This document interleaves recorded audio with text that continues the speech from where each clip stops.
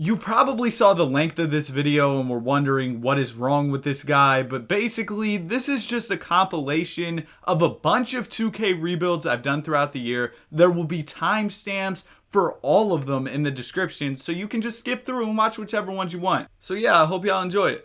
Michael Jordan had one of the greatest NBA careers of all time. I'm not here for the GOAT debate, man. Every time I tell y'all my opinion, everybody's mad. But Michael Jordan was amazing throughout his career. But at the end of his career with the Wizards, he wasn't really competing for a championship. Today, we're here to change that. I'm going to be making a bunch of trades to try and put the best possible supporting cast around Michael Jordan so that he can have a chance to compete for an NBA championship at the very end of his NBA career. And I want to make it so that he's the best guy on the team and he's still leading his guys to a championship. You can see some of the trades that I'm doing on screen. Some of them are smaller, some of them are bigger. You guys might have seen that we traded for Zydrunas Ilgauskas. He will be a big addition for this team, but I'm also going out and getting draft picks. We're going to need those if we want to put the best possible supporting cast around MJ. And guess what? I don't care about realism. I'm just going to do what I want to do. I'm going to make these trades so that we can get a good team around MJ. That's what we're going to do. I'm trying to win him a ring. It's not really realistic to turn this Wizards team around in like a couple minutes, but in 2K, anything's possible. So I'm just going to trade these 67 overalls or 72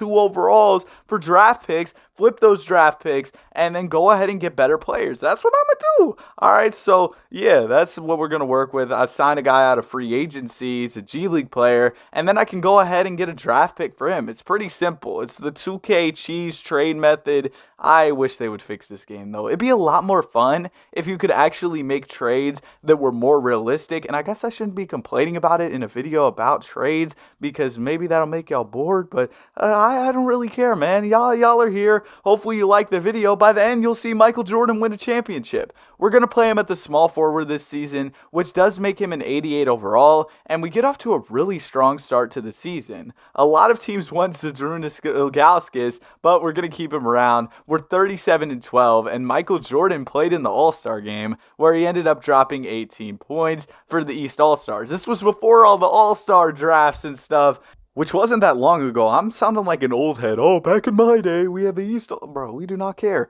Zydrunas Ilgauskas was the most improved player. Don't really know how, but he won it. We won 57 games. We were the first seed this season, and Michael Jordan was leading the way for us. Bobby Jackson was out there hooping, though. Zydrunas Ilgauskas, y'all saw, he was the most improved. We had a lot of guys getting buckets for us. Nobody over 20 a game, but we were the one seed, so it seems like it was a recipe for success for our basketball team as we go ahead and get up 3-0 in the series. They take a game, but we're not too worried about the Raptors as we win in 5. Now we're taking on the New Orleans Hornets. This is before they became the Charlotte Hornets, and they're giving us problems. We're down 3-0, and yeah, we get swept by the 4 seed. Like, how? We lose by 2 points in game 4. Michael Jordan was solid, but yeah, it just wasn't enough. We couldn't get it done. And the Spurs were champions. We wouldn't have even had to face that crazy Lakers team. And Michael Jordan decides to call it quits. But y'all know, we're winning him a ring this video. So come on back, Mike. It's time for another year. I know those knees are crying for help, but you're coming back. We're going to go ahead and do the 2K cheese again. We're getting as many picks as possible because if that supporting cast couldn't get it done, we're going to get him a better supporting cast so that he can go ahead and win this NBA championship. I mean, we didn't have a guy over 20 a game, which might have been good, the team effort, but that doesn't work in the playoffs. We're frauds. We need a star to go to. We need guys who can score. We need Mike to step it up. Let's be honest, but now he's an old man. He needs some help, so we're going to try to get him exactly that through these trades. We go ahead and we get Jason Williams. He should be able to help us at an 82 overall. And then it's kind of just some smaller moves around the edges. We get Theo Ratliff, who had already been on the team. But yeah, it's not going to be a realistic video. Guys are going to be in and out. We go ahead and we bring Michael Jordan back in free agency. And we also bring back Desmond Mason. I give him as much money as possible. I'm not trying to play around. I want to make sure we have everybody on the roster. But with Mike in an 84, he isn't the best player on the team. But even if he isn't the best overall, I'm just hoping by the end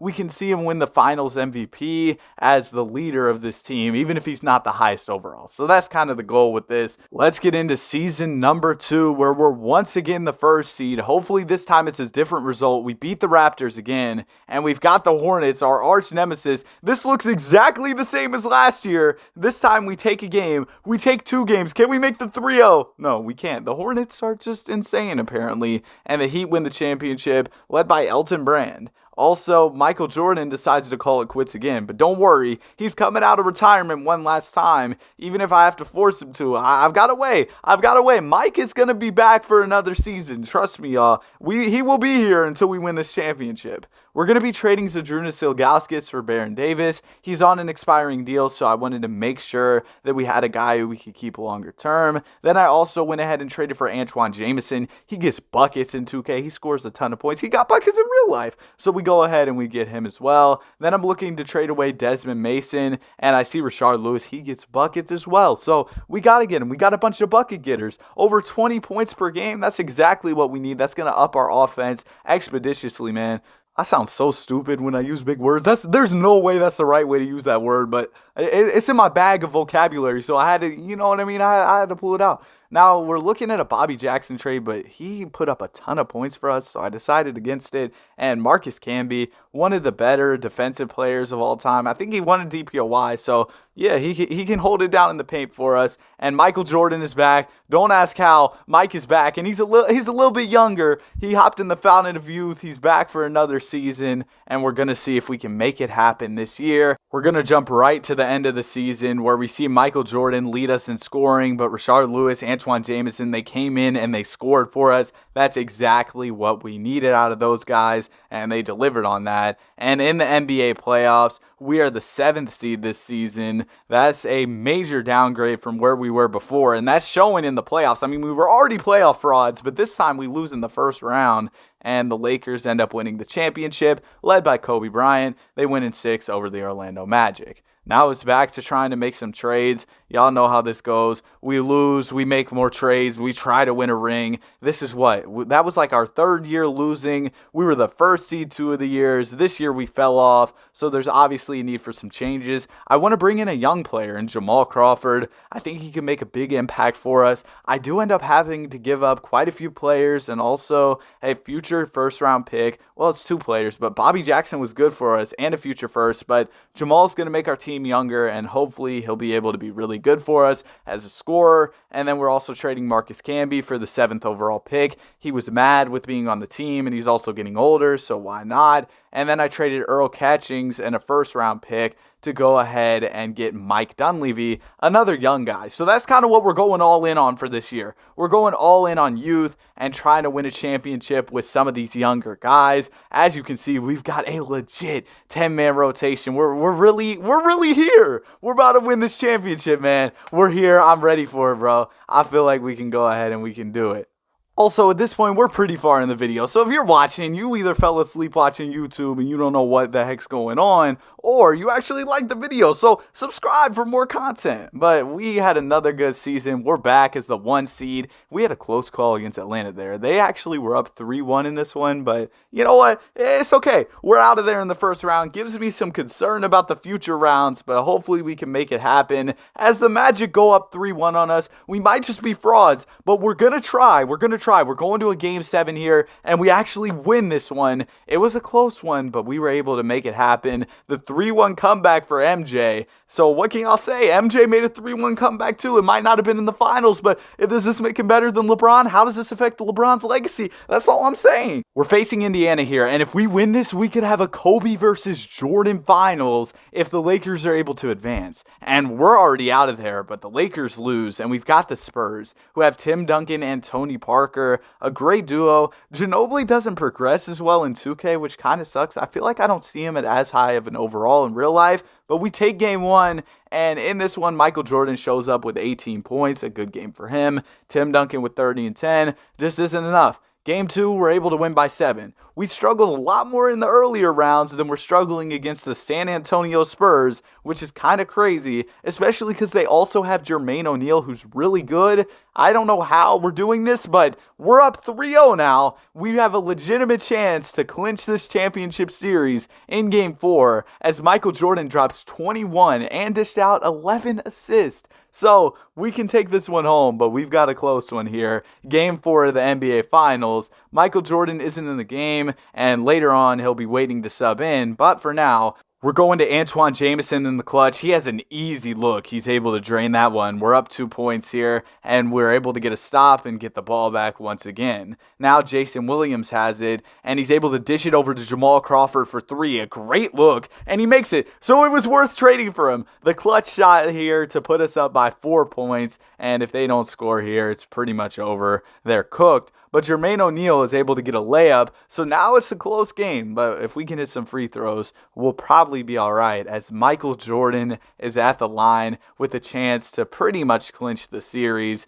And he chokes. He misses the first one. Oh, man. He misses the first free throw. And the second one is able to go down. If he went 0 for 2, that would have been kind of crazy. But that's pretty much going to do it. The Wizards are NBA champions, led by Michael Jordan. Well, not in this one. He only had 12 points, but we'll give him a pass. He's old. I know his knees were tired. And he had over 18 points per game in the NBA playoffs. A really great series, considering he is now 42 years old. We'll take it from Mike, as he is the finals MVP. Hope you enjoyed the video. Have a great day. Be sure to like and subscribe. The Lakers have gotten off to a really rough start to the season. So today I'm going to be trading everybody, as last year they ended up missing the playoffs, and this year it looks like they're on track to do that again. So we're going to start it off by trying to find a trade for LeBron James. For some reason, no team in the entire league wants LeBron, so we had to take matters into our own hands, trying to make our own trade. Starting off with the Golden State Warriors. I feel like Draymond would be ecstatic if he got to play with LeBron, and I was trying to make his wish come true, but ultimately I couldn't make a trade happen. They just didn't want to make a move with me for some reason. I feel like I was being reasonable, but they just didn't want to make a trade, so you know what? I just decided we'll move on to another team. We went to Phoenix. We know CP3's trying to win a ring, so they ultimately ended up taking that trade. Now, we went ahead and tried to find a trade for Anthony Davis. There was quite a few offers, but this one for Tyrese and Buddy Hield looked really good. The Lakers finally get Buddy Hield from all the trade rumors. Now, let's go ahead and let's try to trade Patrick Beverley. 21, can you do something for me? I'm sorry. All right, we got PJ Washington. You get the joke because Patrick Beverley wears 20. Anyway, we're going to go ahead and try to trade Russell Westbrook. We have offers from the Hornets and the Rockets, and ultimately I take the one from the Rockets because it clears up cap space. That's really the only reason why. Let's go ahead and let's try to make our next move. We got a trade for Thomas Bryant. We get a pick, and we also get Kennedy Chandler. Now, we are swapping our pick with the Pelicans, so if we're bad this year, that means they get the pick, and I don't want to be that bad, so I made a trade for D Rose. He can help us out this year. Then I went ahead and traded away Lonnie Walker. I ended up getting yet another first-round pick and Boban Marjanovic, so that was a solid move for us. And I was trying to sign Melo to help our team out some more, but he didn't want to take our offer. For some reason, he wanted 10 mil, even though he's unsigned. 2K needs to fix that, but you can probably tell by this rotation, our team's not going to be that crazy this year, but I did add Earl Jenkins out of free agency. He's 24 years old, a 78 overall. I thought might as well go ahead and sign him. I also sent Tyrese to mentorship so that he could get some more badges from Derrick Rose. Now let's start off the season. Yo, my voice was getting real raspy there. I need some water. I'm going to start sounding like Doc Rivers. Anyway, getting into the season, we were absolutely terrible. Y'all saw all the L's to start off the season. I don't even want to really elaborate on that. We didn't have any players winning any awards. Nobody ended up making all defensive or all NBA teams. Overall, this season was a rough one for us, but it's a transition year, and we had Earl Jenkins on the all-rookie team. I knew that pickup would be good for us, but looking at our overall record, we won 31 games on the season, which might be better than what the Lakers do this year. So you know what? We did all right. We had some solid players on the team. For some reason, facing Cam Johnson and PJ Washington were mad, but Justin Holiday was lit, so we'll be alright. Then moving on to the playoffs, Damian Lillard had a chance to finally get an NBA championship. He's facing Trae Young, and he got cooked, unfortunately. Now going to the draft lottery, the Pelicans do have our pick, so we'll just skip to the results. Phoenix somehow gets number 1. Remember, that's the team I traded LeBron to. They've already got CP3, Booker, and LeBron, and somehow are the 9th seed. That's crazy, but I went ahead and traded away Buddy Hield for Ricky Rubio. I'm trying to get rid of salary and also add draft picks with a multitude of moves there. Y'all see the vocabulary. My English teacher would be proud, but we're going through and we're doing a plethora of trades to try and add a bunch of draft picks, trying to add some solid role players to the team, and also I wanted to try to move up in the draft with all those picks I had just gotten. So I went to try and make a move for the 3rd overall pick, packaging together a bunch of draft picks along with Earl Jenkins. I mean, he's coming off the all-rookie 2nd team selection, and we were able to get that 3rd pick. That's when I realized I didn't import the draft class and I didn't want to draft Gordon Westbrook, so I went ahead and traded the pick. But this is honestly kind of good because now the Suns won't have Wembanyama with Bron, Booker, and AD, and we were able to get Robert Williams, an 86th overall player. Then skipping on to team options, we picked up the options on both Tyrese Halliburton and Derrick Rose, and then went ahead and let the rest of the players go. I traded Derrick Rose for some more draft picks. We're going to try to make a big move later to add another star player to this roster, but in the meantime, we've got cap space heading into free agency. I'm going to make an offer to James Harden to try and add him as our other guard alongside Tyrese Halliburton, and then I also made an offer for RJ Barrett. He would be a great player for our young core, and both of them actually ended up accepting, but RJ Barrett is a restricted free agent, which means the Knicks were eligible to match their offer, and they did that. So I used the remaining space to go ahead and sign Andre Drummond. Andre Drummond is a beast in 2K, and y'all remember he was making all-star teams a couple years ago, and Andre Drummond does end up accepting that offer, so he will be on the roster for us this season. I went ahead and also added Danilo Gallinari, and I added Javonte Green. We needed some good role players, so I went ahead and signed both those guys to help out our depth. Now we're going to go ahead and try to get into some more trades. As you see, this is what our roster looks like right now, but I definitely think there's some room for improvement. I went ahead and traded Robert Williams for Benedict Mathurin. I know Benedict's a lower overall, but we could use him in a future move, and he has high potential. Now looking at the Pelicans, Zion Williamson isn't untouchable, so I knew I had to try and make a move. I included DeAndre Ayton, and then just tried to add as many draft picks as I could.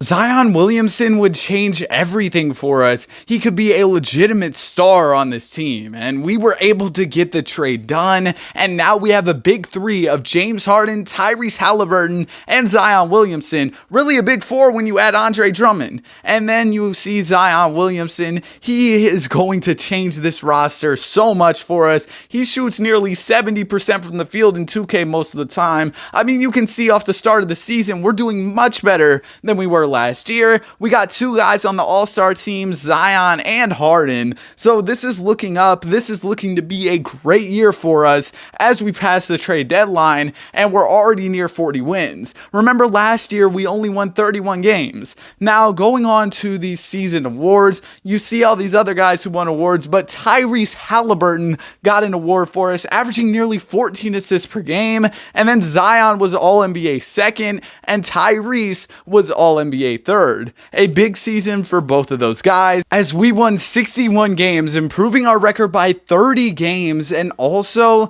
being the number 1 seed in the West. As you can see, Zion, Harden, Tyrese, they were all putting up big numbers, and the assists were there for both Tyrese and Harden. They were really playmaking for us. First round against Houston, this should be easy work. This Rockets team is not ready for us. We go ahead and beat them in a gentleman's sweep. Then the Minnesota Timberwolves, they've been having a lot lot of drama this year, and we sweep them. Now we're in the conference finals against Ja Morant and the Grizzlies. And as you can see, the Grizzlies got off to a hot start, winning 2 in a row, but it didn't matter. We took 3 in a row from them. We won't be seeing them grittying on our logo anymore, as we're going to go ahead and win this game in Game 6. We get the series win, and Tyrese Halliburton is the conference finals MVP. Just look at those numbers. Absolutely ridiculous. As we advance to the NBA Finals, 35-17 for Tyrese in the elimination game. This team is just so nice,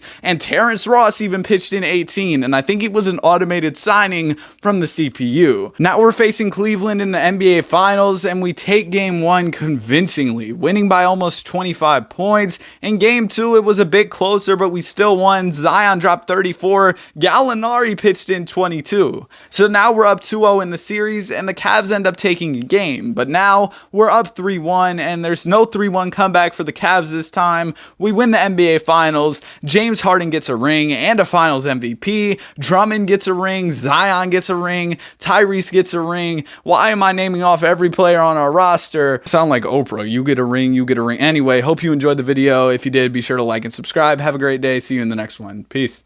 I picked a random NBA team and made all of their players 40 overall. Today we're running with the Toronto Raptors, and my challenge is going to be to take this team that's getting absolutely destroyed in all of their games and make them NBA champions in just one season. We went 0-82, so we have a big offseason ahead, starting with the draft lottery, and we end up getting absolutely robbed. We get the 4th pick. Now, we've got to get off some of these guys' contracts. We're going to absolutely ruin a couple franchises in the process, but that's not my problem. We're trading all these 40 overalls for some second-round picks, and we're going to get this done, so that way we can clear up a ton of cap room to try and add some guys in free agency. Also, this is an auto-generated draft class. I don't need this 4th pick. We're going to get Robert Williams. He's on a team-friendly deal, so I thought that was a good trade. And then some of our guys took their player options, so yeah, don't think we're keeping them. We're going to go ahead and trade them, get these second-round picks.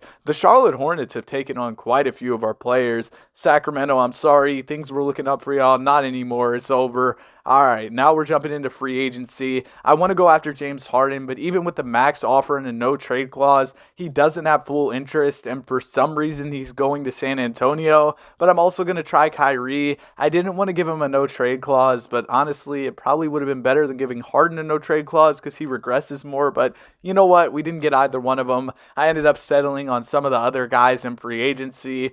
But I'll probably look to trade some of them later to try and improve this team, because with the players we currently have, I don't think we're going to be a championship level team. We've got a solid roster, much better than the 40 overall team, but as you can see, it's not great. I don't know why I picked up Mason Plumlee, because he regressed so much, and I spent quite a bit of salary cap on him. But you know what? It's cool. We're going to go ahead and start off by trading for DeAndre Ayton. We know good and well that man does not want to be in Phoenix, but he's going to Portland now. We're getting Damian Lillard and a first-round pick. We need a star on this team. Dame can be that guy. And we also have a first from our team that's super valuable. We're going to use that to add DeJounte Murray and Clint Capella. A really solid trade there. But Clint Capella is going to quickly be on his way out as we get the opportunity to add Bam Adebayo. He's been playing well in real life. But now we're going to go back and get KP because we've already got another big. So Kristaps Porzingis can slide over to the 4 and he'll be a better fit there. Now, I for some reason traded for Rudy Gobert. This was kind of a mistake. I wasn't able to get the trade offers that I expected, but I ended up getting Kyle Kuzma and Marvin Bagley. Quick little intermission though. If you're watching the video and you're not subscribed, why not subscribe? Now we're going to trade Marvin Bagley in a first for Alperen Sengun, an 83 overall center. That's a solid move. And we're also going to get Emmanuel Quickley and Mitchell Robinson, two guys who can add additional depth for us. But Mitchell Robinson is going to be on his way out immediately because we can get Jarrett Allen. And Jarrett Allen can be an absolute beast for us. He's a great player in real life, great defensive player. And now we've got a really deep 8-man rotation. Well, I guess it's not a deep rotation if we only got 8 players, but we got like 8 good guys who we can go to. So that should be good enough. We're starting off the season well. Damian Lillard is an all-star bench player. I was about to say starter. I'm not going to lie. I should probably cut out all the mistakes, but let's be honest, like, y'all know that, I think that probably people y'all watch mess up too. Robert Williams is outraged, by the way, so we're going to trade him. Lauri Markkanen and a first, why not? Feel like that's a solid return. We need wing players anyway, so he'll fit in well for us. A solid rotation here. Still got that 8-man rotation running. Nobody made All-NBA. Nobody made All-Defensive. Absolutely pathetic. Now, we also did end up winning 59 games, though, so we didn't have anybody winning any awards or anything, but hey, we're still a good team. We win in the first round, beating the Orlando Magic. Round 2, we've got the Pistons. We win in that one. And now we've got the Cleveland Cavaliers. This Cavs team is tough, but we took Jared Allen from them, so we should be able to beat them, right? I feel like we should be able to. It's going to be competitive, though. It's a 1-1 series to start off. We take a 2-1 lead, but they bounce right back. It's tied up again, and now they're up 3-2. We got to make rotation adjustments. The series is on the line. But let's be honest, really my legacy as a rebuilder is on the line, because if I fail this challenge, that's a big L. I really want to succeed in this, so we got to change the minutes. We're going to give Dame some minutes. We're going to give Lauri some minutes. Make sure that we're out there with the best possible rotation. Hopefully, we can clutch out 2 wins in a row. That's what we need right now. We're able to get the Game 6 win. They do get kind of close at the end, but hey, we're able to get the win. That's all that matters. Dame 38-16. It's Dame time. He might finally make a finals appearance if we can win here in Game 7. It's close down the stretch. No defense was played in this game as we score over 150 points. And DeJounte Murray is the Eastern Conference Finals MVP. But Ja went crazy, man. He averaged over 40 points and averaged a triple-double in the Eastern Conference Finals. Now, we had some guys really stepping up for us in this final game. The Cavs played well, but we put up 153 points in regulation, so we got the dub. Honestly, I feel like that conference finals was more of a final series than this. This should be light work, but the Grizzlies take game 1, so maybe we're frauds. We bounce back, we take the next 2. Now we're up 3-1. The Grizzlies go ahead and take game 5, but it's over, man. I already knew we were going to win this. 6-game series win. Damian Lillard is the finals MVP. He gets a ring. Hope y'all enjoyed. Be sure to like and subscribe. Have a good day. See you on the next one. Peace. Today, I'm going to be rebuilding 10 teams in 10 minutes. I'm going to randomly select a team. We're going to run with the 2023-24 rosters. And from the time I make my first trade, I have only 1 minute to rebuild the roster. So our first team is going to be the Washington Wizards. And the Wizards are pretty bad, so we definitely have a challenge ahead of us. I want to go after Trae Young as my first player, and I go ahead and get him. The timer starts now. We don't have a ton of players with crazy value, but I somehow managed to get Zach LaVine, so I'll take it. Now I'm going to go get Terry Rozier and Nick Richards.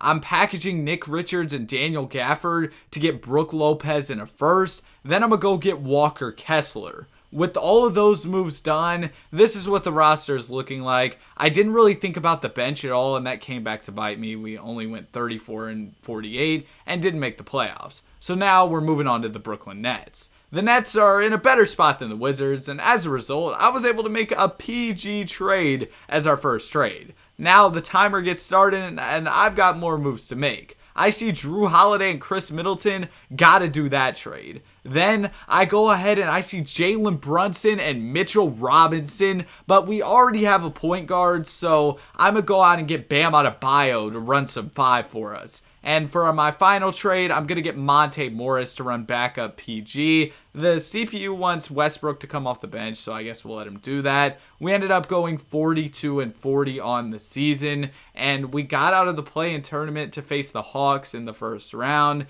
and unfortunately, Atlanta took us down in a Game 7. We lost by 17. Not exactly a great finish, and we've kind of been bad so far, but we kind of have a layup of a team with this one, the Lakers. They're already really good, so I don't have to make too many moves. I saw this trade for Chris Middleton, and I thought it'd be a good starting point for me. I mean, we get Bobby Portis and Chris Middleton. Seems like a good move, but I didn't really want Middleton because we just had him, so I'm going to go ahead and get Zach LaVine, the Zach attack. I feel like there's been rumors about him coming to the Lakers before, so there you go. Now he's on the team. I also got Kenyon Martin Jr., and I got Terrence Mann, and then I packaged Rui Hachimura and Terrence Mann along with the first to go get Clint Capella. Then I packaged some of our young guys, Jackson Hayes and Jalen Johnson, to get Phoenix Suns legend Bol Bol.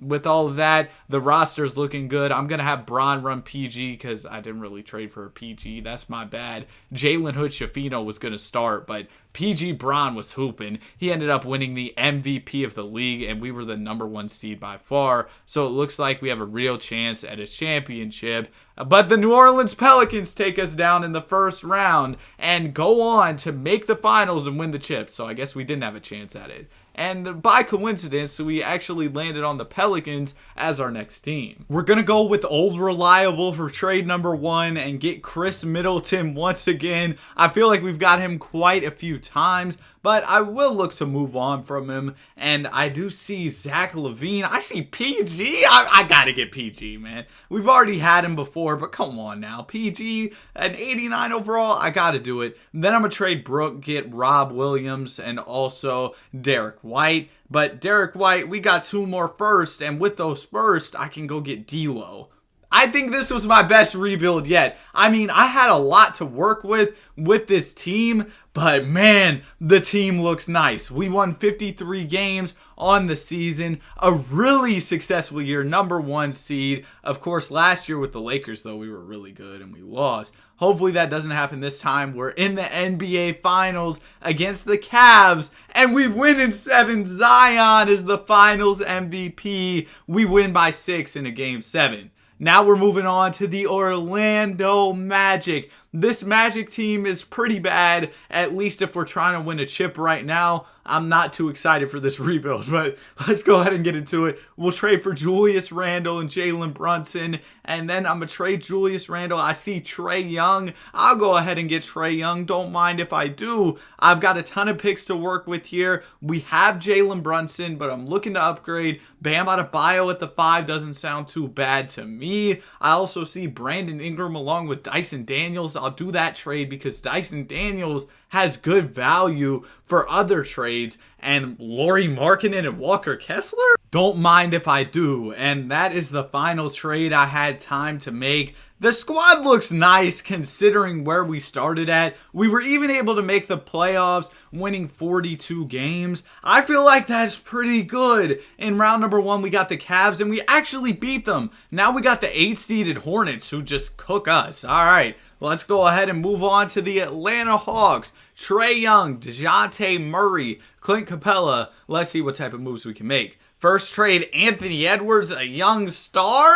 Yeah, I got to do that one. Then I'm going to trade DeAndre Hunter and Jalen Johnson to go out and get Cash Money Chris. We've been getting Chris in a lot of these trades. Jalen Brunson pops up. I'm going to go out. I'm going to trade Jalen Brunson to get Bam Adebayo. I'm kind of cycling through some of the same players, but that's just who's popping up in the trade finder, and I don't have a ton of time to make my own trades, so this is what I got to do. And the squad, it's pretty good. The depth sucks, so I ran an 8-man, and it worked. We won 66 games on the season, so I guess that was a good strategy, and we're going to go ahead and lose in the second round. Are you serious? 2K usually loves the Hawks. Don't know how we lost. Now we got the Miami Heat. This Heat team's kind of trash in 2K, so we've got some work to do. Jalen Brunson and Mitchell Robinson, maybe the first time I've seen that trade package in this video, but I'm still going to do it. Then I'm going to trade Mitchell Robinson to go out and get Brook Lopez, and then I'm going to trade Brook Lopez to get Big Purr Karl Anthony Towns. And also, if you're enjoying the video so far, I'd really appreciate if you consider subscribing to the channel. We're trying to hit 20,000, which is crazy. I appreciate all the support. This team won almost 50 games. We ended off the season on a 6-game losing streak. How are we that trash? But now we got the Brooklyn Nets in the first round, and we're going to lose to Brooklyn. All right, man. Let's go ahead and move on to the Phoenix Suns. This is an easy one because their super team already cooked up his own trades. But I see Jalen Brunson and Mitchell Robinson. Sure, I've done this trade about 10,000 times in this video, but why not do it one more time? Call me Baby Keem because I did it again. And then I went out and traded for Jayshawn Tate in the first, but the lights were brighter than expected. I couldn't find any more trades, so this is what we're working with. I kind of folded on this one, but the Suns don't really have any picks or anything. We won 50 wins. Sure. You guys know what I meant. We got the Pelicans in the first round. We're up 3-1. We're going to beat them in 5. All right. We're moving on to the conference finals. We beat Denver in 7. Good stuff. Good stuff. We're locked in. We got the Lakers in the conference finals, and it's a dub. Now we got the Celtics in the NBA finals, and we beat them in 7. D-Book is the finals MVP. I cooked up a super team, and we won a chip. Next up, we got the Charlotte Hornets. I'm not very excited for this one. Michael Jordan's been trying to build this team into a contender for like over a decade. He decided to sell the team, and I don't blame him, man. So we're going to go ahead and try to do our thing, make this team better. I'm going to get Chris Paul. What was I cooking? Why did I trade for Chris Paul? All right, we're going to go get Clint Capella, and I don't know. I'm trying my best, all right? I see Alperen Sengun and KPJ. I'll do that trade. Brook Lopez. Yo, we got way too many bigs. I just moved some of them to the 4 and let it rock. The team's better than it was before, but is that saying much? We won 47 games on the season, and we have the Cleveland Cavaliers in the first round, and we go ahead and we lose in 7. Honestly, a playoff appearance for Charlotte is good enough, okay? We went ahead and we made the playoffs. Luka Doncic goes ahead and takes home a finals MVP for Dallas. Our final team of the video is the Sixers, and I'm not trading Harden, man. He's trying to request a trade and all that. Nah, we're keeping him on the team. I'm going to go get Drew Holiday and Chris Middleton. Chris Middleton, welcome back. But we're going to go ahead and trade Chris Middleton because I see Bradley Beal and Bull. I got to do it. So we go ahead and make that move. Next up, I'm trading Drew Holiday. I see Bam. I also see DeJounte and Clint Capella. So I'm going to do that trade. Team is stacked. The starting 5, ridiculous. The bench, garbage. But does it matter? We don't really need depth. We're in here as the 3 seed in the playoffs. We got Harden, we got Embiid, we got DeJounte. The team is crazy, man. So hopefully we'll be able to win this championship. Also, there was a 3-way tie for the first seed in the Eastern Conference. We're here in the NBA Finals against LeBron and the Los Angeles Lakers, and we're going to beat them in 6. Ending off the video the right way with an NBA championship. James Harden is Finals MVP. That's it for the video. Have a great day. Be sure to like and subscribe. LeBron James didn't have much help during his first stint with the Cleveland Cavaliers, but today I'm here to change that. We're in the 2003 offseason with the goal of getting LeBron James to 4 championships as fast as possible. So I want to start off by dumping off some salary. We want to open up cap space so we can go after another star to put next to LeBron.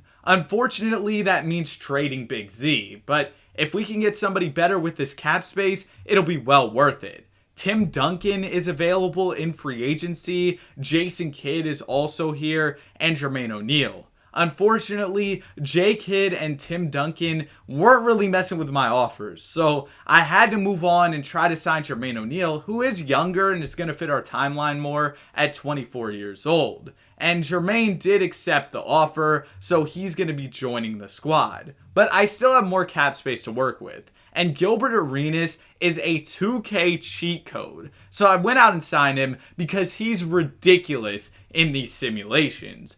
With that, we didn't have a ton of money left, but I did go ahead and sign the tallest player in the league, Earl Boykins, to a 2-year contract. With all of that, I think we have a solid roster for Season 1. It might need some more work, but I think it's better than the team Bron had in real life in his rookie year. At the end of the first season, LeBron James was incredible. He ended up winning Rookie of the Year, really putting up MVP-type numbers in his first season.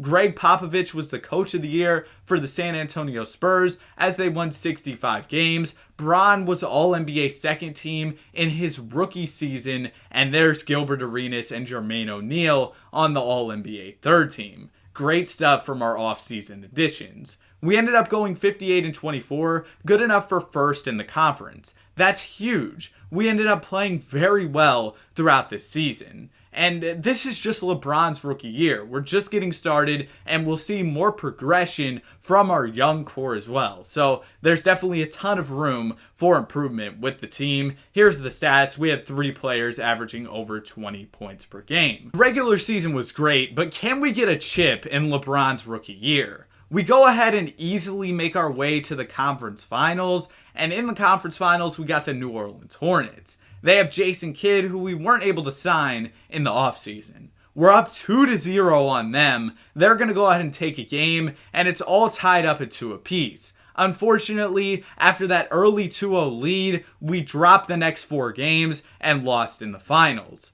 In the draft lottery, that pick we got for Big Z ended up landing at number 12, and I packaged Earl Boykins along with that 12th pick to get Bobby Jackson and a first. I also went out and traded for Brent Barry. The plan for the offseason was to get a bunch of role players, but then I saw Kevin Garnett was a free agent. And I knew I couldn't miss out on this opportunity to sign one of the best players in the league at the time. So I threw the plan of getting role players out the window, trading away quite a few guys for draft capital in an effort to clear up as much cap space as possible to try and sign Kevin Garnett. And I was able to add a lot of draft picks that we could use in future trades. Unfortunately, I had to trade Jermaine O'Neal. I did end up getting Jerry Stackhouse and Kyle Korver, so it wasn't too bad. And I was able to trade Kyle Korver for 2 first-round picks. With all of that, I cleared up enough cap space to offer Kevin Garnett a deal. I gave him as much money as I could with a player option and a no-trade clause, and he took it.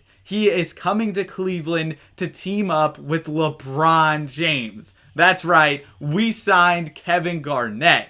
I also still had some money left, so I went out and signed Jamal Crawford. He'll be able to give us some additional guard depth on the roster. I didn't have any more contract space like mid-level exceptions or cap space or anything, so I offered some minimum contracts to some of these G League players. I tried to make them 2-year deals, so that way if I wanted to, I could trade the players for draft capital down the line. This is what the roster is looking like. I think it's great. Gilbert, Bron, and KG is our big 3 for this season. We've also got Jerry Stackhouse, Jamal Crawford. The team looks nice. Kevin Garnett won the MVP this season, so going all out for him was definitely worth it. And more important than his MVP was how good we did in the wins column. This season, we won 74 games. That's right, we made history by winning 74 games on the season. LeBron and KG were both All-NBA players.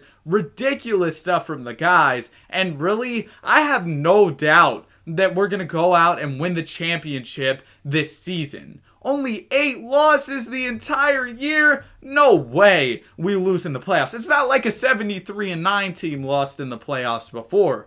Let's go ahead and simulate these playoffs though and see how it goes. We're in the finals and boom, we got a chip. Kevin Garnett is your finals MVP. We did it, man. Championship number 1 for LeBron James in just his 2nd season. Even better though, all those picks I traded for are paying off now. We've got a ton of draft capital. And rather than going after a young player in Chris Paul, I want some more depth on the team. I'm going to go get Rashard Lewis, and also I can go out and get Stephon Marbury.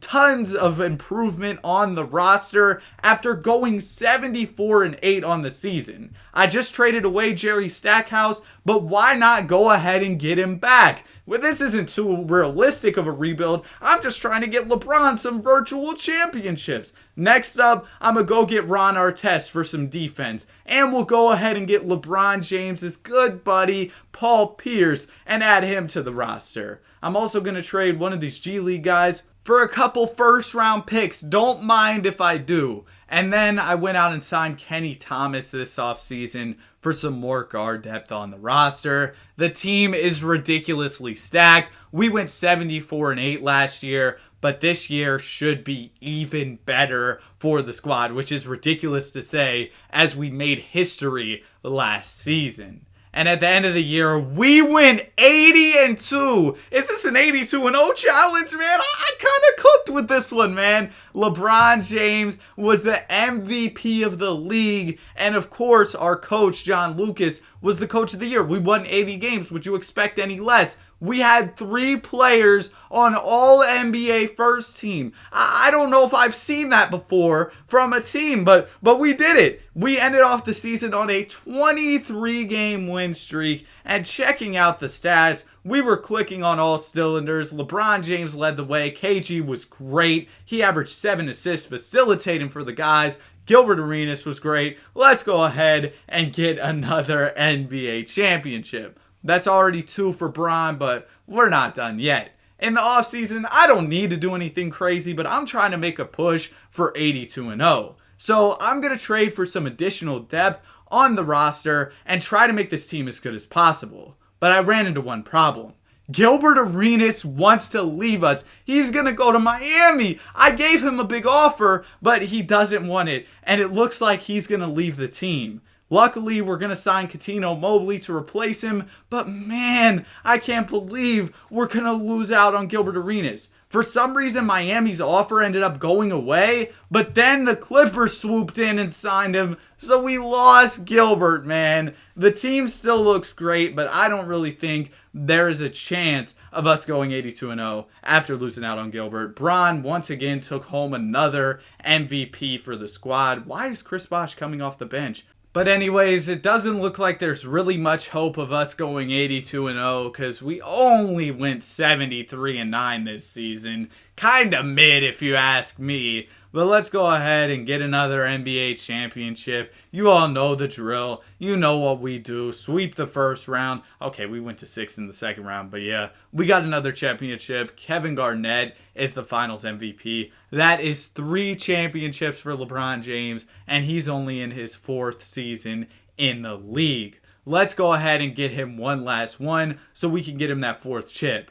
And we ended up getting the 3rd pick in the draft lottery. I guess it pays off to go ahead and trade for all this draft capital. And this year's draft has somebody special. A guy who's gotten a couple buckets here or there in his career. I'm talking about Kevin Durant. KD, we gotta draft him. We're already sitting at number 3 in the draft. So I'm gonna go ahead and put together a trade package for that 1st overall pick. We gotta get KD on the squad playing next to Bron. We've already got 3 chips. Why not bring in KD for the 4th one? Welcome to the team, Kevin Durant. And in the offseason, we did have to re-sign quite a few pivotal players for our squad, including Rashard Lewis, LeBron James, and Kevin Garnett.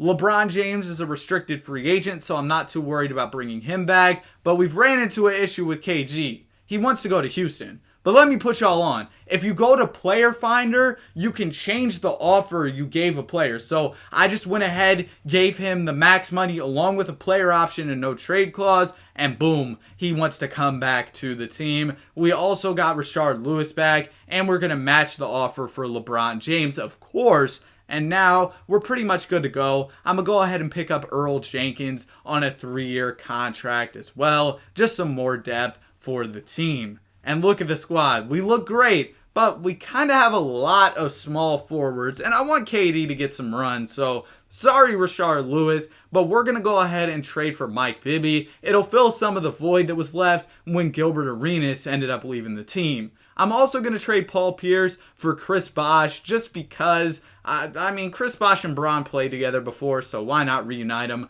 for the 4th ring in this rebuild? At the end of the season, LeBron James was named the MVP of the league, Kevin Durant was the Rookie of the Year, and LeBron was the DPOY. John Lucas was the Coach of the Year, as we won 75 games on the season. Another very successful year for the squad. Bron was also all defense. Oh yeah, of course, because he won the DPOY. But let's go ahead and get this 4th and final NBA championship. Round number 1 is a sweep, round number 2 is another sweep, round number 3 is a sweep, and the finals is a sweep as well. LeBron James is the finals MVP. That's it for the video. Have a great day. Be sure to like and subscribe. Russell Westbrook, Allen Iverson, Carmelo Anthony, Chris Paul, and Tracy McGrady all don't have NBA championships. But I'm here to change that. We're going to start it off by rebuilding Russell Westbrook's 2017-18 Thunder to win him a ring.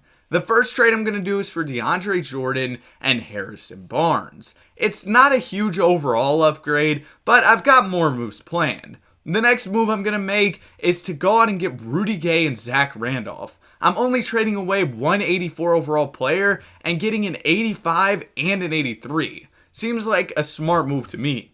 Next up, we're going to trade Zach Randolph to go get Jeff Teague and Derrick Rose. Two good point guards. I can slide one of them over to the 2, and then we'll have some additional depth at the guard spot. Next, I'm going to trade Corey Brewer to go get Patrick Beverly. Beverly's going to help out the defense of this team. I know Russ and Pat Bev didn't exactly get along early in their careers, but they figured it out with the Lakers, so they'll figure it out here. Now I'm going to trade Tyrone Wallace to go get JaMychal Green, give us some additional depth at the power forward position. This is what the roster is looking like now. I think it looks really good. We have a solid amount of depth. We've got our 2 stars with Russ and PG. I think we should be good to go.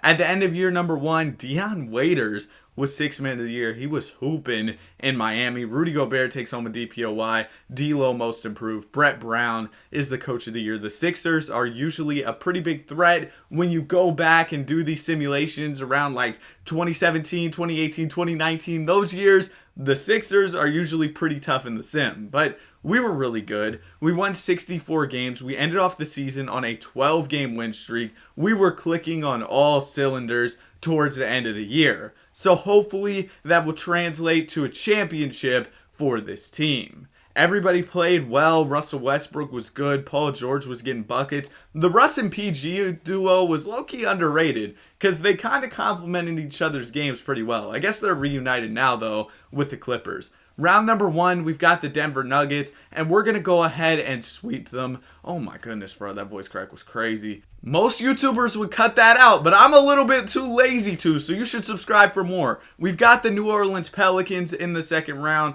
We're going to go ahead and take a 2-0 lead, 3-0 lead. Oh man, they're cooked. We're going to get them out of there in 5 games. Now we have the Utah Jazz in the conference finals. The young Jazz making a run to potentially get a ring, but unfortunately that's gonna have to stop here because we're gonna beat them, man. We're up 3-1 in the series. We get them out of there in 5. Russell Westbrook is your conference MVP, and we have to face Bron and the Cavs in the NBA finals. This is definitely going to be a tough matchup, but hopefully we can get the job done. We're gonna take game number 1 and 2. They're going to take game 3. You know Bron's not going to go out that easy. They're going to take another one. And oh my goodness, we're not going to blow a 3-1, are we? We're not going to pull the Warriors, or really a Thunder. The Thunder did blow a 3-1 in the conference finals. The same year the Warriors blew a 3-1 in the NBA finals. But hopefully we can get it done in this game 7.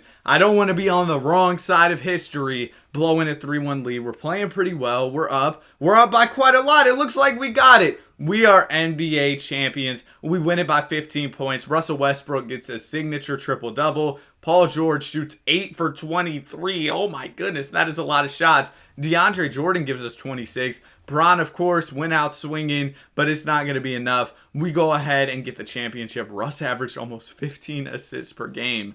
Next up, we got the Philadelphia 76ers. Allen Iverson. We're going to try to win him a ring. One of the big issues for AI throughout his career was the supporting cast just wasn't that good. But I'm here to change that today. We're going to start off by trading for Allen Houston. An 84 overall 2-guard should give us some solid scoring on this roster and provide a decent second option next to AI. But I'm not opposed to trading him if we can get some better players on the team. And I saw a trade that would allow me to do that with Sharif Abdur-Rahim and Theo Ratliff, which will solidify our front court. So I had to do that one. We've used up a lot of picks so far, so now I've got to do some smaller moves to try and get some of this draft capital back. Usually in 2K you can cheese it so you can get some more picks, and that's what I did. I also went into free agency, signed Earl Jenkins to a 3-year deal. We could get some of these G League guys that'll give us some depth. That's a little trick if you're trying to do these rebuilds. Sometimes those guys will be sitting in free agency and you can go ahead and sign them. I don't think that the other teams really ever sign them, so you should be able to get them. I'm going to go ahead and get another first-round pick. We were able to add 2 firsts through those trades. I'm going to use one of those picks to go out, get us a solid 2 guard. Nobody crazy. Calbert Cheney, he's a 75 overall. I'll go ahead and do that one. I'm also going to go sign Rodney Randall to a minimum contract. He only wants a 1-year deal, so I will do that. And yeah, that's pretty much the team. We didn't do too much, but Allen Iverson, he's a beast in these simulations, so hopefully he'll be able to lead the way for this squad as we try to get an NBA championship. We won over 60 games this season, which is better than I expected. I know our team was solid, but I guess Allen Iverson to just really like that because I didn't expect this team to be that good. There's AI, all NBA second team, all defensive second team as well. We were the number 1 seed in the East by far. We had a nice little lead on the second team in the East, which was the Toronto Raptors. And Sharif Abdur-Rahim proved to be a huge pickup. Keith Van Horn was giving us a lot of scoring. The Earl Jenkins pickup was also pretty big. Eric Snow really struggled. It looks like I should have traded him, but too late now. We got to go ahead and get the job done. We're going to go ahead and beat the Bucks in a gentleman's sweep in round 1. We're going to beat the Nets in 6 in round number 2. And now we got the Toronto Raptors in the conference finals, the only team standing between us and an NBA Finals appearance. We're up 3-0 in the series, and we're going to get out of there in a sweep. Now we have the Phoenix Suns, the final team we need to beat, and they're really not that good. So hopefully we'll be able to get the job done. They're only a 5 seed. We're up 2-1 on Phoenix, 3-1, and we're going to get the NBA championship. Allen Iverson is your finals MVP. All right. Now we're moving on to the New York Knicks. This is the 2011-12 New York Knicks team with Melo. This is when Jeremy Lin went on his Linsanity run. We got Amari Stoudemire, Tyson Chandler, a solid squad, and I think with a couple moves, they could get significantly better. The first move is going to be trading away Tyson Chandler. I want to go get a couple players who can contribute. I see Nikola Pekovic and Michael Beasley, so I'm definitely going to do this trade. Beasley could be a good young player for us and end up developing pretty well. And even though we just added Nikola Pekovic in that move, he's on an expiring deal. I saw DeAndre Jordan, who's on a 4-year contract. I'm going to go ahead and trade for him. I'm also going to trade J.R. Smith because I can get Ben Gordon and Ben Wallace, 2 players above 80 overall. I did have to trade some picks, but I don't really care about the picks. And I can trade Ben Wallace to get JR back, but I'm looking at some of the other trade offers. I saw Tyson Chandler. I also saw Nick Batum, who's only 22 in this, but I went ahead and made the move to get Tyson Chandler back. I was also looking at trades for Ben Gordon, who I got in that same move for Ben Wallace. I saw Goran Dragic. He can run some point guard for us, 83 overall. We've already got Jeremy Lin to start. That's going to solidify our point guard position. Then I'm looking at trades involving a couple guys who are towards the end of our rotation in Hasheem Thabeet and Jared Jeffries. I saw Andrew Bogut. He's a 79 overall. Thought that was a solid move, but I'm always looking to improve. So even though we just got Bogut, I saw Lou Will in the trade finder, 80 overall, who can give us some bench scoring. We've already got DeAndre Jordan and Tyson Chandler as our centers, so I'll go ahead and make that move for Lou Will. Mike Bibby's older. He's 33, only a 72 overall. I didn't really want him on the roster, so I saw a trade for Marcus Camby, who's a 76. I went ahead and I added him, but Marcus Camby is also 37, so I went ahead and traded him to go get Marvin Williams, who for some reason has Terry Rozier's picture. I don't know what happened there, but yeah, he's got Terry Rozier's picture. This is what the roster is looking like, though. I think we put together a pretty good 10-man rotation for this season, but I guess we'll have to see how they end up doing in simulation. And in the simulation, this team, I think, exceeded expectations. 70 wins on the year. A historical season by the team. Great stuff from them. I didn't expect this team to win 70 games, but we did, and Tom Thibodeau is the coach of the year as a result. Unfortunately, though, we didn't end up having any All-NBA players, which doesn't make any sense. We won 70 games, can't get one All-NBA player. I mean, I guess, man. Ben Wallace ended up making all defense. Maybe I should have kept him, but he doesn't score too much, and he's also older, so I'm not too mad about trading him. We were able to get, I think we ended up getting, yeah, we got Tyson Chandler back. This is what the stats were looking like for this season. Goran Dragic was really good off the bench. Jeremy Lin was giving us almost 10 assists per game. That is crazy. DeAndre Jordan, he didn't score a ton, but he's rebounding, blocking shots, and he's efficient. So let's see how these playoffs go. Round number 1, we got the Indiana Pacers. The Pacers, they've got a decent team, but there is no reason we should be losing to them. Their best player is a young Paul George. It's a 3-2 series, though. Okay, we get out of there in 6. I was about to say, there's no way we should be losing to that Indiana team. Round number 2, we have the Orlando Magic with Dwight Howard as their star player. Game number 1 is going to go to us. We're also going to take game 2. We're up 3-0, a commanding lead, and we're going to go ahead and sweep. Now we've got our biggest test yet. The Miami Heat, the Big Three Heat. LeBron James, Chris Bosh, Dwayne Wade. We take game number 1. They take game 2. We take game 3. We're up 3-1 on the Big Three Heat. But they're going to come storming back. And now we've got a game 7. Please don't blow the 3-1. We haven't blown any 3-1s in this video. Eddie Curry gave us 31. Oh my goodness. We got to lock in. Game 7 coming up against Miami. I'm nervous, man. Shiver me timbers, bro. I'm scared of this one. We got to go ahead and beat this Heat team. We can't afford to lose. I put together a 70-win team. The least y'all could do is clutch up for me and not blow a 3-1 lead, and we're getting cooked. We're getting absolutely cooked. LeBron James probably hitting the silencer and stuff as he just cooks us, man. And in game 7, it doesn't look like anybody did too bad, but D Wade with 32,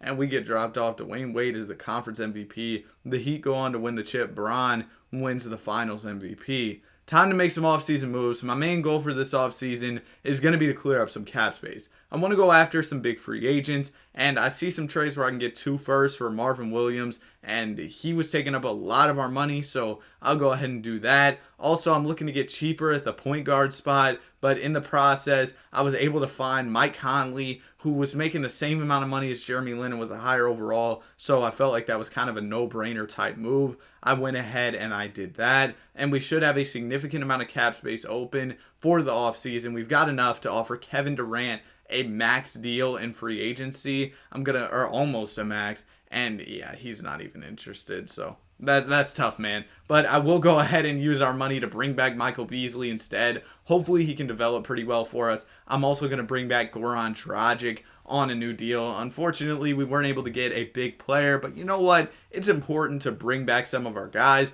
We did win 70 games last year, so maybe we don't need to make any crazy moves. It looks like we don't have enough money to bring back Michael Beasley, though. So, sorry, Goran Dragic. We're going to look to get cheaper at the PG. I see Jeff Teague. He's on a team-friendly deal. We also get a pick. I'll go ahead and trade Dragic in that move. And now we should be able to afford to bring back Michael Beasley. I don't want to renounce the rights. I don't know why 2K always tries to do that. They always try to mess you up and renounce the rights to your free agents. But we were able to bring back Michael Beasley. And after this, I was looking to make some moves involving Amari Stoudemire.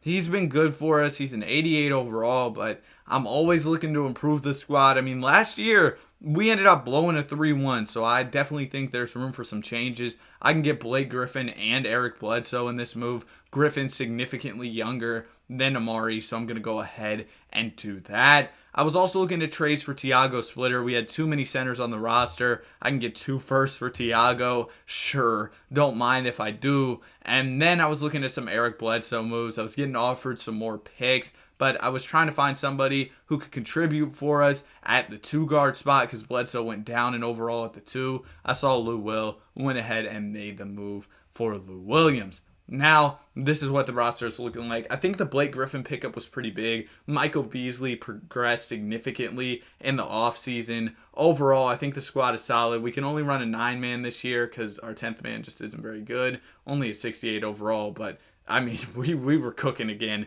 41-10 around the trade deadline. But like I said, I'm always looking to improve. So if we can do anything to help out this squad, I will most definitely do that. I'm looking at some Lou Williams trades. We acquired some picks in some previous moves, so I can afford to trade some of those. We're not really too worried about draft capital. I'm going to go get Jamal Crawford and Danny Granger. Granger's a 77 and can help out our rotation. But we could also look to improve in a trade involving Danny Granger. I saw a trade for Meta World Peace, but he doesn't really score too much.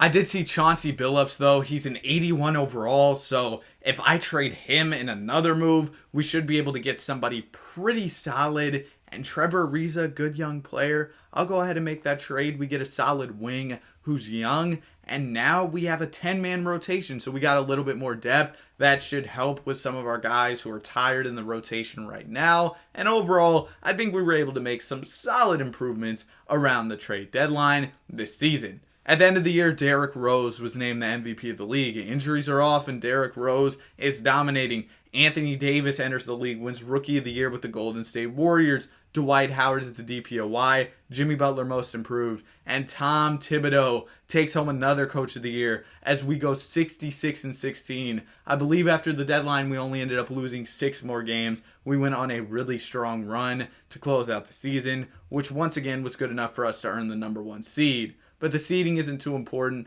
What we need to see is that playoff success. Blake Griffin proved to be a huge pickup. He led the team in scoring this year. Prime Blake Griffin playing in the Garden would have been crazy. Could you imagine the energy after he threw down those dunks? Anyway, round number 1, we're going to beat one of Blake Griffin's former teams, the Pistons. Then we're going to go ahead and beat the Pacers in 6 games. Now we got to take down D Rose. He's coming off of an MVP season. They were pretty close to us in the standings as well. So this definitely will be no walk in the park. It's a 2-1 series, 2-2. Come on, guys, lock in. We're down 3-2. And we go ahead and we lose 4-2. KD ends up making the finals. He's on the Lakers now. And Derrick Rose goes ahead, takes him down, and wins a finals MVP.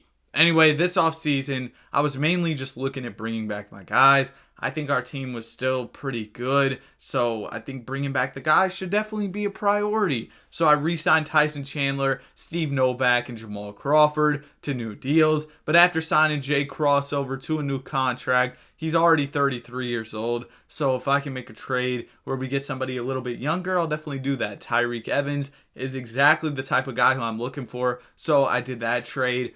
And then I looked at Tyson Chandler moves because Chandler, he's 30, and I saw Eddie Curry, who's getting so many buckets for the Pacers, scoring a lot more than Tyson Chandler is for us. So, I mean, this one also seemed like a pretty good move. And then I was ready to cheese a little bit in free agency. I went ahead and I signed Rashard Lewis to a 4-year contract. I had no intentions of keeping him on the roster, though. After signing him, went straight to the trade finder, threw in a 2nd-round pick, seeing if we could improve. Greg Oden is here, 82 overall, man. But also Steve Novak. He can come back. We get a 1st-round pick. Boom. And now the team, oh my goodness, the team is absolutely beautiful. Magnificent even. It's looking wonderful. So I'm ready to go get this NBA championship. Y'all better not choke in the playoffs 3 years in a row, because this has been very disappointing so far. Kyrie, oh my goodness, bro averaged almost 40 points per game. That is crazy. Greg Monroe, 6th man of the year with the Pistons. They also got Derek Favors. I remember there was a time in Detroit where they had so many big men. They had these weird lineups going on. The Josh Smith, Andre Drummond duo. Anyway, we were the 2nd seed this year, 59 wins on the season. We were tied with Chicago for the number 1 seed. Don't know how much the regular season matters, though, because we just continue to choke in the playoffs. Eddie Curry was a really good pickup for us, though, looking at the stats. He was getting buckets. Steve Novak, welcome back. He got a few buckets for us as well. Round number 1, we got the Orlando Magic. That's going to be a gentleman's sweep. Round 2, we got the Indiana Pacers. This is going to be a little bit of a tougher series. We've got a Game 7, man. Come on, y'all. Y'all better not lose to the Pacers. I remember when they were the 8th seed and we took them out in the first season. But it does look like, okay, I thought we had them there, but we might not have them. It's pretty close here. So let's go ahead and hop into this Game 7. 3-point game. We're up. We're going to get the ball in the post to Eddie Curry. Post spin. Eddie missed that layup, bro. No way he missed the layup. And now the Pacers got a chance at it. How did he miss that layup? Okay, y'all better lock in defensively. We'll be okay. Paul George has the ball. Paul gets the screen. PG. He was wearing number 24 at this time. Paul George. Okay, great defense. He gets through the awkward little floater. He misses that one. Okay, we should be good. Eddie Curry, you can redeem yourself. He ends up making the first and missing the second. Eddie Curry, this is a historical choke. All right, we're still up by 4 though, so as long as we get a stop, we should be good to go. We should be in business. And the Indiana Pacers, looking to keep their season alive with a little over 22 seconds on the clock. Tyson Chandler inbounding the ball, and we're gonna get the steal. We get the steal. What a steal by Mike Conley, and he's gonna lay it up. This game is over. Get out of here. We're going on to the conference finals. What a play. That was so clutch. Eddie Curry, he was getting buckets throughout this game, despite the fact that he did struggle in the clutch. DeAndre Jordan, 0 points, only 1 shot taken, 12 rebounds. Paul George, he ends up dropping 39 in this one. And now we just have to get past the Toronto Raptors to make it to the NBA Finals. They've got DeMar DeRozan and Andrea Bargnani, 290 overalls. We're up 2-0 in the series, though. Great start. We're up 3-0, and we're going to make it to the finals in a sweep. But we've got to face KD and the Lakers still have Kobe. They've got Pal Bynum, and Mario Chalmers is running the point guard. Something about Mario Chalmers and being on these really good teams. He was on the Big 3 Heat in real life. Anyway, we're going to take game 1. They take game 2. We take game 3. They're going to take game 4. So a back and forth series here as we hop into the Simcast for game number 5. And unfortunately, it seems like we just have a history of folding in the playoffs, as we're going to go ahead and drop this game 5. Why wouldn't we? We're always blowing these big games. And I mean, we had some good performances from our guys. Kobe even shot 7 for 21, but the Lakers, they just have a lot of great players. Luckily, we're at least going to force a game 7, keep things interesting. Eddie Curry's been getting buckets all playoffs. Oh my goodness, efficiently too. So yeah, we got this game 7, and I think we need to change the rotation. I'm going to start Eddie Curry for this one because he's been hooping. And then I think I'm going to move a few more things around. Steve Novak, he's been kind of struggling from the field, so I'll go ahead and take away his minutes. This is our final game of the season. We'll give Blake a bunch more minutes. We'll definitely give Melo and Malik Beasley some more as well. Malik Beasley's been really good for us. Trevor Ariza, oh my goodness, the stats are terrible. So we're going to go ahead and take away all of his minutes, give Malik Beasley some more, give Mike Conley a few more, and throw Eddie Curry a few more for this game 7. We better go ahead and get the dub. And in this game 7, it was back and forth early on. We were hanging around with the Lakers, but in the fourth quarter, the Lakers started pulling away in those final minutes, and we lost, man. Oh my goodness. And after losing in this game 7, I tried everything to make this team better season after season. If I put in all the footage, this video would easily be well over an hour. So ultimately what I'm going to do is I'm going to show some of the seasons where we ended up losing year after year. And then we'll go ahead and get to the final season where we finally won that NBA championship. Because it was boring. I mean, look at this season. We ended up going to a game 7 with the Golden State Warriors in the finals. I was simulating, and we lost. Of course we did. We lost by 14 points. It felt like 2K was literally just against us year after year. I made some small changes every single offseason to try and make the team better, but we just couldn't get better. And then we made the finals the next year. It was a 2-2 series. The Grizzlies end up taking the next 2 games, and Dwight Howard wins the finals MVP with the Memphis Grizzlies. After the Grizzlies loss, we were able to make some more offseason changes, and this is when things actually got better. I went out, I got Devin Booker. I also got Joel Embiid through a few trades. We still have some of our key players like Melo and Michael Beasley, but I had changed a ton of stuff around by this point. Anthony Davis was dominating in the league. De'Aaron Fox had just entered the league. We had simulated a lot of seasons by this time, and this was the season where we were able to make our breakthrough. 59 wins on the year. This wasn't nearly the most impressive regular season that we've put together. We had a 70-win season in the first year. But finally, we were able to make it to the NBA Finals and have some success. The Orlando Magic, we went to a Game 7 with them, but we ended up beating them by 25 points. Then we had to face the Suns, who had KD and Blake Griffin, one of our former players. We're going to take Game 1 against them and Game 2, and they're going to take a game. We're going to take Game 4, and we're finally going to win the chip. I didn't want to show y'all all the trades I made because there were so many, but trust me, I didn't cheat, because if I cheated, it wouldn't have taken me 6 years to win an NBA championship, or like 7. This was just, oh my goodness, it was so stressful. Just a terrible rebuild. But finally, we get to move on to a new team. We're here in the 2002-2003 season. This is the same season that I rebuilt the Philadelphia 76ers in, and we're trying to win T-Mac and the Orlando Magic an NBA championship. T-Mac didn't have the greatest supporting cast around this time, so we're here to change that. I want to get him some good players, and the first player I'm going to get is Jason Williams. We also get Wesley Person. That move should help us out with our depth, but I also want to get another star. And who better than Starberry? Stephon Marbury, 86 overall point guard. Him and T-Mac in the backcourt should be absolutely great.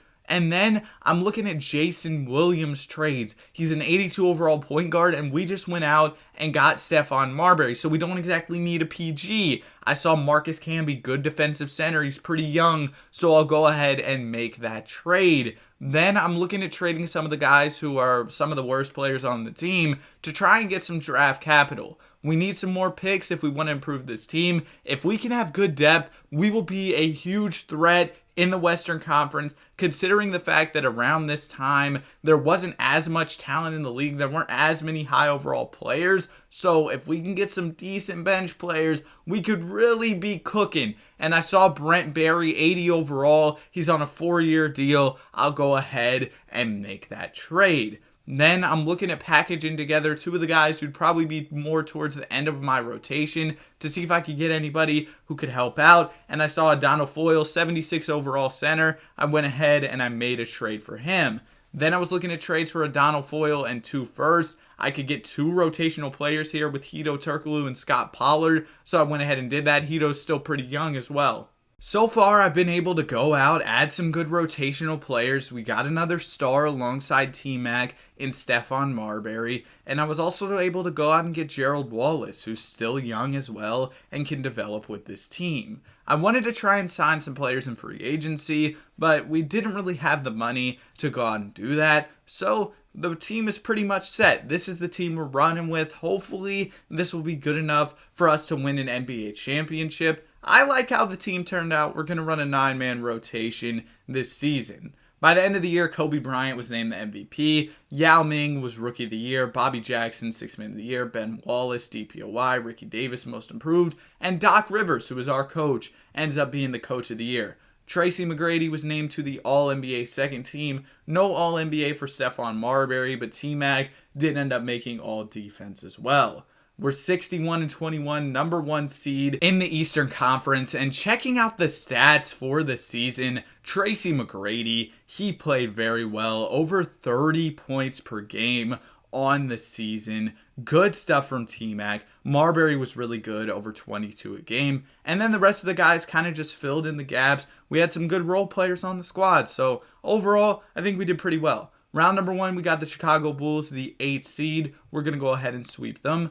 Now we've got the Indiana Pacers, and we're actually going to go to 7 with Indiana. We beat them by 10 in the game 7. I didn't expect that series to go 7, though. Ultimately, we got out of there. Now we got the Sixers, so maybe it was a Mickey Mouse run when I went ahead and rebuilt the Sixers to win a championship, because it looks like they're doing just fine on their own without me rebuilding their team. So maybe that was a fraudulent rebuild. Maybe they didn't need rebuilding because they're cooking us. They're up 3-2, and they're going to beat us in 6. AI and the Sixers go on to win the championship, so that's kind of funny. But now it's the offseason, and it's time to make some changes. And I had a blueprint laid out for this offseason to go get Bron. That's right, I want Bron alongside T-Mac. So I went out, I made a trade to go get Tony Kukoc in a first. That pick was 8th in the draft, and that could help us with this trade. I'm going to trade Stephon Marbury in this move, which I know is crazy, but if I trade him in the 8th pick, they still won't do it. I'm going to trade another first. They still won't do it. Adding in more draft capital, and they finally go ahead and take the trade.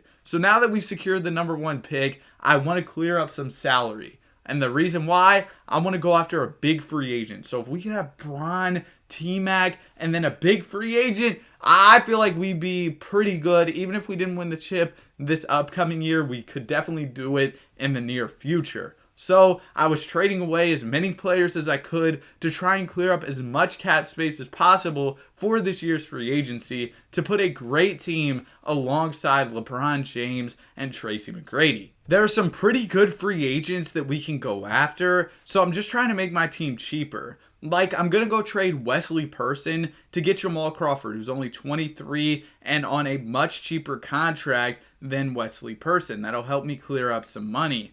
Then I'm just trading some of these guys like Eddie Robinson, who I can get a first round pick for and also clear up some salary. And that left a lot of money open for us to go after some players. And I'm really excited for what we can do this offseason. The team's pretty much completely cleared up outside of a few guys. We've got the number 1 pick, and of course, I'm going to select LeBron James. And now it's time for the big free agency that I've been talking about a lot. I've been trying to clear up the cap space for. Here we go. I'm going to offer Tim Duncan. I would love to have Duncan on the team, but I didn't expect it to work out. He's going to go back to San Antonio, but that's okay. I'm also going to offer Jason Kidd, but even if we don't land him, I'm not going to be too upset. It looks like he's not going to come here either. So I'm going to go to some of my other options, like Gilbert Arenas. Let me tell y'all, man, Gilbert is crazy in the sim. I was able to get him. I also offered Sean Marion, but we ended up not being able to afford to sign Marion, which is okay because I'm going to try to clear up some more room to try and sign him. And I was able to do exactly that by going out and getting Bobby Jackson and Adonal Foyle, who was once on our team. But I'm going to trade Adonal Foyle to clear up some room in cap so that we can go out and sign the Matrix, Sean Marion. If we have Sean Marion, Bron, T-Mac, Gilbert, Bobby Jackson, we don't even need anybody else for real. We should be good to go. So I'm definitely going to give the Matrix that offer, and hopefully he'll still want to sign with us, even though we couldn't afford to sign him that first time. I'm also going to offer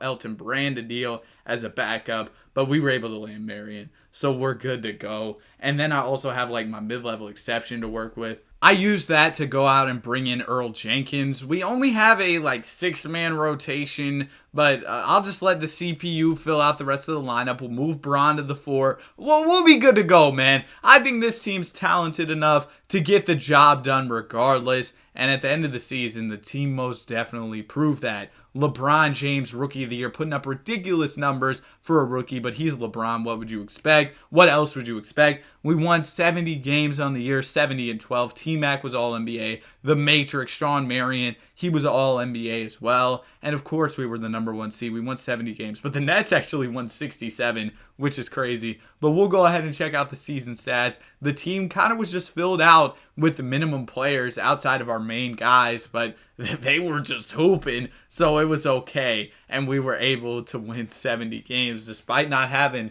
a deep rotation. Round number 1, we're going to go ahead and sweep the Boston Celtics. Round 2, we go ahead and gentlemen sweep the Washington Wizards. Then we sweep the New Jersey Nets. And in the conference finals, we have the Clippers. The Clippers, we're going to take game 1 against them when, yeah, that's an easy sweep. Their team was just bad. Tracy McGrady is your finals MVP. And we're moving on to the last team of the video. We're here in the 2009-2010 season with prime Chris Paul on the New Orleans Pelicans. That's right. We're going to do a Chris Paul Pelicans rebuild. And I'm not even going to do anything to start off the season. I'm just going to simulate to the deadline because I've noticed in the last rebuilds I've done, it seems like you can get better trades at the deadline. And we were still pretty good, so it didn't really hurt anything to simulate some. And now I can try and make this roster even better to make a postseason championship push. First trade I did was for Monte Ellis and Steven Jackson. Marcus Thornton had ridiculous value in these trades, so I was able to get 2 really good players in that move. Then I was looking at trades for Emeka Okafor. I was getting some solid offers after including some picks. I saw Rudy Gay and AI, and I went ahead and did that trade. This is older AI, but he's still a 79 overall. Then I went out and I got Yao Ming, and I also traded for Carl Landry. This will help solidify our front court, 81 overall center in Yao, and a 78 overall power forward in Landry. Now let's get to the end of the season and see if those trades that I made were worth it. Marcus Thornton ends up winning Rookie of the Year, so I guess that's why he had so much value in that trade where I got Stephon Marbury and Monte Ellis. Chris Paul does end up making All-NBA. He's on the third team, so not too crazy. I actually expected him to do better because, I mean, he's a really high overall in this, and I think at this point in time, he was probably the best point guard in the entire league. Chris Paul ended up leading the team in scoring. He also averaged 10 assists per game, so he was getting the guys involved as well. David West was really good for us, and Rudy Gay was getting buckets.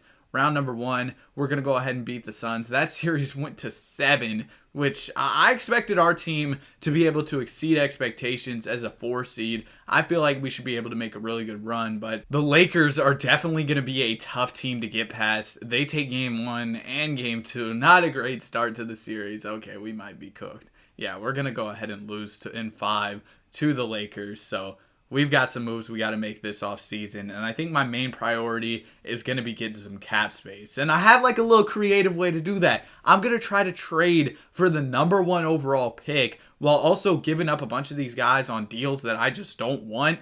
And I got the number 1 pick, and this draft had Paul George, John Wall, and Boogie. And I decided to go out and get DeMarcus Cousins. He can run some 5 for us, and that'll create cap space for free agency. The trade where we trade away all those players, now we got cap space. So I'm going to go after Bron, of course. I mean, he's a 99 overall, one of the best players in the entire league, but he doesn't want to come to our team. He doesn't want to play with his buddy Chris Paul. I'm also going to offer Dirk a deal. Dirk's a little bit older, but we'll still throw him the no trade clause because he's really good. But the Blazers are going to beat us out. And I tried to make a trade with them to like take up their cap space, but they just have way too much cap space. So we couldn't do that.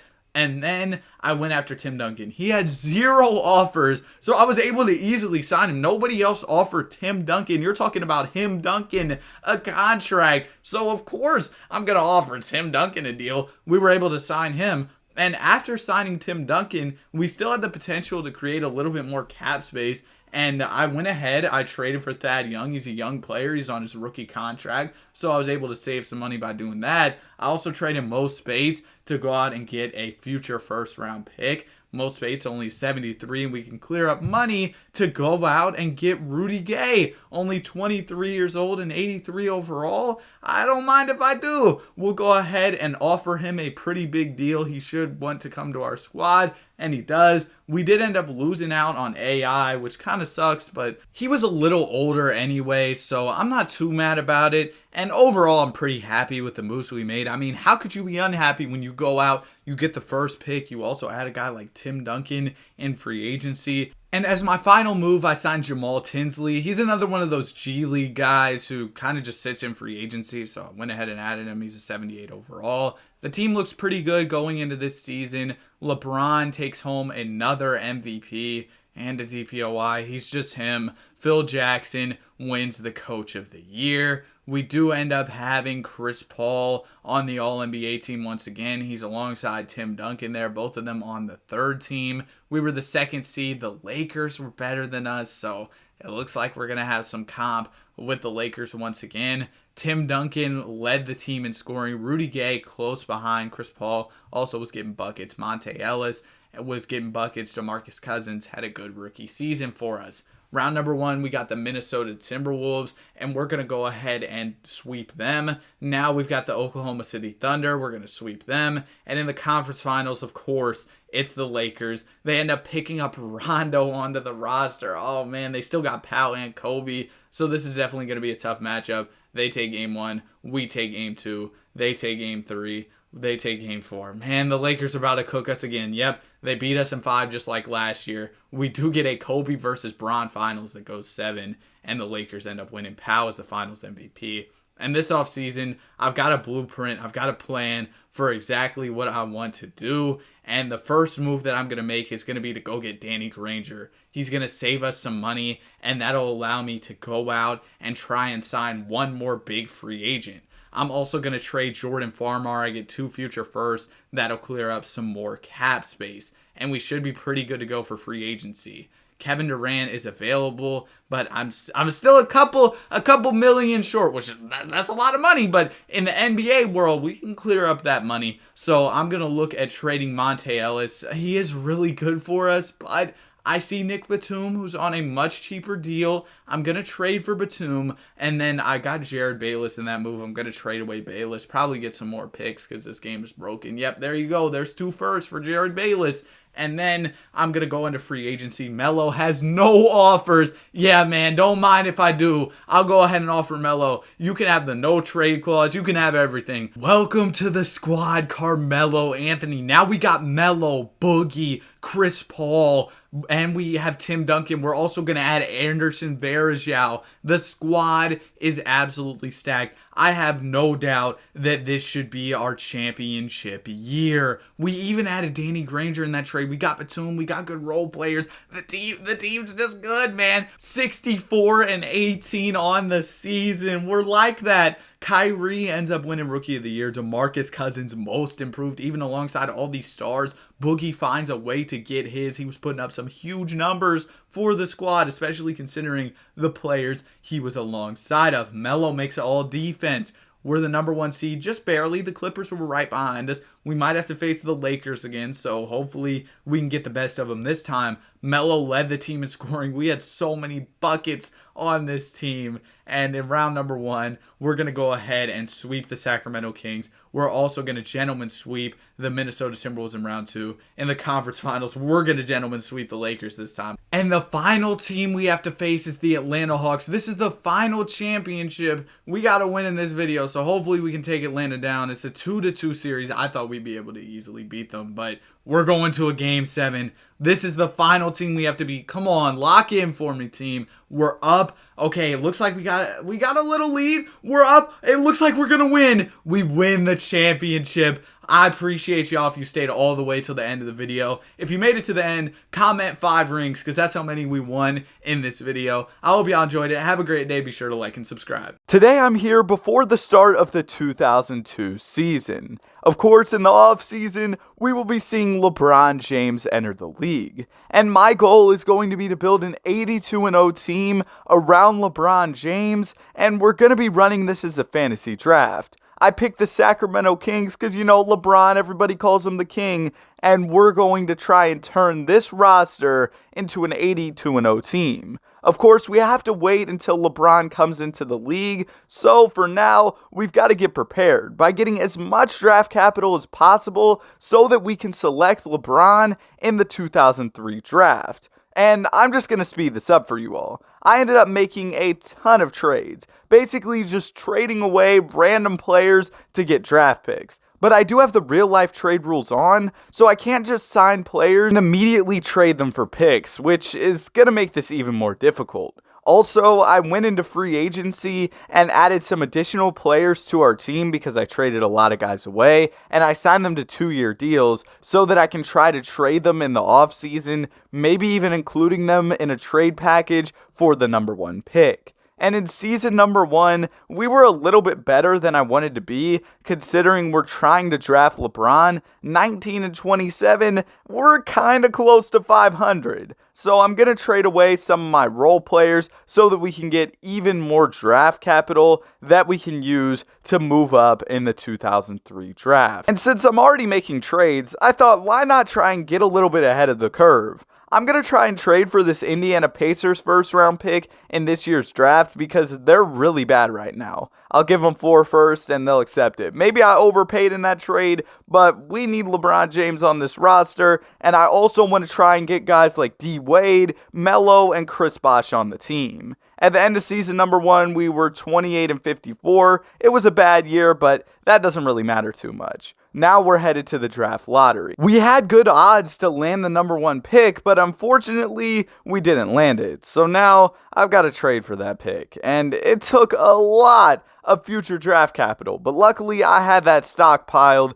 and I can get a deal done. Now we have the number 1 overall pick. But I also want to get some of these other high picks. Unfortunately, I can't trade for the Jazz's 2nd pick, but maybe I can trade for the 4th pick. We were able to land the 3rd pick in the lottery and then trade for the number 1 pick, so why not go ahead and get number 4 as well? It took a lot more draft capital, but the job was done. Now we have the number 1 pick, the number 3 pick, and the number 4 pick. Of course, first overall, I'm picking Bron. Unfortunately, Melo ended up going second. I would have liked to have him on our team, but instead, I'll go ahead and reunite the Miami Big Three, selecting Chris Bosh and Dwayne Wade, third and fourth overall. Now we've got a good young core, and remember, from the fantasy draft, we ended up landing Yao Ming, so we've got some solid young guys to work with.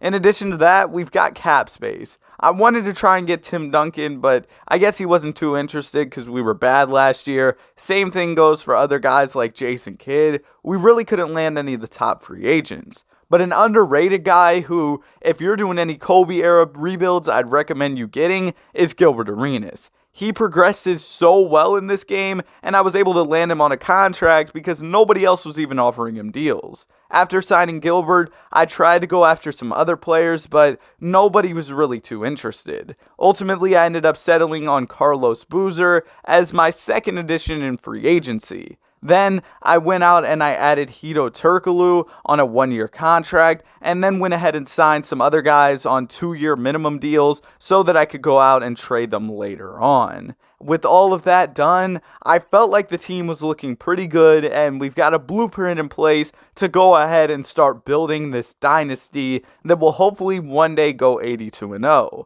For now though, we've got a solid young core that we should be able to build with. Next year's draft, Dwight Howard enters the league, and I'm definitely interested in getting him to add him to our young core. He might be a backup considering we have Yao Ming on the roster as of now, but let's go ahead and get into the season.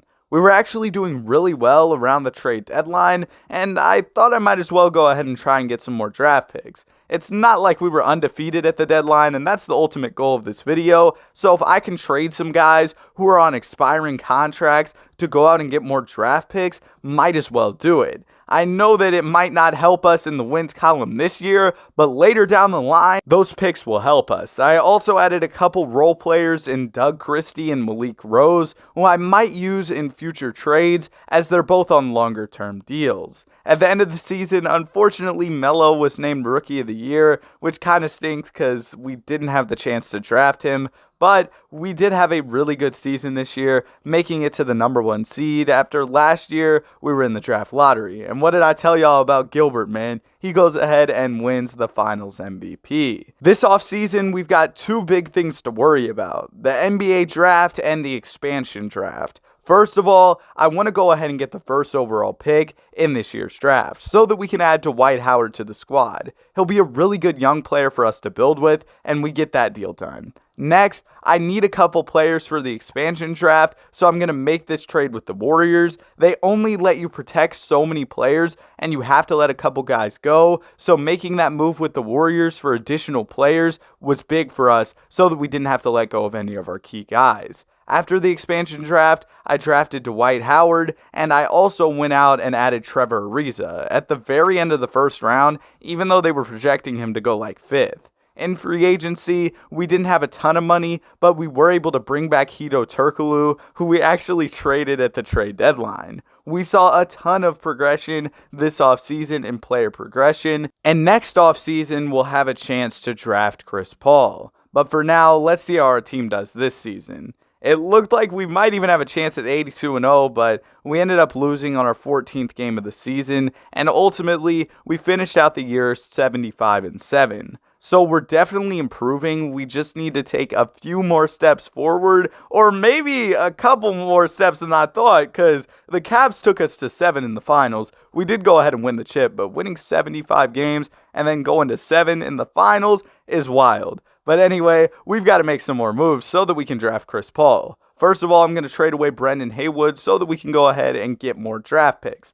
I made a lot of moves to get draft picks. I didn't include every single one in this video because it would have gotten really boring. This took a long time to record with all the trades that I made, and you all would probably be falling asleep watching me trade some 75 overall for more draft picks. But the bottom line is we had enough picks to go out and get Chris Paul, and of course, I went ahead and did it. Chris Paul is now on the roster, so we've got a backup point guard behind Gilbert Arenas. Even with such a stacked team, I still had cap space to spend, so I went out and I signed Lamar Odom. Thought he'd be a solid pickup, good young player, and I also went out and signed Joe Johnson. So I was still able to make a couple additions this offseason, even though our team is already looking crazy. And what did I tell y'all about Gilbert Arenas? He's a 94 overall at this point. We finished off the season 73-9, but I think once our players have more time to develop, we could start winning even more games.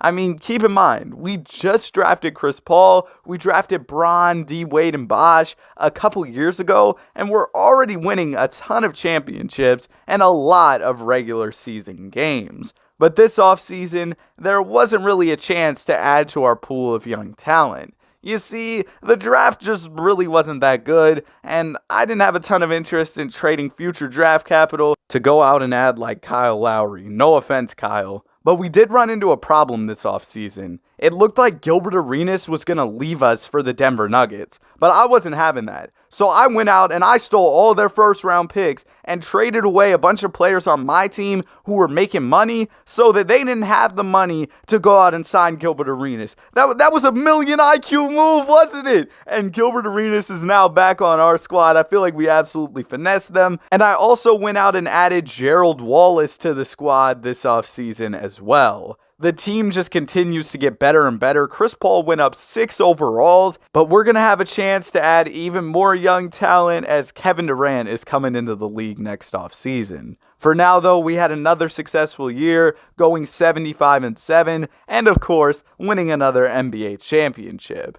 But if we could add KD to this already great roster, oh man, we're about to be even better. So we've got to go out and do that, of course. I have a ton of draft capital to work with. I've also been signing players to multi-year deals so that I could trade them, and we got that first overall pick trade done fairly easily. Then I traded one of my picks later in the draft for more future draft capital. After those moves were done, we went out and we drafted Kevin Durant first overall. But the offseason isn't done yet. We got to bring back Bron, Chris Bosh, and Dwayne Wade. This is about to be a stressful offseason. We got to bring back Yao too? Are we even going to be able to afford all this? Well, we'll go ahead and start with Yao. Then we can match the offers for Bron, D. Wade, and Chris Bosh. If we can somehow slide under the salary cap, that would be incredible.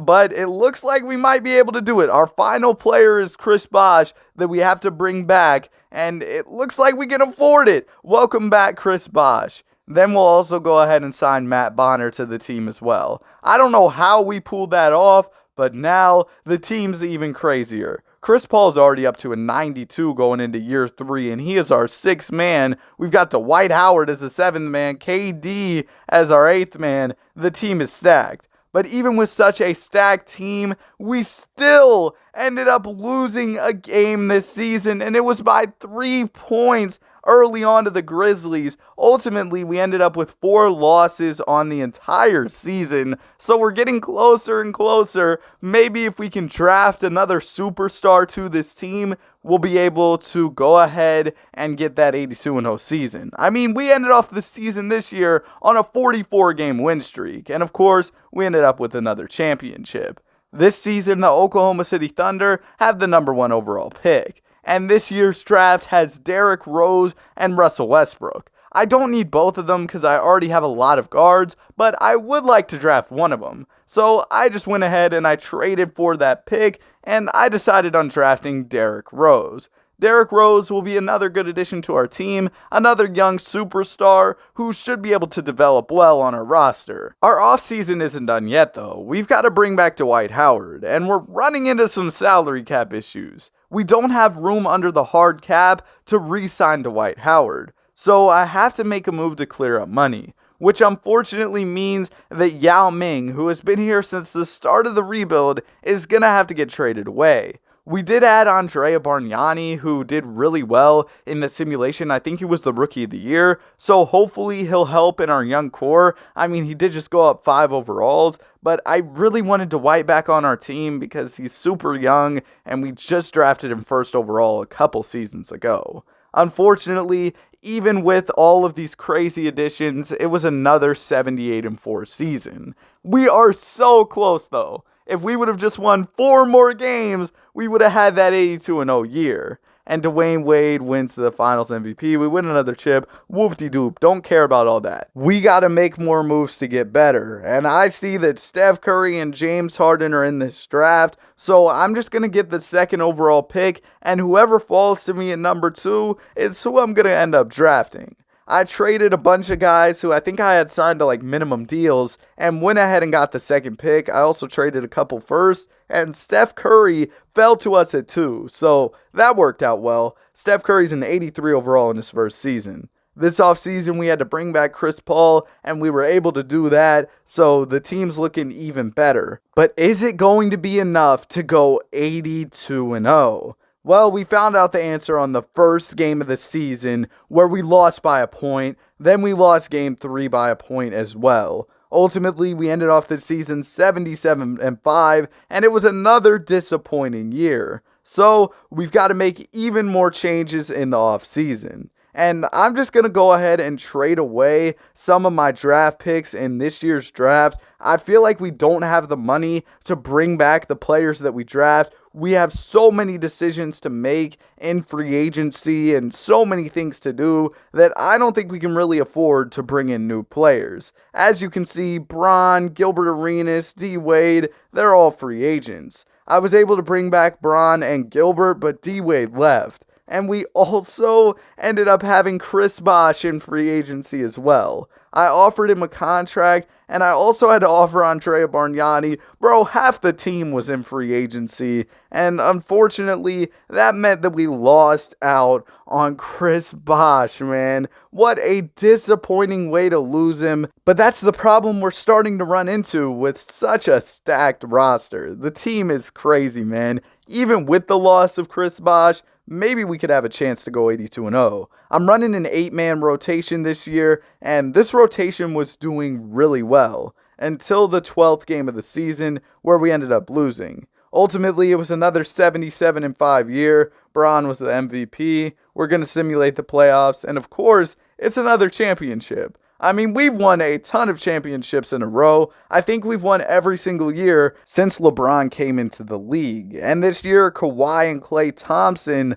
are in the draft. And we ended up landing the 2nd overall pick in the draft lottery. We've also got some other lottery picks. So I'm going to go ahead and package some of our other picks to go out and get that number 1 overall pick. Now we're picking at 1 and 2, meaning that we can draft Kawhi and Klay Thompson. And we needed some wing players. I know Kyrie was here, but we've already got enough guards, so we're going to draft Klay and Kawhi. We also have to bring back Kevin Durant this offseason, and we were able to do that because I think when players are restricted free agents, they let you go over the hard cap to bring them back. So we got KD back on the team, and with the additions of Kawhi and Klay, we've got a crazy 10-man rotation. Unfortunately, that didn't matter though. We lost in game number 8 of the season, and this was one of our worst seasons in a long time. 71-11 on the year. Are y'all serious? We couldn't even beat the Chicago Bulls 72-10 record.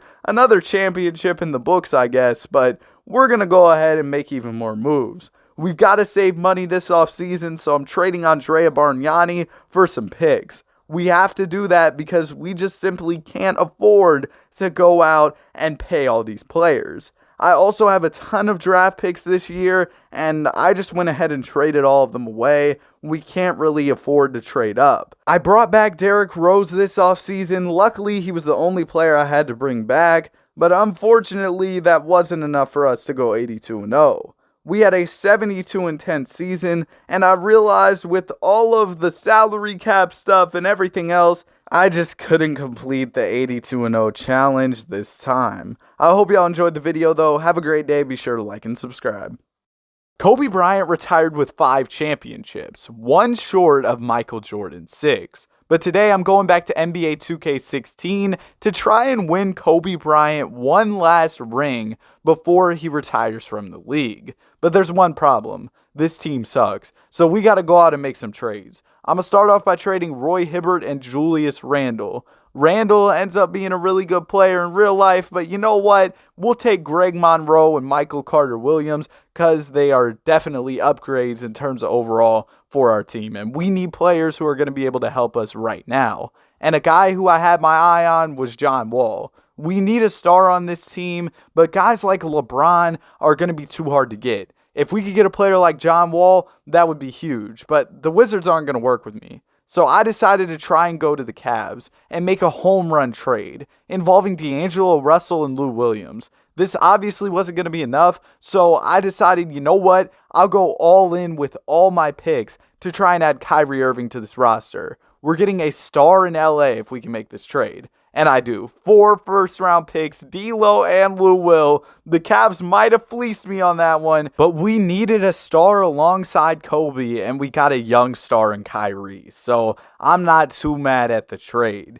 Looking into free agency, Larry Sanders is available, and you know what? I'm going to go ahead and sign him because we need players on this roster. We need some depth. The depth is definitely lacking. Ray Allen won't take my contract, though, so we can't get Ray on the team. But we'll keep making moves, try to add more depth to the roster. Hassan Whiteside and UD, don't mind if I do, especially because Hassan Whiteside at an 81 will definitely help us out. He'll probably start at the 5, so like that trade for us. Tiago Splitter and a first-round pick. We're going to get a higher overall player and a pick in this trade. Seems like a good one to me. But Tiago, you're not safe. We're going to look to make another trade involving Tiago Splitter. I see Danny Green. Yeah, we could use a sharpshooter on the team. Nah, I'm playing, bro. Danny Green, you're going to get traded because we can go get Derek Favors and Rudy Gobert. In the old 2Ks, Derek Favors, Rudy Gobert, Hassan Whiteside. Those guys were so easy to get.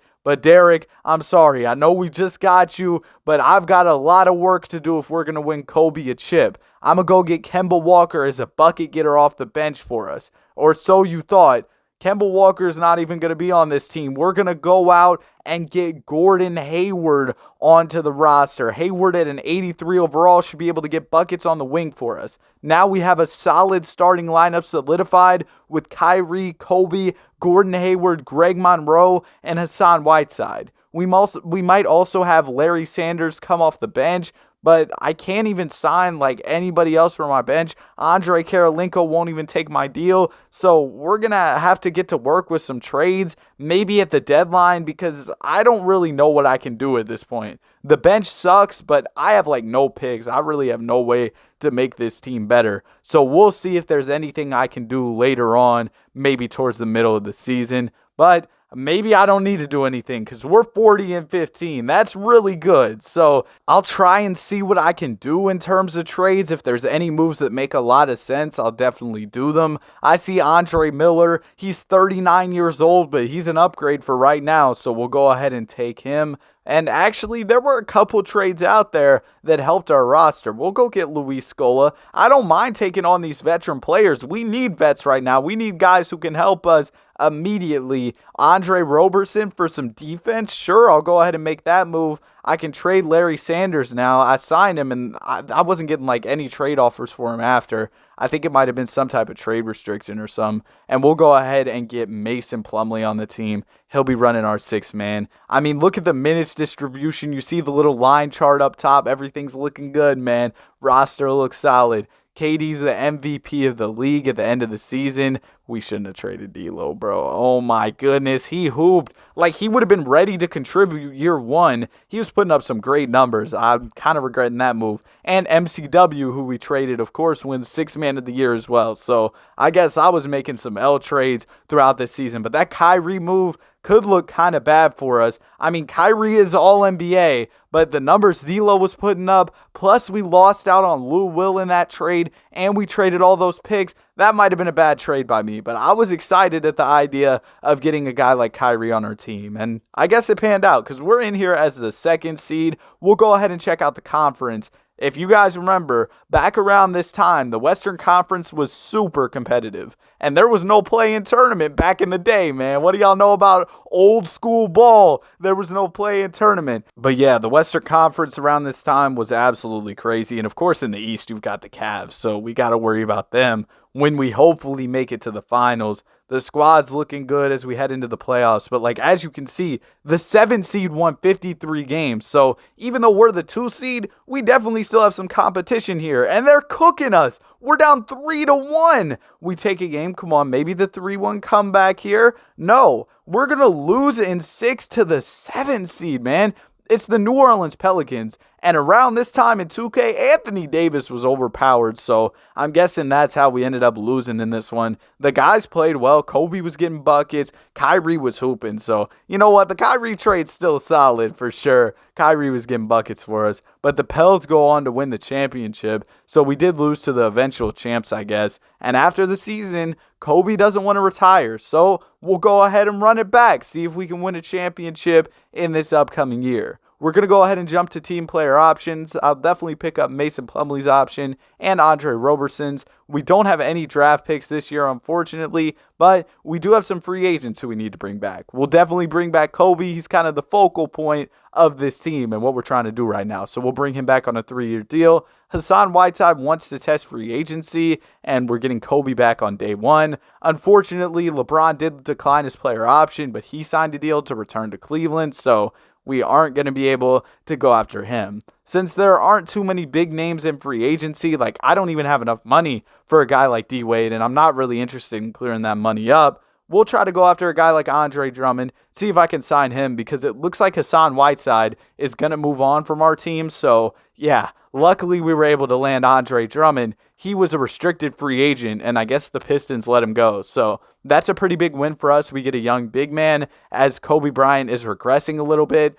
Luckily, though, some of our guys are getting better, so hopefully we'll be all right. Speaking of progression, we have untapped potential. If you all remember, back in these days, the untapped potential camps used to be absolute cheese. You gave these camps to your players, and they just started progressing crazily, so hopefully we'll see that for our guys. Year number 2, KD repeats as the MVP of the league. Nikola Mirotic is the 6th man of the year. DeAndre Jordan, DPOY. Marcus Smart, most improved player. D'Lo was All-NBA 2nd team, by the way, so I definitely got cooked in that trade. Kyrie didn't even make All-NBA, and I traded all those picks, man. That trade's not looking good. But luckily, we did have another good season, 52-30 on the year, good enough for the 4th seed. Like I said, the West was really competitive around these times, and the roster's looking solid, though. Hopefully, we'll be able to make some noise in the playoffs this time. Maybe at least make it out of the first round. We will have to get past the Oklahoma City Thunder, though, if we want to make a finals run. At least most likely. I'm assuming they'll make it out of the first round.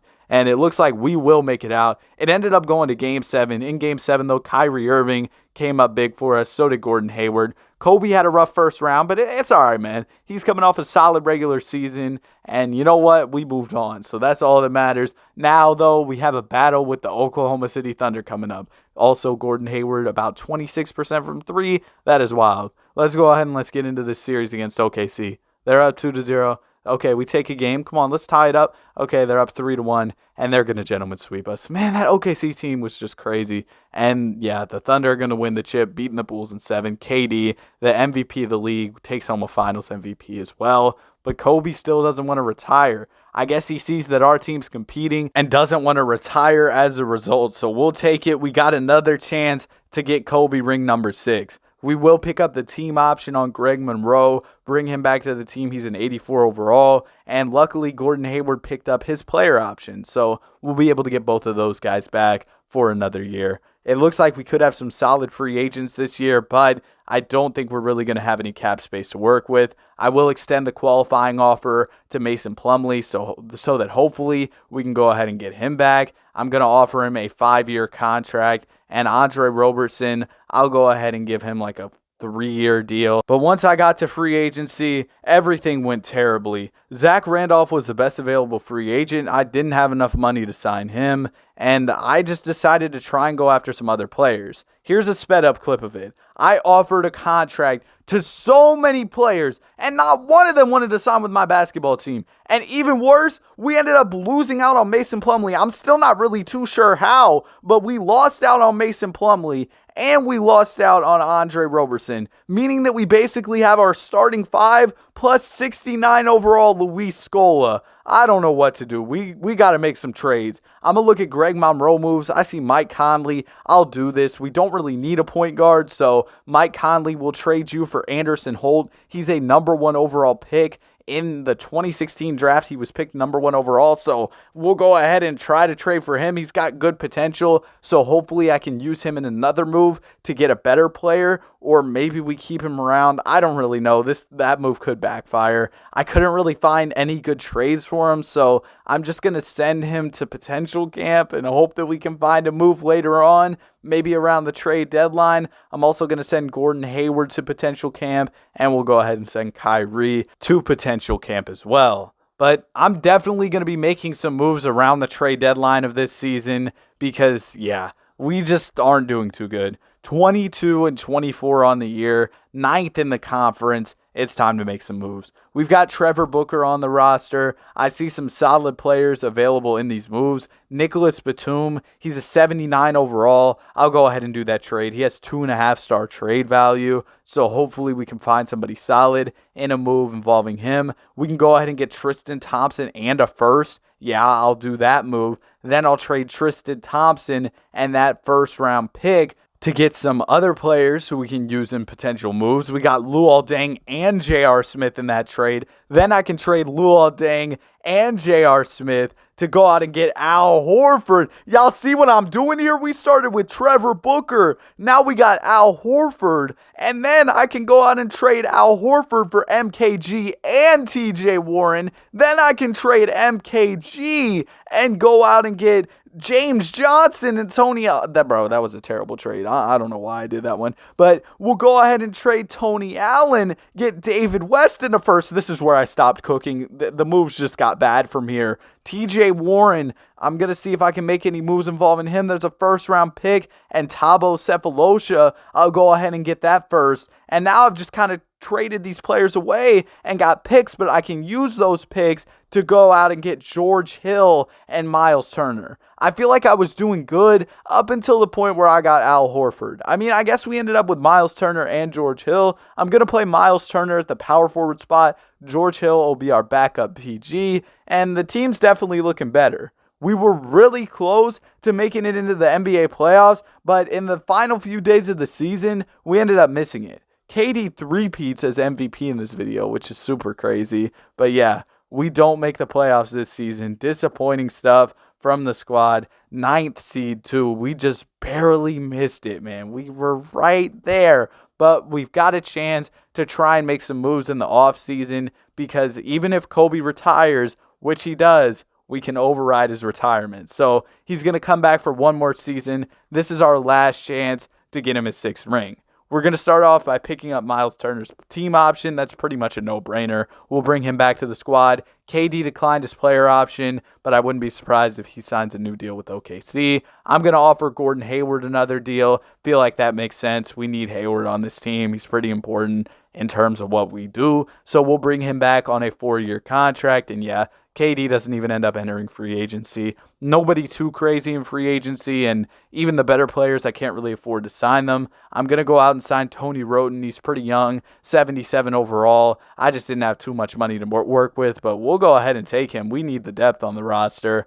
Kobe regresses to a 77 overall, but we did have some other guys going up in overall, so that's good to see. But with Kobe dropping in overall, I decided to have him come off the bench and move George Hill to the 2 so that he could start. But even with those adjustments, we still weren't doing too well. 25-22 is not going to cut it if we're trying to win the championship. And I saw that Tony Wroten was really struggling with his shooting. So I definitely think he's a guy who we're going to look to trade. And overall, I'm open to trading anybody besides Kobe if it means improving the team. First off, we're going to go out and get MKG. MKG is an 80 overall. We can use him in another trade. I see Draymond Green, 83 overall. I'll definitely do this move. So Draymond is going to be on the squad, but not for long because I looked at his stats. They were absolutely terrible. So we got to trade Draymond off of the team. He's solid at an 83, but the stats just aren't there, man.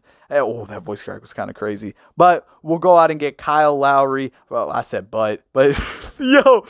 All I'm going to say is if you know, you know. We'll go ahead and trade Kyle Lowry for Drew Holiday and a first-round pick. Drew's an 82, plus we get a pick. Then I'm going to trade Andre Drummond and Drew Holiday and that first-round pick to get DeMarcus Cousins and Rudy Gay on the squad. Oh, man, I was cooking. Boogie, welcome to the squad. But Rudy Gay, even though your numbers are solid, we'll go ahead and trade you because we can get Nerlens Noel. He's an 83. Why not do that move? Welcome to the squad, Nerlens. And then Nerlens Noel, I know we just added you to the team, but I see Hassan Whiteside and Kelly Oubre. I also see Giannis, so I'm going to go get Giannis. Then I'm going to trade Giannis for this young guy, David Harper, and we also get Kelly Oubre for some more bench depth, and I think I'm pretty much done. The squad looks kind of crazy, man. I think I went crazy at this trade deadline. We've got good depth on the team. We've got our stars with like Kyrie and Boogie.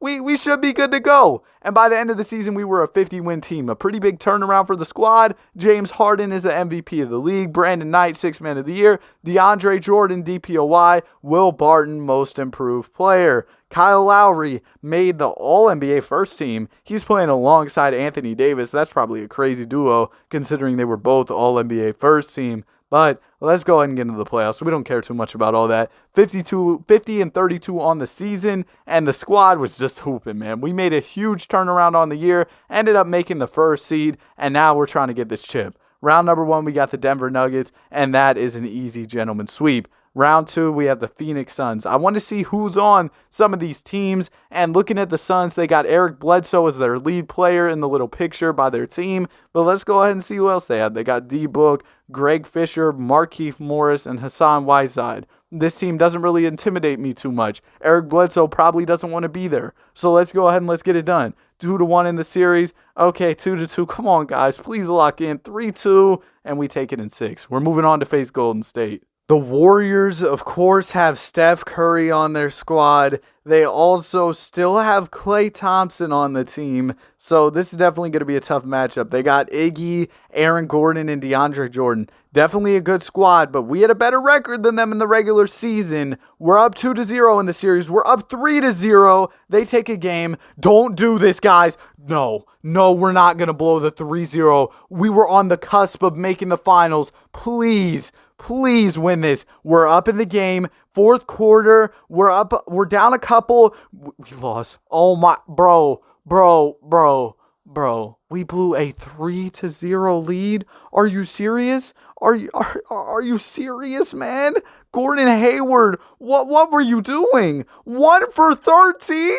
Like, are you serious? 1 for 7, Shabazz Napier? George Hill, 1 for 7? Y'all all sold, bro. Are you serious? We were this close, too. What happened, man? And the Warriors won the chip, so if we would have won that game, we probably would have won the chip. Oh, my goodness. What an L ending to the video. I hope y'all enjoyed it, though. I had a ton of fun making it. If y'all want to see more throwback 2K videos, let me know in the comments. Have a great day. Be sure to like and subscribe. Today, I'm going to be winning a championship with Luka Doncic in every 2K. Starting off with 2K17, where Luka's only a 59 overall. Realistically, he'd be a cheerleader for the Mavs at a 59. But to make this more challenging for myself, Luka's going to have to play 20 minutes per game for our team. Let's get into the trades though, because this team sucks. First off, I'm going to trade Dirk for Derek Favors and Rudy Gobert. Then I'm going to go ahead and trade Wesley Matthews to get Dwight Howard and Tiago Splitter. We already got way too many centers on the squad, so I got to make some more moves. And Derek Favors, I know you just got here, but I see Kemba and we need a guard, so I'm going to go out and get Kemba.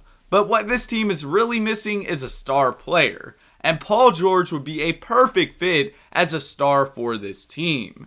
And it's going to take a lot of draft capital to get a move done, but I did it. Paul George is now a Maverick. But we're not done yet. We're going to get a slight upgrade at center, adding DeAndre Jordan to the roster. I'm also going to trade Darren Williams and Rudy Gobert for Rudy Gay. He should be able to give us some bench scoring as a backup for Paul George. But as of right now, this team still is pretty bad. I mean, we have some solid players, but I don't know that we'll be able to contend this season. Rudy Gay was named the 6th man of the year for year number 1, and Paul Millsap was actually the defensive player of the year. Kind of surprising. Paul George was All-NBA first team this season, and the stats were amazing. He was magnificent, man. He went crazy. And we are actually in the playoffs this year. It was a really good year for the team, surprisingly. I did not expect us to do this well, and a lot of it was just PG and Rudy Gay. Our forwards, they were getting a ton of buckets. But Luka was actually pretty solid.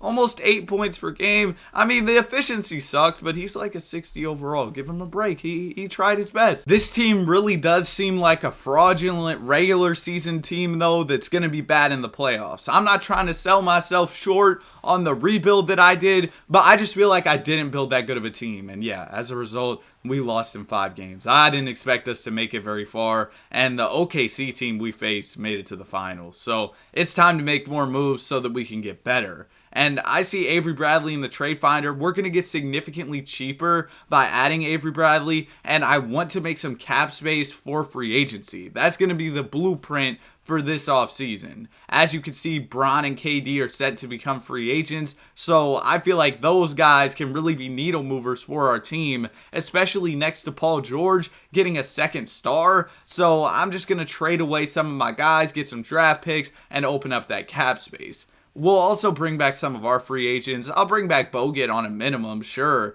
But now I'm just going to offer every big free agent. I sped this up for you all just to show how many players I ended up offering. And ultimately, after offering all of these big free agents, the only player that was really even interested in my offer was Paul Millsap. Like, bro, how did we miss out on everybody and we got Paul Millsap? All right, I guess he won the DPOY last year, but I could have had LeBron James, Steph Curry, Russell Westbrook, but we got Paul Millsap. I can't even get Giannis, man. Well, I guess we'll go get Danilo Gallinari. What an offseason for the team. Absolutely garbage. We will bring back Rudy Gay, though, because Rudy, he was hooping last year. He was getting so many buckets for the team off the bench, so we'll go get him back. But to be honest with y'all, I really don't want Danilo Gallinari on my basketball team, so I'm going to trade him, go get Miles Turner and Serge Ibaka. We can send Miles Turner to potential camp,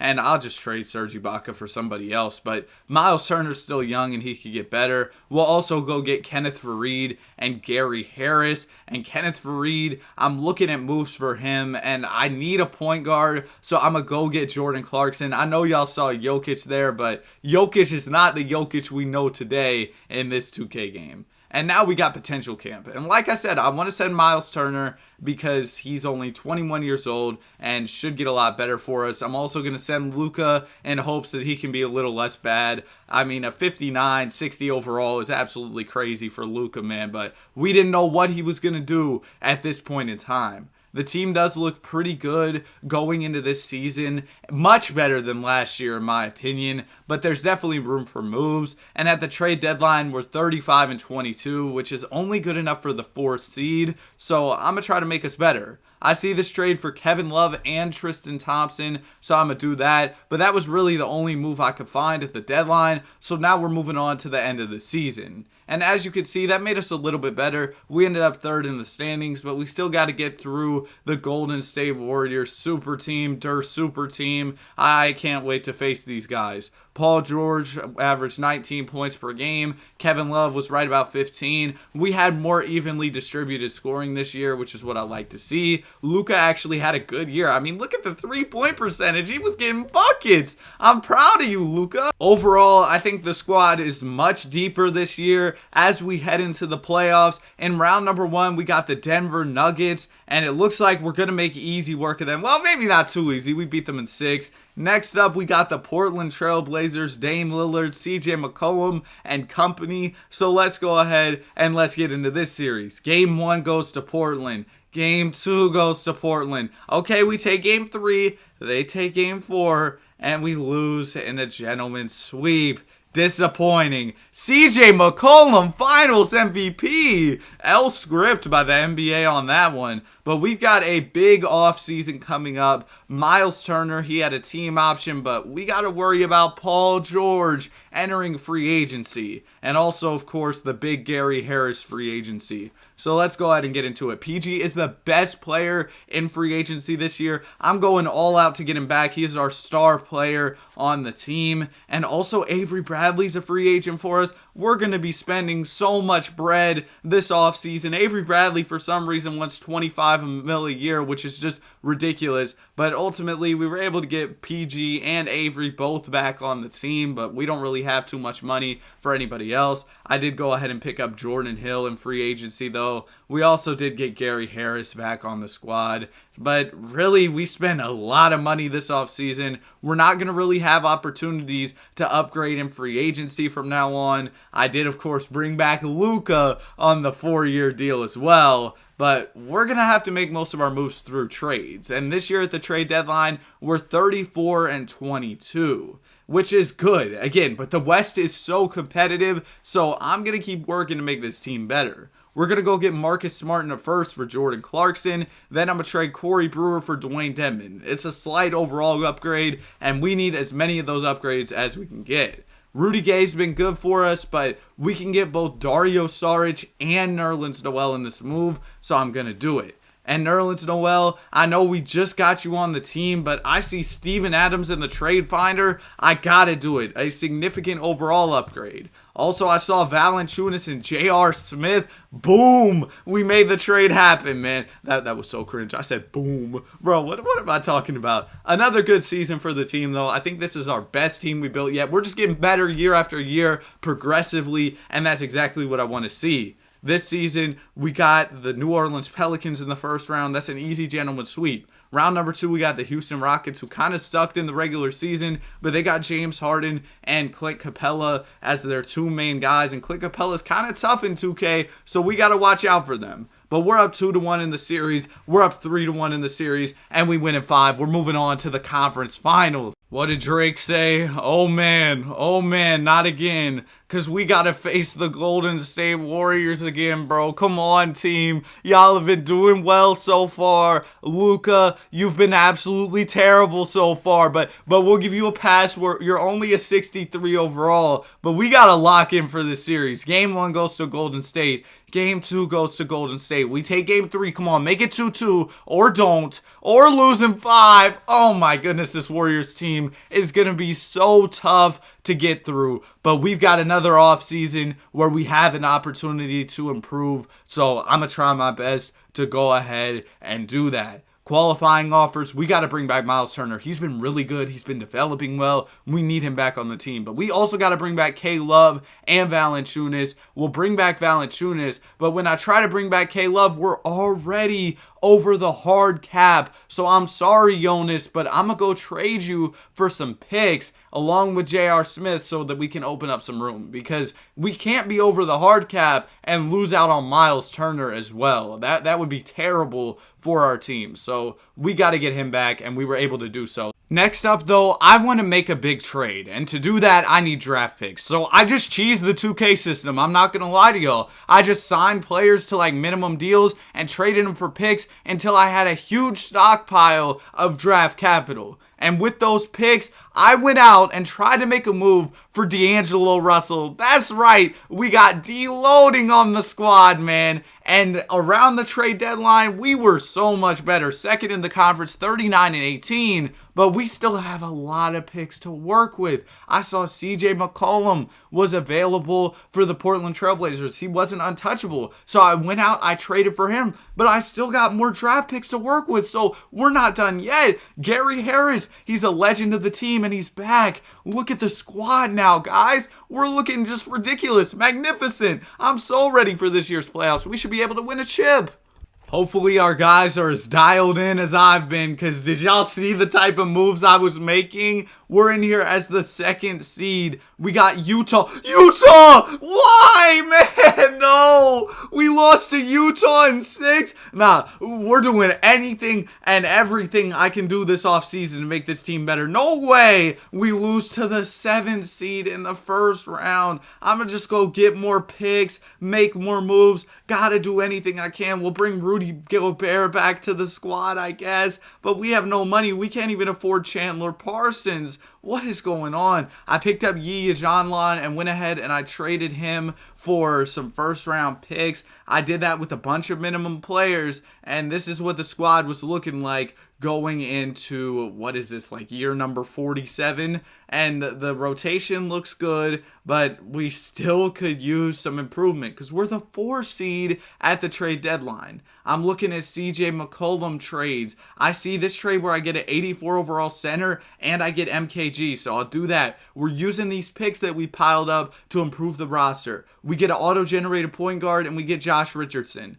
I want to go get Jamal Murray, and I don't really care how many picks it takes. We picked up MKG in a previous trade. I trade him along with 5 firsts, and I get Jamal Murray. We get some more help at the 2-guard spot. The team is absolutely stacked, but I'm worried about affording all these players going into the future, so we got to get this done and get it done fast. And by the end of this season, we were really good, 55-27. We are in 2021 at this point, and we still haven't won a chip. Hopefully this is the year it changes. We go ahead and we beat the Pelicans in 5, but in round 2, we've got a game 7 against the 42-win Spurs. I don't understand how, but I do want to see what some of our guys are doing in the playoffs that could be leading to Luka! Oh my goodness, he's terrible, man. Luka's been just garbage throughout these playoffs. That's definitely a problem for us. But yeah, I guess we just got to deal with it, because remember I said I wanted Luka playing 20 minutes per game to add an additional challenge.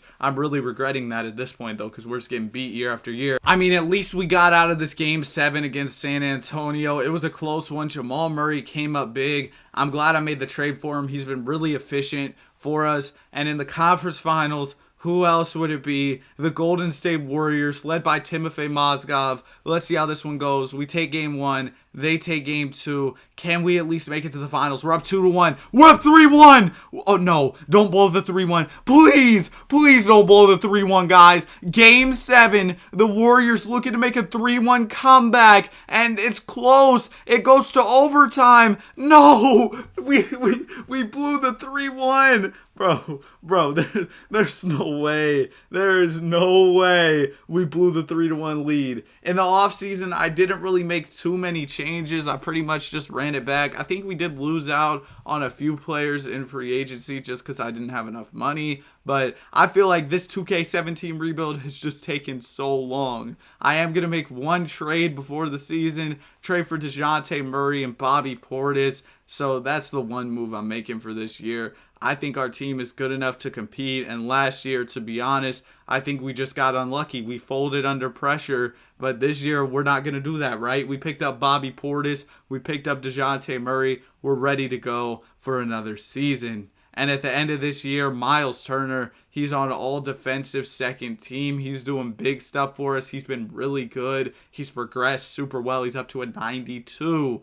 And this year in the playoffs, we are the 2nd seed. The Warriors are still number 1. We make it out of the first round. Round 2, we got the Denver Nuggets. We easily beat them. And now we've got our rematch against Golden State. Whoop-de-doop. We got to take down Cheikh Diallo and company in this one. They take game number 1. They take game number 2. We take game 3. We take game 4. Come on, guys. We take game 5. And we're out of there in 6. We're in the NBA Finals. We did it. And we're facing DeAndre Jordan and the Boston Celtics. This team's trash compared to the Warriors.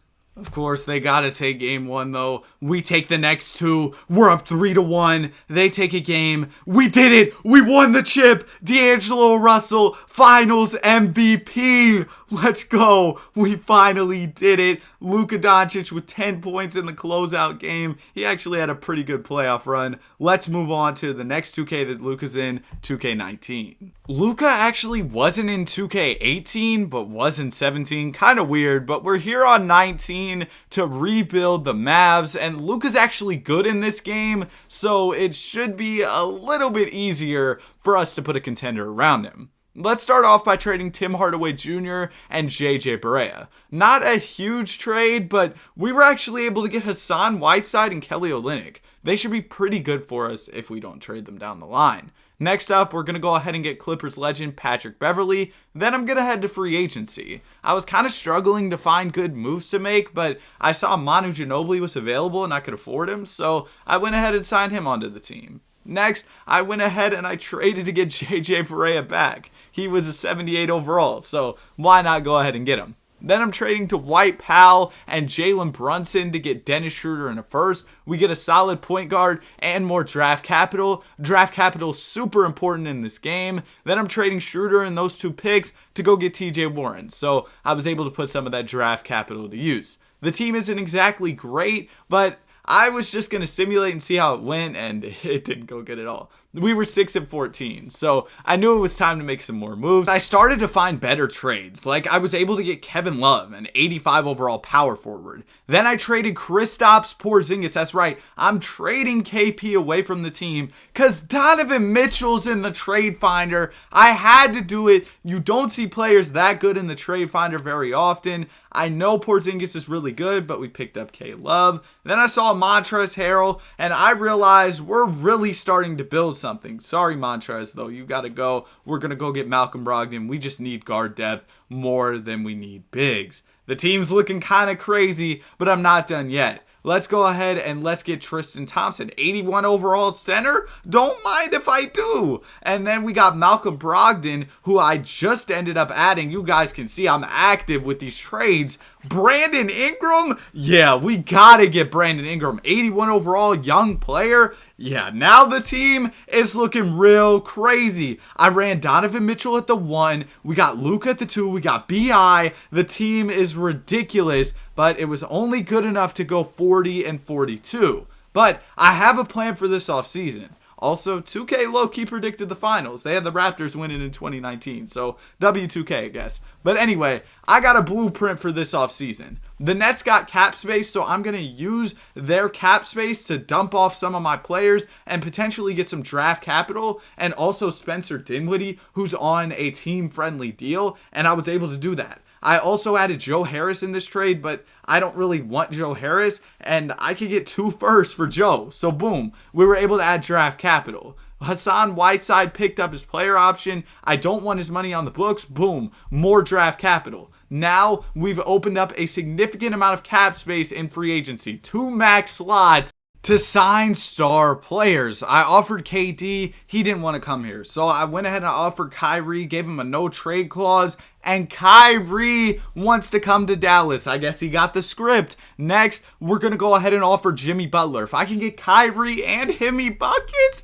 oh, we'd have a crazy squad. And I did exactly that. Kyrie Irving and Jimmy Butler are on our squad next to Luka Doncic. Plus, we still got B.I., Donovan Mitchell. And because they were on rookie deals, we were able to make big moves in free agency. I also went ahead and added JaVale McGee so that we'd have a big man on the roster that was kind of lacking after we gave up Hassan Whiteside and Kevin Love to clear cap space. But I'm not mad at giving those guys up because look at the team we were able to build. And by the end of the season, we were really good. I actually made some additional moves at the trade deadline. Luka 6th man of the year. But the recording file didn't save. I lost the recording, man. It made me mad because I added John Collins and Jonas Valanciunas. And I know y'all are going to be like, oh, you faked it. But like, if I would have faked it, I would have like at least got better players. Like I would have been like, guys, guess what? The cameras were off, but I got LeBron James or something. But yeah, I did end up adding Valanciunas and John Collins. But of course, the video didn't work. So but my bad. I don't even know what happened, man.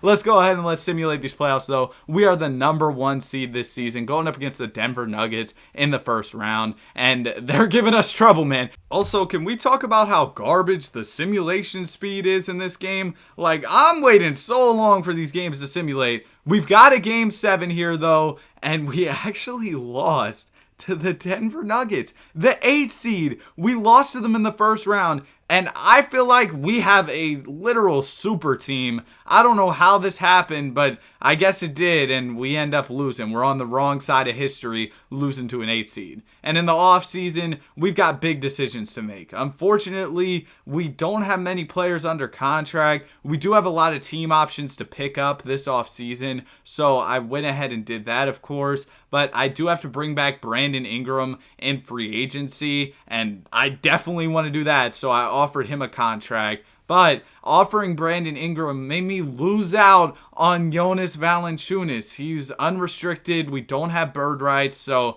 it looks like he's pretty much gone from the team because he won't take the offers that I give him. So I had to sign John Henson as our Jonas Valanciunas replacement. Not exactly the best replacement, but we'll take it. And now I'm really realizing we don't have much center depth at all on the roster, and that's kind of a problem.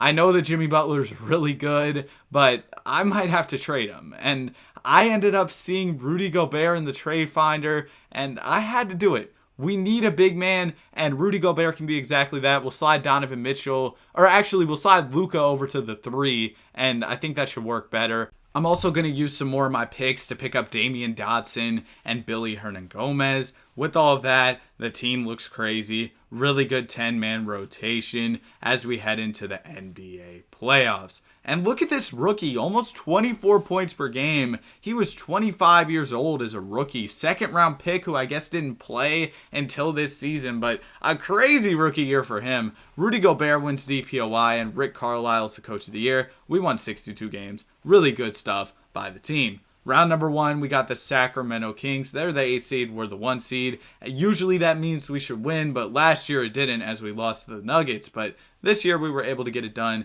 in a sweep. Round number 2, we got the Houston Rockets. The Rockets with James Harden, CP3, Clint Capella. So hopefully we'll be able to beat them as well. This is actually more of a close one. We'll check out the squad outside of James Harden, CP3, and Capella to see who they have because we're going to a Game 7 against a 47-win Houston Rockets team. I mean, they have like Harrison Barnes. Clint Capella's a 91 overall, which is crazy. But let's go ahead and hop into the Simcast for Game 7. In Game 7, it was pretty close, but we were able to pull it out. Luka Doncic with a big performance, and we just have so many guys who could score for us, and that was good enough for us to get the dub in this one. In the conference finals, we got the Portland Trailblazers. The Blazers still got Dame and CJ, and Nurkic is a 90 overall. A 90 is crazy, man. Let's go ahead and simulate this. Game 1 goes to us. Game 2 goes to us. We're up 2-0. And in Game 3, we're going to win as well. We're 1 game away from the finals, and we win in a sweep. The last team between us and an NBA championship is the Milwaukee Bucks with Giannis Antetokounmpo. Outside of Giannis, though, their team isn't that crazy, and ours is really deep, so hopefully we'll be able to get the dub. We're up 2-0. We're up 2-0. Come on. Okay, they take a game. They take 2 games. We got to simcast this Game 5. No way we're blowing a 2-0 lead. We take Game 5 by 15 points. Big game from Donovan Mitchell. 8 for 8 shooting from Rudy Gobert. He's proved to be a really good pickup. He won DPOY. I think that trade has really worked out well for us. Giannis with 24 points. That's not going to be good enough, and we just need one more win. But we're not going to get it. We're headed to a Game 7 here. NBA Finals, our season on the line, all this rebuilding I've done. Eric Bledsoe dropped 37 to force this one. Somebody's got to guard Eric, man. Come on now. But we've got this Game 7 here. Let's see who wins it. And we lost. We lost in Game 7. We were up 2-0 in the series. We won Game 5 and took a 3-2 lead. And we still lost. Giannis 44, Eric Bledsoe 31. Why was Eric Bledsoe cooking us like this? I know Giannis is like that, but Eric, really? You're him? You're that crazy? This is what the team's looking like in the offseason. It's a really good squad. I did actually pick up Nerlens Noel and Harry Giles at the trade deadline, but I didn't show those clips, man. We are almost 30 minutes into the video, and we've got a lot more teams to rebuild, so I'm trying to save y'all a little bit of time. Kyrie Irving did accept his player option, which is big for us because we're kind of worried about the salary cap at this point, especially with some of our players needing paydays. I am going to go out and trade Harry Giles for Domantas Sabonis. thought this was a pretty good move. We've had a solid offseason so far, but now we've got a problem. Luka Doncic, we can't afford to bring him back. We don't have enough money. So, sorry, Sabonis. I know we just picked you up, but we might have to trade you to save some money, and that's exactly what I'm going to have to do. It's unfortunate, but I can't lose out on Luka Doncic. He's literally the main player in this video. He's the guy who we're focused on in this one, and I was able to make a couple moves that saved us some money in the salary cap, and we were good to go, and I was able to bring back Luka Doncic on a big contract. We're getting to the point in the simulation where guys just don't really get offers because teams are so far over the salary cap, so nobody was really competing with me to sign Luka Doncic. We did end up losing out on Willie Cauley-Stein, and also we lost out on Jalen Brunson, which kind of sucks, but what can you do? We still have a super team. I feel like we should have won the chip last year, but hopefully this year will be our year. 58-24 on the season, number 1 seed. We've been doing this. We've been the number 1 seed. The final piece to the puzzle is that playoff success. We need that NBA championship. Kyrie Irving was really good for us this year. He's been like our main star. I mean, we got a lot of stars, but Kyrie's been like the leader for us. Round 1, we got the Golden State Warriors. They took a game against us. We're up 2-1. Let's get that 3-1 lead. We get it, and we're going to go ahead and get out of there in a gentleman's sweep. Round 2, we got a rematch with the Houston Rockets. Last year, it was a tough series. This year, I just don't think it will be. Our team just continues to get better and better through player progression,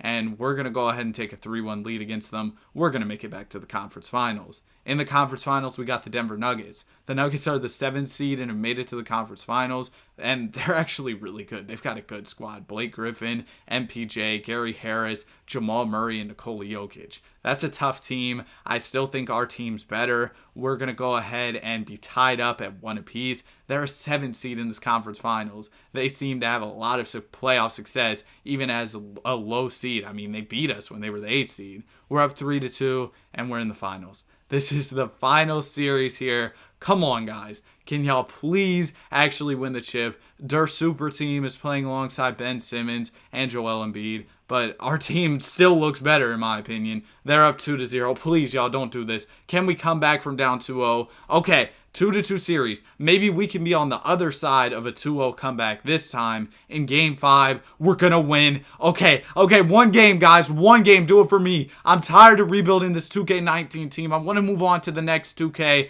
Please, one more game, and we will be NBA champions. Only the 2nd chip of this video, and we're going to get it. Rudy, the finals MVP is crazy. Congratulations to the team. Congrats to Rudy. Now we can move on to NBA 2K20. This is the best team I built by far. The last team, it was okay, but compared to this team, I mean, that team sucked. We went crazy in this rebuild. Now it's time to move on to NBA 2K20.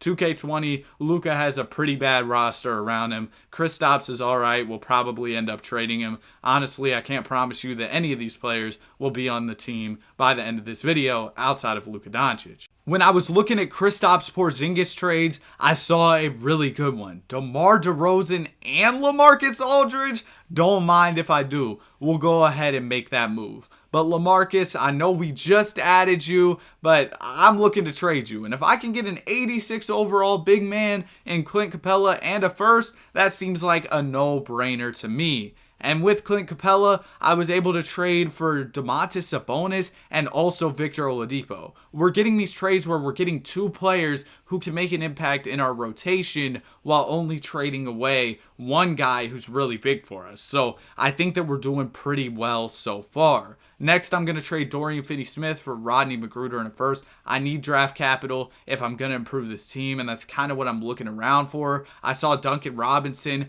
a 3-point shooter on a minimum deal. Why not do that? I saw Pat Bev in a first from the Clippers. I'll do that trade as well. We need picks if we're going to make big trades. Then I can use some of these picks to go out and get Steven Adams. Sure, Steven Adams will be a solid addition. We're trading away Tim Hardaway Jr. The team is by no means complete at this point, but I want to simulate a little bit and see how the team does. It's pretty solid, don't get me wrong, but I don't think we're championship contenders at this point. We're 32-18, but the West is tough. The Lakers, Clippers, and Warriors are all better than us, so we've got some more work to do. I was looking at DeMar DeRozan trades, and I actually saw Chris Middleton. He's one overall higher. He's on a longer-term deal. Why not do it? Jalen Brunson and Dwight Powell were next up in the trade finder. Saw Eric Bledsoe, aka Baby LeBron, 84 overall point guard. Thought that was another solid move for the team. I think overall the team got better at the trade deadline. We have a good amount of depth, and also our starting lineup is pretty good. I don't know if we're at that championship point just yet, though. Luka Doncic was All-NBA first team. I guess when you have a player like Luka, you probably are at least close to championship contention if you have decent pieces around him. And we're the number 3 seed, so we moved up from 4 to 3, a 60-win team, passed up the Lakers in the standings. So maybe I'm underestimating my guys, because 60 wins, that's no joke. We'll check out the player stats. Luka and Chris Middleton were a good 1-2 punch. Victor Oladipo was getting buckets for us. So was Eric Bledsoe, aka Baby LeBron. And Domantas Sabonis was solid for the team as well. Round number 1, we got the Portland Trail Blazers. Portland, Dame, CJ, y'all know the drill. This Portland Trail Blazers team, we've actually faced the Dame and CJ duo quite a few times. But this time, it's going to be an easy sweep. And in round number 2, we're awaiting our opponent. We might be waiting a while with these trash sim speeds. And it's the Golden State Warriors. Steph Curry, Klay Thompson, Wiggs, Draymond, and DeMarcus Cousins. Definitely a solid team, but are they good enough to take us down? We take game number 1. I'm going to go ahead and simulate the next couple. We're up 2-0. They take a game. We're up 3-1. And we go ahead and we beat them in a gentleman's sweep. We take down the number 2 seed. And now we got the Los Angeles Clippers. They were the number 1 seed this year. They've got Paul George, Kawhi Leonard. Definitely a really good all-star, superstar type of duo. So let's see how this series goes. They're only giving me the option to simulate round, which is really weird. Man, this game wasn't very good, was it? The simulation speed sucked. There's random little glitches like that. I mean, we got swept anyway, so I guess it didn't really matter if I simulated the round. But yeah, this game was kind of trash. I don't really like it.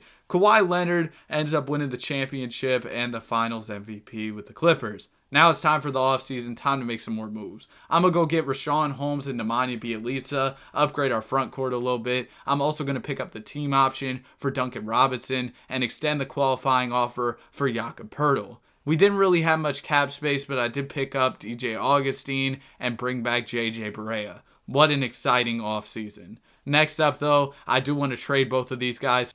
We're going to be making a blockbuster move for Shabazz Napier, 79 overall point guard. Then I'm going to trade Duncan Robinson and Jakob Poeltl. I see Bogdan Bogdanovic in a first. I'll go ahead and do that. But I want to make some bigger moves for this roster, and I think trading for DeMar DeRozan and Cam Reddish is exactly that, a big move. And Cam Reddish is young, so I can use him in another trade, and as you can see, this looks like a good one to me. We get Clint Capella and TJ Warren, but remember, I still have DeMar DeRozan, who I got in that previous trade, who I can use to go get CJ, who's younger, and fits an area of need for our team at the 2-guard spot. I also have Clint Capella, who I traded for, and if I can get Bam, who's younger and also makes less money, I will most definitely do that. So we go out and get Bam. And Eric Bledsoe, he's starting to get older. So if I can get Jabari Parker and a first that I can use in a future move,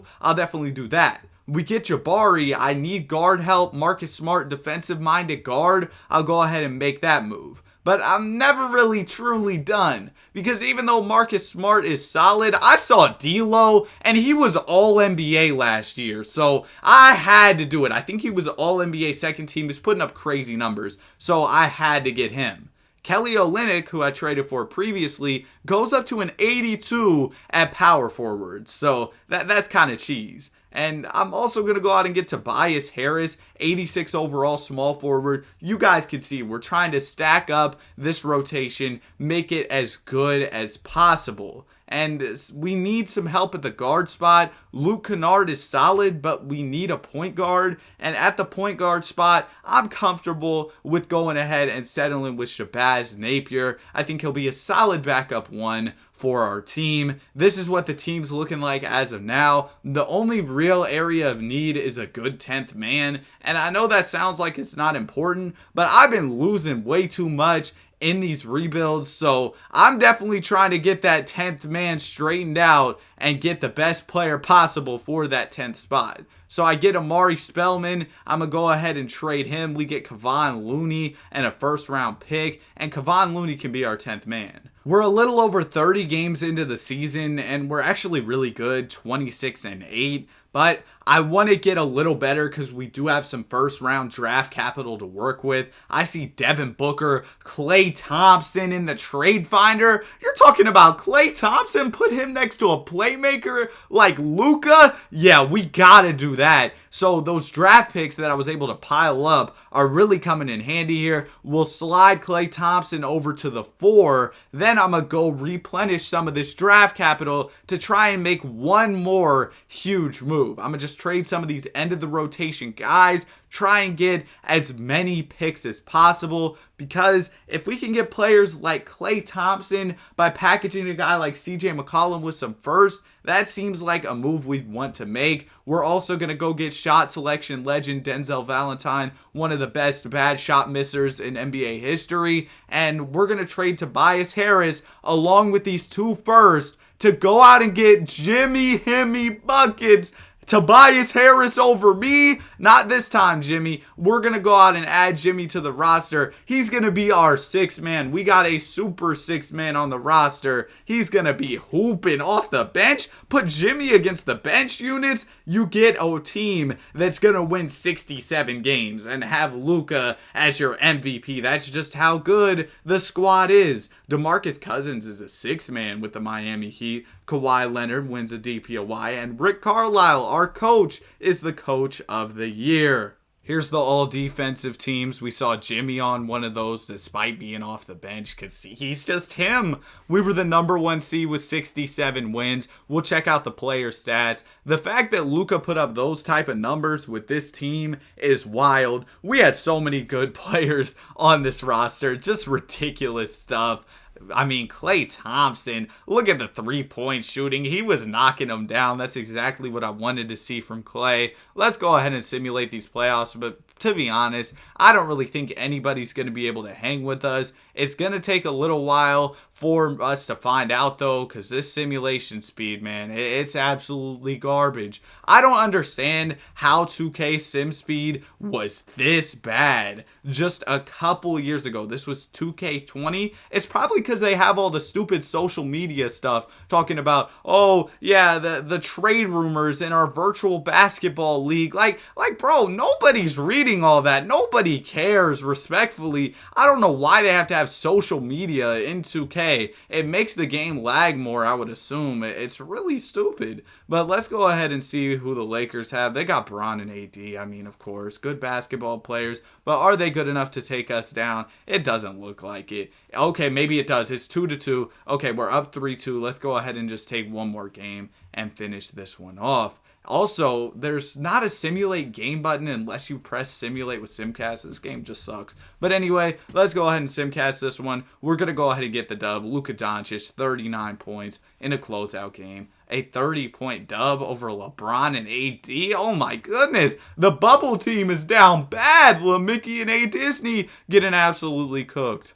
And guys, that's a joke for anybody who's going to get mad. I think that the bubble was just as real of a ring, or whatever people are going to say, a real ring. I don't even know, man. I just think it's stupid. Anyway, not the bubble stupid. I mean the whole, bubble ring is fake thing. I just think that argument is stupid. Anyway, we got the Celtics in the finals. Series is tied 1-1, but the Celtics are going to take the next 2 to make it a 3-1 series. Let's see if we can bounce back and pull off this 3-1 comeback. We take one game, and in game 6, we're going to go ahead and win. So we've got a chance to do this, and in game 7, we get a close one. We're up by 4 points here. Kemba Walker getting to the rim, misses it. Daniel Tice with the rebound, kicks it back to Kemba Walker. Kemba over to Rob Will. Tacos in, over to Jabari Parker. What is this lineup? Over to Daniel Tice, he greened it? What is going on? Do they have anybody under 6'10" in the game?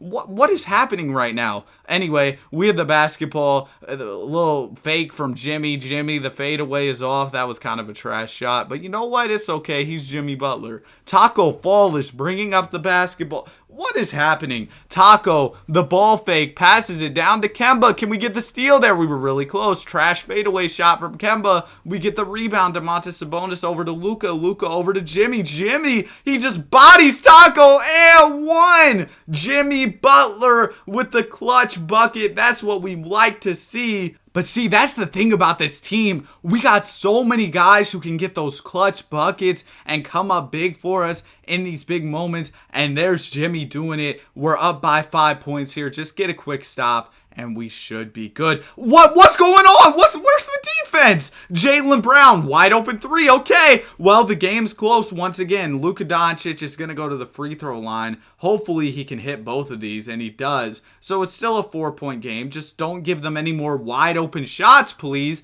and we should be good to go. Kemba Walker gets the screen up top. Kemba, the little floater is up, and it's off. He had the pass on the roll. There probably would have been a good open layup there, but he didn't make the pass, and we're going to go ahead and get the dub. The 3-1 comeback. Why does it say Luka's on the Celtics? He had the Celtics background. I don't know what was going on there. A little glitch in this absolutely trash game. I'm glad we're done with this one. I mean, I'm happy we won the championship, but man, this 2K was kind of trash. Let's go ahead and move on to the next one. Congrats to Luka. Now we're moving on to NBA 2K21. And we're running 2K21 last gen. You know why? Because the Xbox gives you about enough storage for 2 games. So I had to dust off the old Xbox One so we could run some NBA 2K21 last gen. I mean, the rosters are the same anyway, so it doesn't make too much difference. But this was the year where you could just cheese by changing the positions.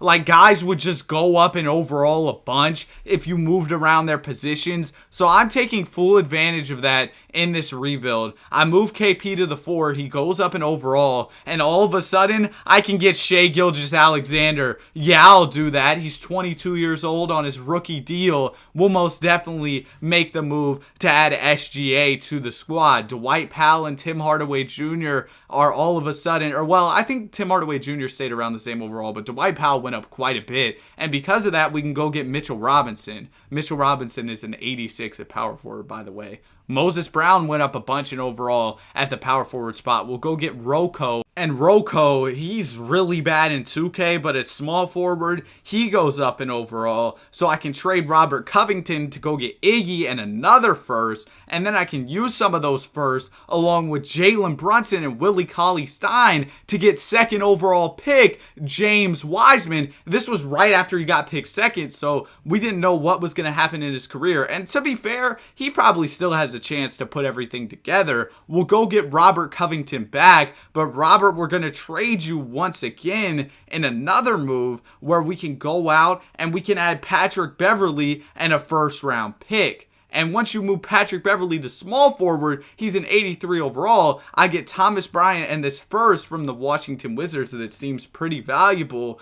Unfortunately, Thomas Bryant didn't go up at power forward. Most players do. The position cheese in this game was absolutely crazy. So we'll trade him for Jay Crowder and a first. This team really isn't that good, but it seems like they're exceeding expectations because around December, we were actually pretty well above 500. So maybe I can make a move to help this team out. I see Eric Gordon in a trade for Iggy and a second round pick. I'll go ahead and do that. Eric Gordon's going to make our team better. I didn't really want to do too much else. I kind of wanted this to be a transition type year because we could have cap space to spend in free agency and then add a big player that way and improve our roster even more. We've got good young players that we should be able to build with. And if we add like a veteran player on a max deal this offseason, I feel like that type of guy would be the missing piece for our team. Overall, James Wiseman was really good. Shai was really good. Luka was amazing this year.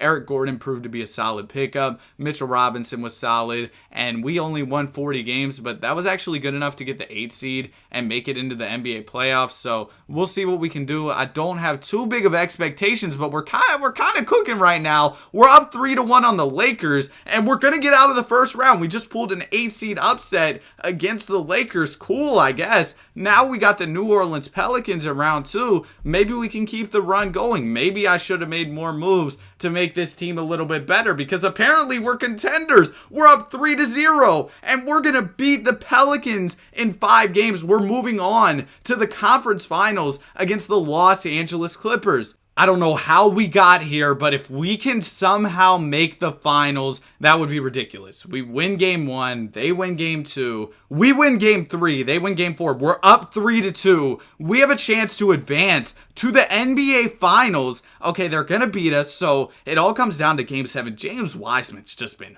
hooping, man. Oh my goodness. James Wiseman doing great stuff for the squad, playing well in the playoffs. Happy with the addition of him to the team. He's been really good. Reggie Jackson drops 23. Playoff Reggie. Let's go ahead and get into game 7 though. And unfortunately, we just didn't have enough experience to beat this Clippers team. We have a lot of young players on the roster. We made a really good run, so hopefully we can build upon that. We're going to have cap space to improve the team this offseason. And the Clippers went on to win the championship. We were really close to beating them in that conference finals series. We got a bunch of guys on team options. I'll go ahead and pick those up to bring them back to the team. That was kind of my strategy, was to get cheaper players. I'm going to trade Eric Gordon to clear cap space, but I realized cap space was actually gone. Like, we can spend as much money as we want.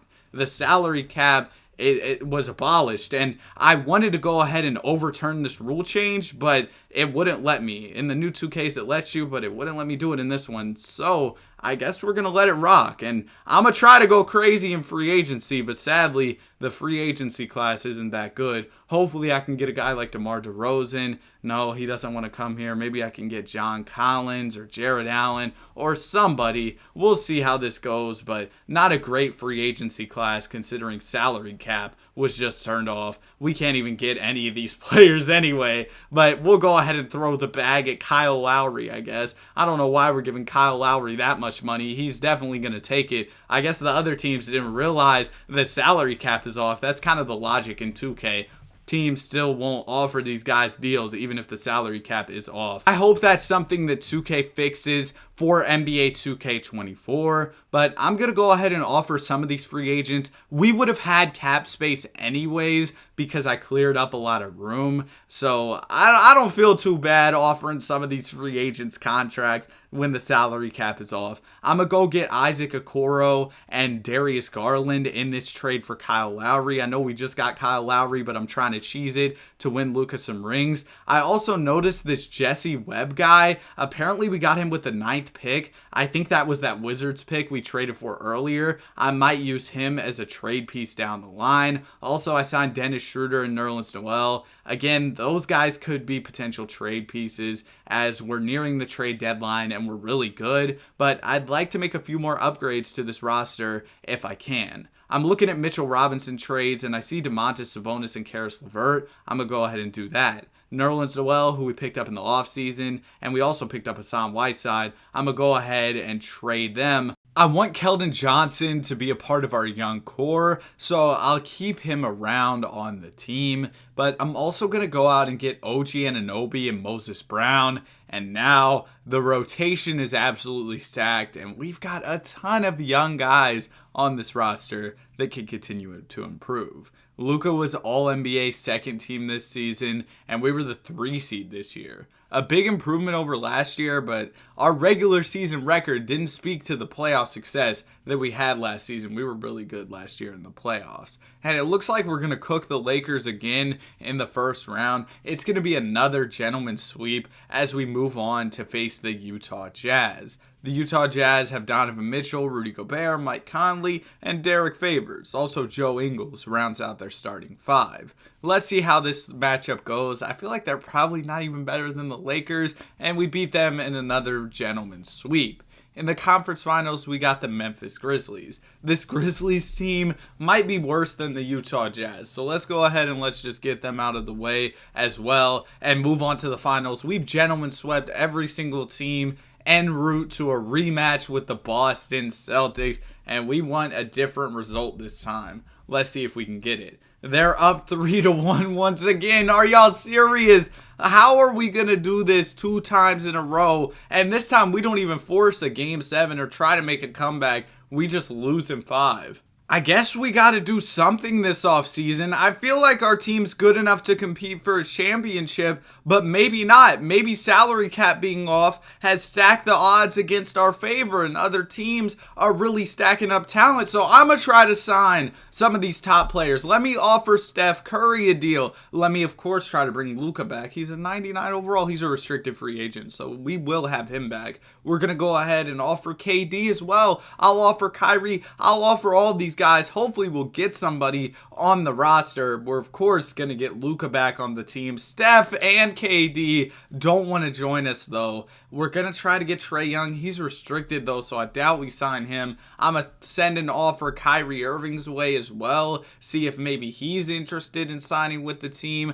I'm going to also give Jimmy Butler an offer. Himmy Buckets, we saw what he did in 2K20. I'd love to have him back. And we're actually going to get Jimmy Butler. We also landed Trae, but I bet, yeah, the Hawks are going to go ahead and match that. Kyrie goes to the Clippers. And I know Jimmy was really big and was good in 2K20, but if we can get MPJ and Jamal, I got to do it, man. So we're going to go land Michael Porter Jr. and Jamal Murray in a trade. Feel like that's a good one for the team. Let's be honest, I just casually built the best team in NBA history. I mean, look at the squad. Yeah, salary cap was off or whatever, but I cooked, man. The team is tough. If we somehow lose in the playoffs this year, it's not even my fault. Just blame 2K. I guess this is the moment of truth. We're going to see if this team can live up to the hype. We're actually the 8th seed, so we might not even get out of the first round. I don't know how we're the 8th seed. And we're facing Denver, who we traded Jimmy to. Oh my goodness, we should have kept Jimmy. And we lost in a gentleman's sweep. How does this team win 46 games and then get gentleman's swept, man?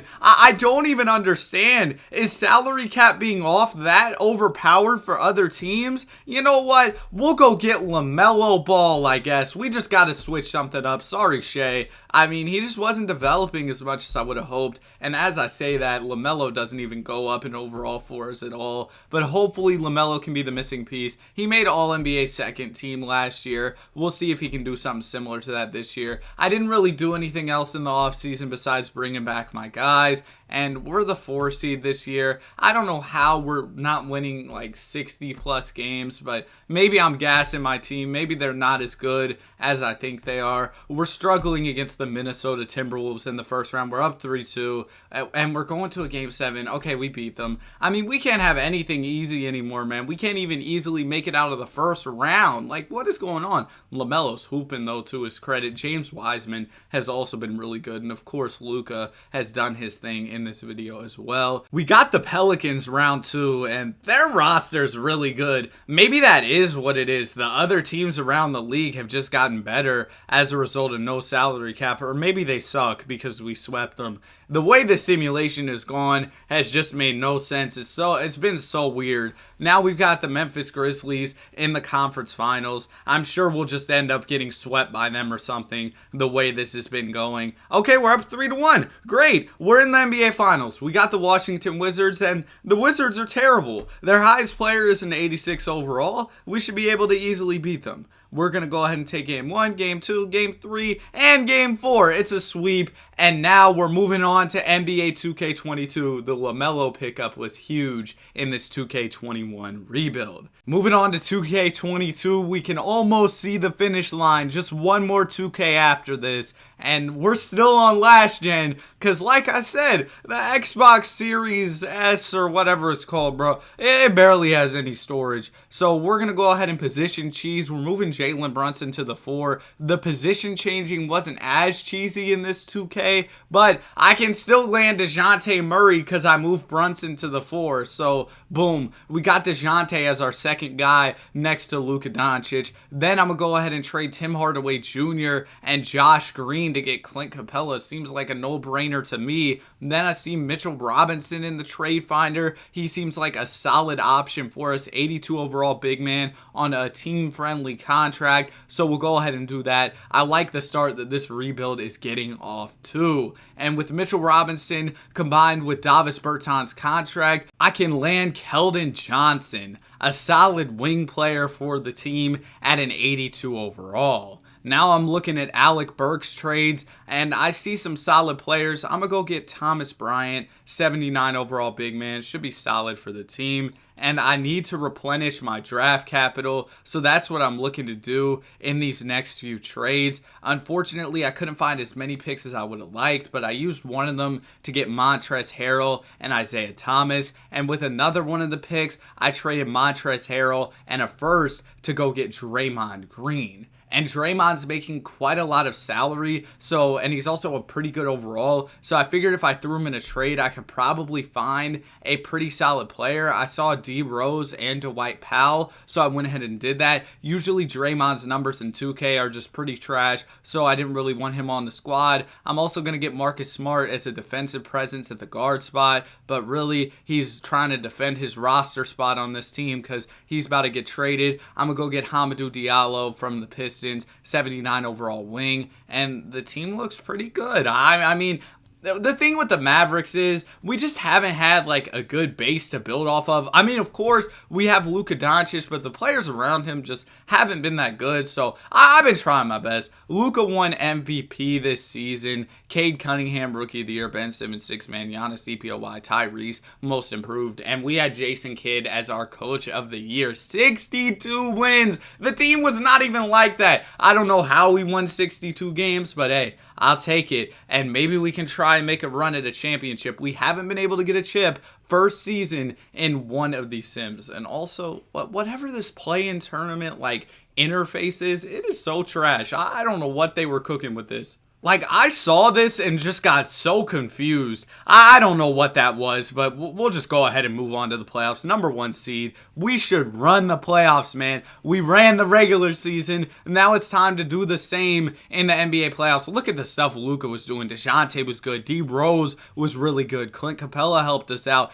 Keldon Johnson, Thomas Bryant. We had a lot of scoring on the team as well. Let's go ahead and get into round number 1 against the Minnesota Timberwolves. We're at 2K22 at this point, and the sim speed is still pretty bad. We go ahead and we beat out the Timberwolves in a sweep. Round number 2, we got the Golden State Warriors. And the Warriors have Steph, Clay, Wiggins, Kuminga, and Montrezl Harrell. They did end up trading away Draymond to us. We used Draymond in another move, but I think that move made them worse as a team, so hopefully we'll be able to take advantage of that. It's 1-1 in the series. They still haven't fixed the simulate game button in this game yet, which is crazy, but we're going to go ahead and beat them in a gentleman's sweep. Now we've got the Memphis Grizzlies. It feels like we faced the Grizzlies a lot, especially over at least the last 2K. I don't remember the other ones, but we'll go ahead and see how this series goes. It's 1-1. We're up 2-1. It's going to be 2-2, 3-2, and we have to go to a game 7. We're doing this the hard way, but hopefully we can go ahead and win this,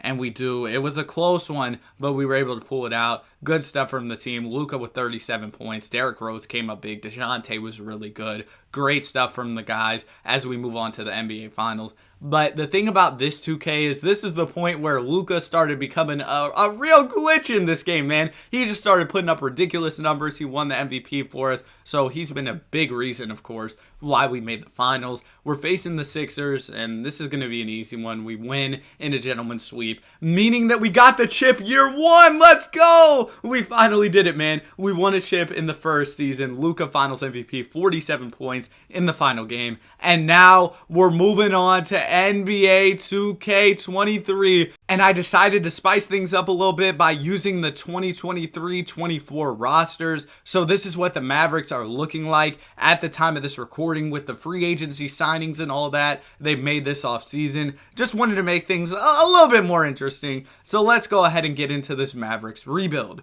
We're going to trade Jaden Hardy and Tim Hardaway Jr. first to go out and add Chris Middleton. Seems like a no-brainer to me. We also get Malik Beasley. And then I'm looking to trade some of these lower overall players on the roster for draft capital. We need picks if we're going to improve this team. And this 2K is pretty easy to go out and get picks if you want them. So that's what I'm aiming to do with some of these trades. I'm able to get a couple first by trading players in like the low to mid 70s. So why not go ahead and do that? I'm going to make this trade for Javon Carter. He's a little bit of a higher overall than Corey Joseph. I was hoping I could find a first round pick, but I did see Jayshawn Tate, 77 overall wing. So I'll be glad to go ahead and make that trade. But I'm looking at moves for Jayshawn Tate. I see Kevon Looney, Warriors legend, and we get a first. Don't mind if I do. And then I throw Grant Williams and Kevon Looney in the trade finder along with the first. I see Draymond Green. I wasn't too sure about that move, but Emmanuel Quickly and Mitchell Robinson.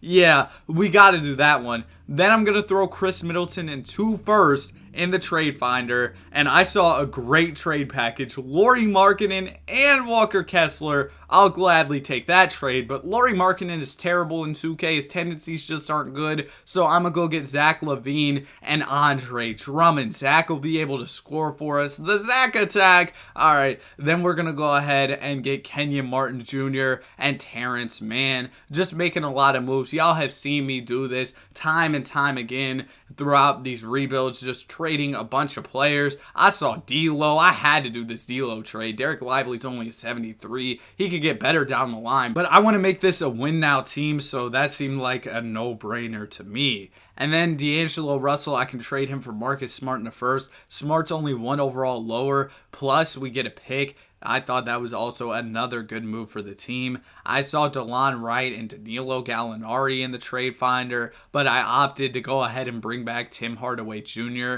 and Pat Connaughton. But with Tim Hardaway Jr.'s contract, I was able to trade for Clint Capella, 83 overall, a 78 overall for an 83? Sure, I'll take it. And the team looks pretty good. We're running Clint Capella at the 4 because spacing doesn't really matter in 2K, and we're going to go ahead and simulate this season.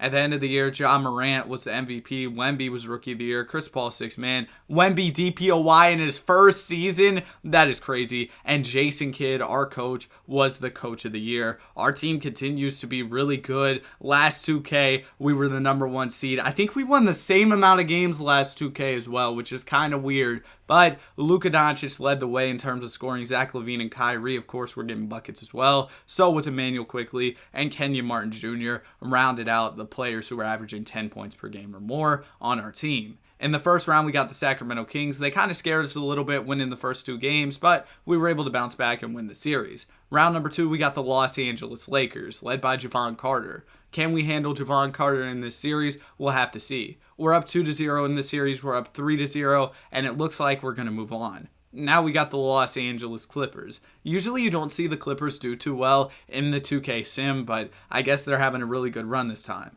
Game 1 goes to us. Game 2 goes to them. We're going to take Game 3, and it's a competitive series, 2-2. We're going to take a 3-2 lead, and we're headed to a Game 7. The Clippers. We had a Game 7 against them in one of the other 2Ks. I think we lost that one, though. This one, we're not going to lose. We go ahead and we win, beating the not the Philadelphia 76ers. We're facing the Sixers next. Give me a little bit of a break. We're a little over an hour into this video. But yeah, we beat the Clippers. Now we're facing the Sixers. James Harden really wants out in real life. So if we beat them, then that would be great. But if we lose, that would kind of suck, considering he might get traded from Philadelphia. Series is tied up at 2 apiece, headed into a pivotal Game 5, and we lose the Game 5. Are we really going to get dropped off by the trade request guy? Like, come on, man. Bro, and he won Finals MVP because, of course, Embiid's not going to cook in the playoffs. Oh, my goodness, man. That's terrible. This offseason, we got to make some more moves. I guess I'm going to go get Wendell Carter Jr. He's younger than Clint Capella, higher overall. We'll go ahead and make that move. But I didn't really see too much to do before free agency. I picked up Drew Eubanks, brought back Kenyon Martin Jr. Unfortunately, we lost out on Andre Drummond. I also did re-sign Emmanuel quickly, but there just wasn't a ton to do before free agency. Didn't see any good trade offers, but after things started to really heat up, I saw some great trades like this one for Desmond Bane. Don't mind if I do. I'll go ahead and take that offer. I'm looking at Marcus Smart trades, and I saw Chris Paul. And obviously, Chris Paul has never won a ring, so we'll go ahead and give him a chance at it in this one. I did try to trade him after. I just couldn't find any better offers. But yeah, Chris Paul is on the roster. This is what the team's looking like. We're absolutely stacked going into this season. Luka Doncic takes home an MVP. How many times have we seen Luka on that MVP screen in 2K23? Victor Wembanyama takes home another DPOY. Jason Kidd also was the coach of the year for us, so good stuff from J. Kidd. As we head into the NBA playoffs as the number 1 seed, once again, 65 wins, and every other team in the West was trash. Nobody even had 50 wins. We're simulating until we get into the finals, man. It's too easy. We're here. I kind of got scared when the Pelicans started to take a couple games, but we're here. We got the Orlando Magic in the NBA Finals. Their team definitely isn't better than ours, but when has that mattered? Let's go ahead and get into it. We're up 2-1 in the series. We're up 3-1. We got a simcast so that if we win the championship, we can see the celebration. But for now, we've got a close game. OG Anunoby has the ball down the lane. Oh my goodness. Oh, yo, OG. No, it was Chris Paul. Oh my goodness. Chris Paul got bodied. He got bodied. Oh my goodness, OG. That was ridiculous, bro. He got postered. He got put on a poster. I would hang that poster up on my wall. Let's see if we have an answer. I don't know if there's any coming back from that one. A nice little layup from Luka to put us up by 3 points. Good stuff from Luka, but man, that dunk was absolutely ridiculous. Paolo Banchero has the basketball. Paolo looking to get to the basket. Paolo in the post gets the little screen. Paolo makes it to the rim and he gets fouled. We're sending him to the line and he ends up converting on both free throws. We've got a 1-point game with a little bit over a minute left.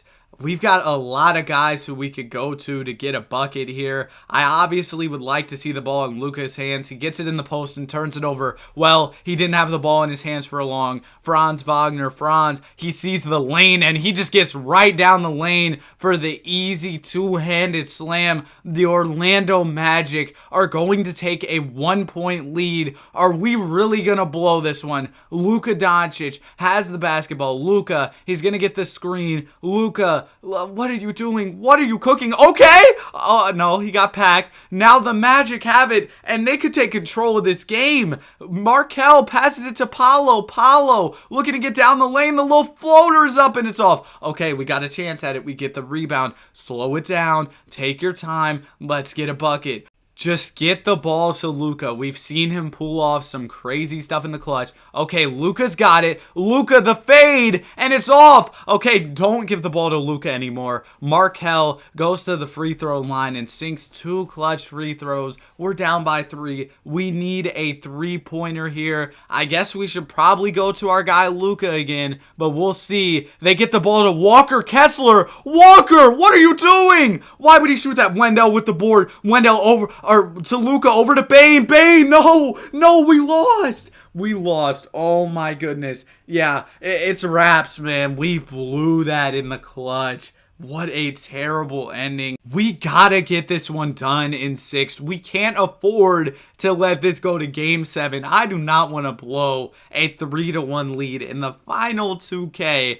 of this video. All right, the Orlando Magic have the ball. We're up by 2 points here, but we were up last time, and the Magic ended up coming back and winning. Franz Wagner, we just have no paint protection at all. Franz Wagner goes ahead and finishes the layup. Another big bucket for Franz. He's been going crazy in this one. Luka Doncic has the basketball. Luka, can we see a clutch play from you? Because last game, it was rough, man. Luka, the step back three, it's off. And now the Orlando Magic have it with the game tied. What is going on? Anthony Black has the basketball. Anthony Black, he's getting clamped by Luka. Passes it over to Franz. Is Franz going to be able to make another clutch play? Franz looking to get downhill. He gets to the basket. The little fadeaway is up. Oh my goodness, that was like halfway down. Now Chris Paul has the basketball. Not the guy I'd want to have the ball in the clutch, but we'll see. That was kind of a mean hezzy, although his defender did not fall for it at all. Chris Paul passes it to Walker Kessler. The awkward jumper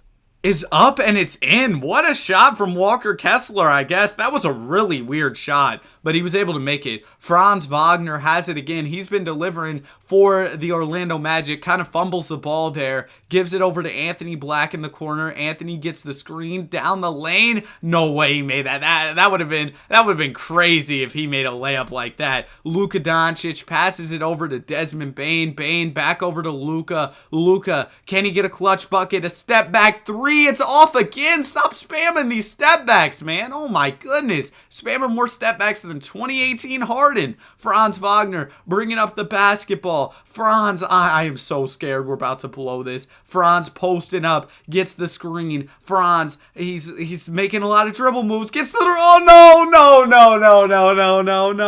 no. It's an and one. It's an and one. The game is tied, and if he hits this, they're up by a point. And of course he hits it because he's just the most clutch player in NBA history, I guess. Let's see if Luka has an answer to win the finals. Luka down the lane. The short jumper is good. Luka Doncic, he hits it. And there's barely any time to go. Can the Magic make one final play? Markelle Fultz, deep three. It's off. Luka delivered in the clutch. And we win. We are NBA champions. The final championship of the video. Thank you so much for watching this. If you made it all the way until the end, comment, I made it to the end. Real original, I know. But thank y'all so much for all the support on the channel. I had a ton of fun making this video. Took me a long time, but I think it was worth it. And this was like a perfect ending to it. Love the way the video ended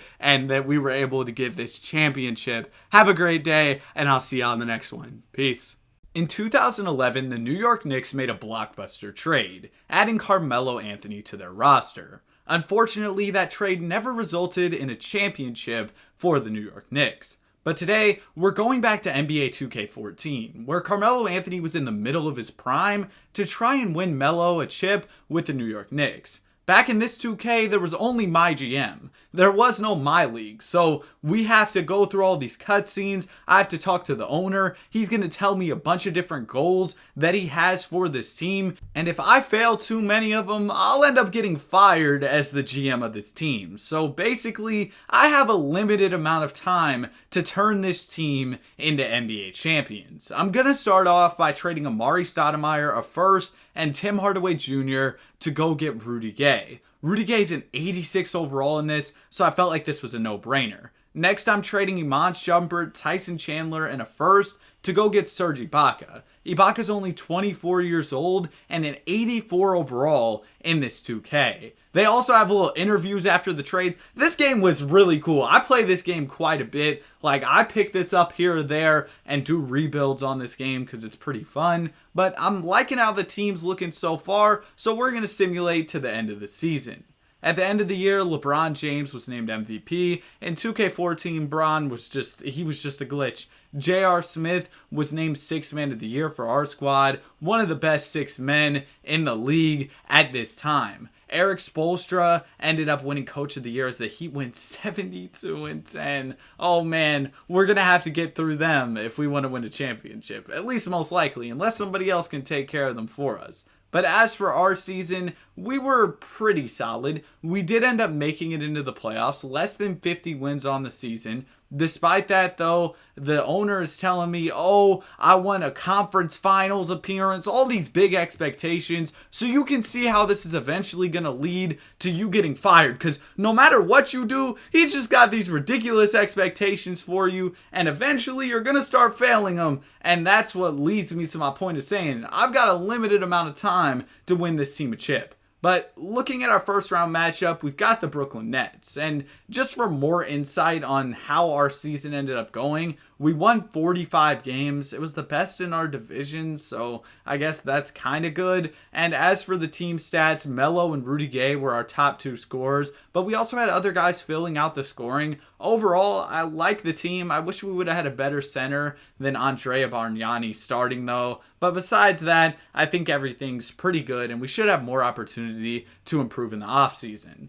In the first round, we're the 4 seed, so let's see how this goes in our 4-5 matchup against Brooklyn. We win game 1, we lose game 2, series tied up. In game 3, we're going to lose. Come on, y'all. Come on, lock in 2-2 series. We're going to lose. Oh no, here comes the owner. What's he telling me now? He says, oh, we got to get this one done. Force a game 7. And we did. And in game 7, we lost. And we had a goal to win the NBA championship. How do you expect me to do that with what I was given? The roster just isn't that good. All right. We're going on to the offseason. Apparently, J.R. Smith is mad. This game, it was pretty big on player morale and stuff. Guys would get mad and frustrated and things like that. So we've got to worry about that. And as a result, we're going to have to trade Melo. They also let you select your budget in this game, which was a pretty cool feature. You could choose how much you want to spend on players, payroll, and all of these ended up affecting you one way or another.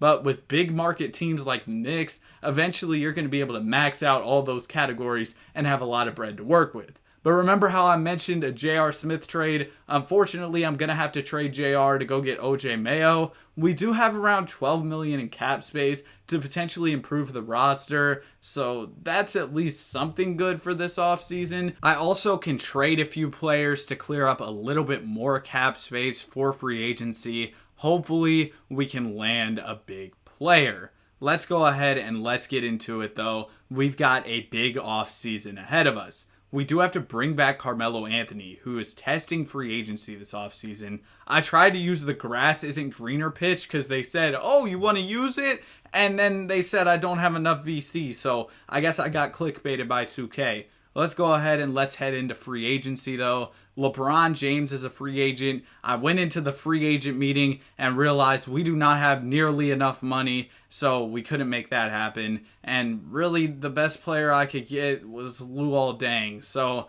I mean, Luol's cool. We'll go ahead and we'll try to sign him, I guess, and hopefully bring back Melo, because that's the really big thing for this offseason. I'm going to offer him a bag because I don't want to mess around. I don't want to see him going to another team. Hopefully, he will be coming back to our roster. Luol Deng is back. I don't see Melo re-signing yet, though. Hopefully, he comes back, and he does. Carmelo Anthony is back with the squad, and I also still had a little bit of money left. Well, a little bit is crazy. We're talking about millions of dollars. But in the NBA world, I had a little bit of money left to go out and sign Ray Allen onto the roster. He's old, but he can just shoot three-pointers and stuff. He'll be all right. I wanted some more floor spacing on the roster. That's always good.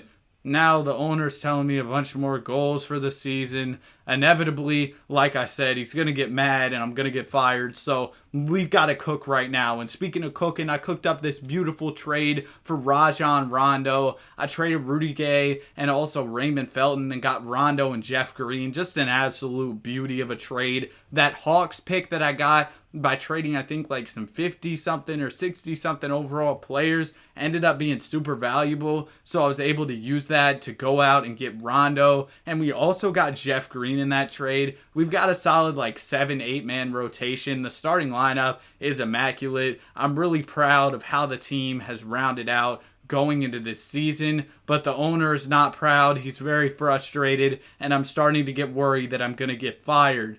Luol Deng is the 6th man of the year this season. Great stuff from Luol. I was underestimating how much he could help out the squad.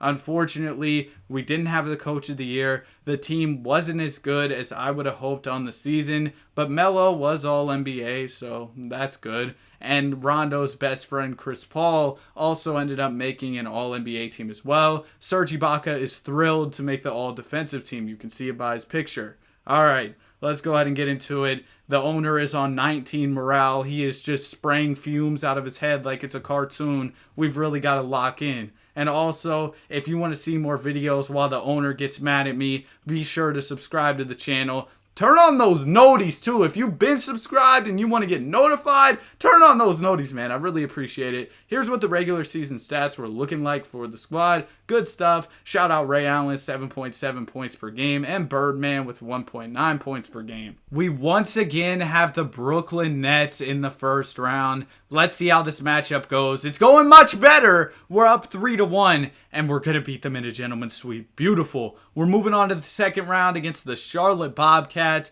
We take game 1 and game 2 and game 3. We might make the conference finals. Of course, the owner's not happy enough with that. He's like, oh, I want to sweep. All right, let's get this sweep, and we did it. He's not even mad anymore. He's just neutral. Next up, the Chicago Bulls. The Bulls are going to take game 1. We're going to take game 2. We're going to take game 3. We're close to making it to the NBA Finals. And my coach is talking to me about buying a weight room. We're not buying the weight room. Ask somebody else. Ask the owner. He's the one with all the bread. All right, we've got to go ahead and do something because we're down in this series facing elimination. We have to make this happen and make an NBA Finals. I'm going to increase the minutes of my star players and hope that's enough for us to get the job done in this game 6 so that we can force 7 and hopefully make an NBA Finals appearance. I mean, the squad is great. It's beautiful. I don't understand how we're not about to make the finals, how we're facing elimination here, but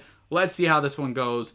We're going to lose in game 6. Oh no. The owner is frustrated. My job security's hanging by a thread, and the media has the audacity to ask me about it. I'm stressed out, man. I don't know what to do. We'll just go ahead and, luckily I didn't get fired yet, so we'll go ahead and allocate the budget the way I like that. I'm sure the owner's going to be mad about the way I did the budget. It's not looking good. We got to bring back Rondo this offseason. I tried to offer Kevin Love, but I didn't have any money to give him, so that's kind of awkward. I guess I'm just going to go ahead and leave the meeting. I'll walk away. They wouldn't let me use the mind trick pitch because he wasn't interested enough in the team. We just didn't have a ton of money. I did go out and sign Caron Butler to be a role player for the team, so a nice little bench pickup for the squad. I did also end up offering Rondo a deal. I mean, of course, we need Rondo on this squad, and hopefully he'll end up taking that contract. He does,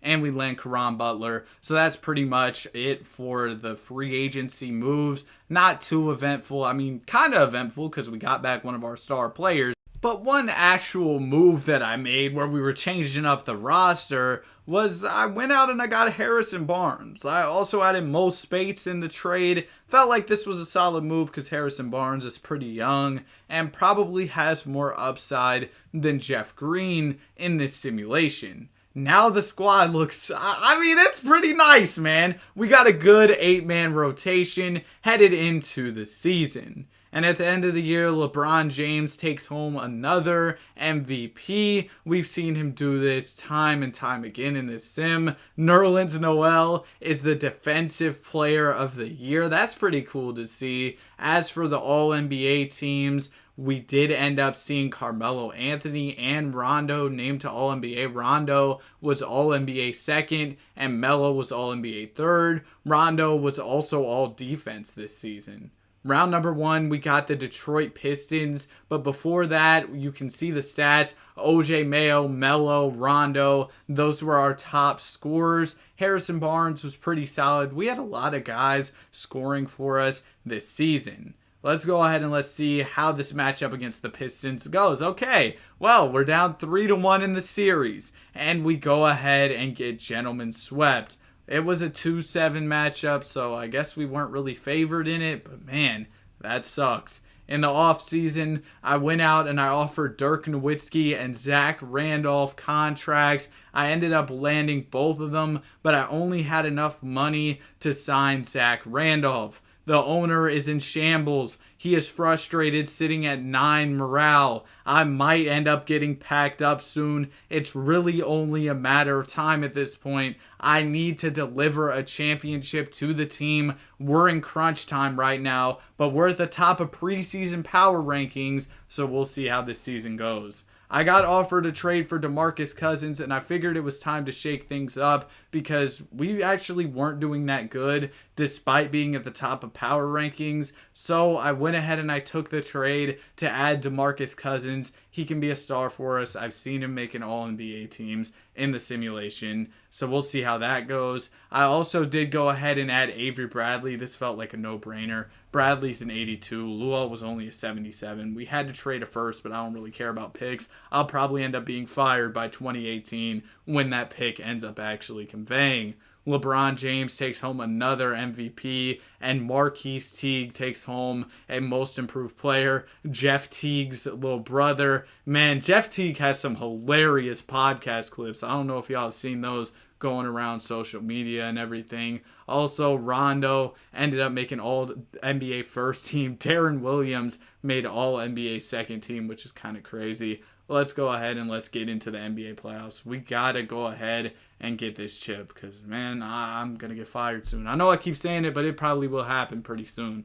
Round number 1, we got the Cleveland Cavaliers. At least they don't have LeBron James in this simulation. We'll see how this ends up going. The squad is kind of stacked, man. Avery Bradley, though, is mad. I think it's because his role was a starter, and he ended up coming off the bench. So I'm going to change his role to a 6-man, and then he just gets even madder. There's no winning, so I guess we'll just have to deal with the mad Avery Bradley in this year's playoffs. As for the player stats on the season, our New York Knicks were really good. We had a really good season. Melo ended up averaging about 23. I think I made the right decision picking up Boogie. He had a monster season. Rondo was really good. OJ Mayo was getting buckets. We'll see how this first round series goes. Hopefully we can at least get out of this. And we're down 3-0. Oh no. Oh no. Man, we had home court advantage going into this matchup. GM's on 5 morale. We gotta win. We take a game. We didn't get swept.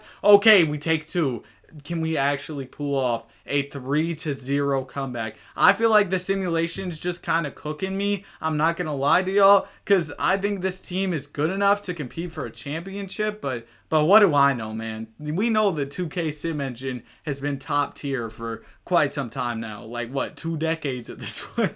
Nah, man. The Sim just has never made much sense. We went ahead and we lost, so that sucks. We're going to go ahead and head into another off season. I'm surprised the cutscene where I get fired hasn't popped up yet. Luckily, we do have a lot of money to spend. I can go ahead and max out the budget in every single area, so there's really no excuses. I must just be a Mickey Mouse GM because we should really be winning NBA championships out here. He's given me all my goals as we head into this season. I didn't really do anything in the offseason. We're number 1 in the power rankings again. We saw how that went last time, but we weren't doing that well. And I got an offer for Kobe, Avery Bradley for Kobe. Remember, Avery Bradley was mad anyway, so I went ahead and I got Kobe. He was still hooping in this simulation, so I had to do it. Kobe Bryant, welcome to the squad. We're going to go ahead and put him into the starting lineup because his role is starter. I'm going to move Mo Spades to the bench, and the team looks beautiful, man. So hopefully that actually means something and we'll be able to compete for a chip.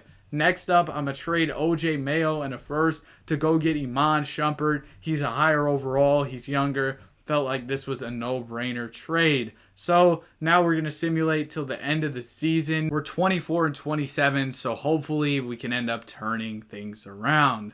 Unfortunately, I wasn't able to see if we would turn things around because I got fired. And you know what? I'm not going out like this, man. I'm going to go ahead and make a scene. You're firing me? Me? I am the New York Knicks, man. So we got fired. I got sent into this cutscene where I was sitting out in a room and I was just waiting and watching the days pass. And ultimately, we didn't win a championship. And man, I tried my best. I'm sorry, Melo. Hope you enjoyed the video. Have a great day. Be sure to like and subscribe.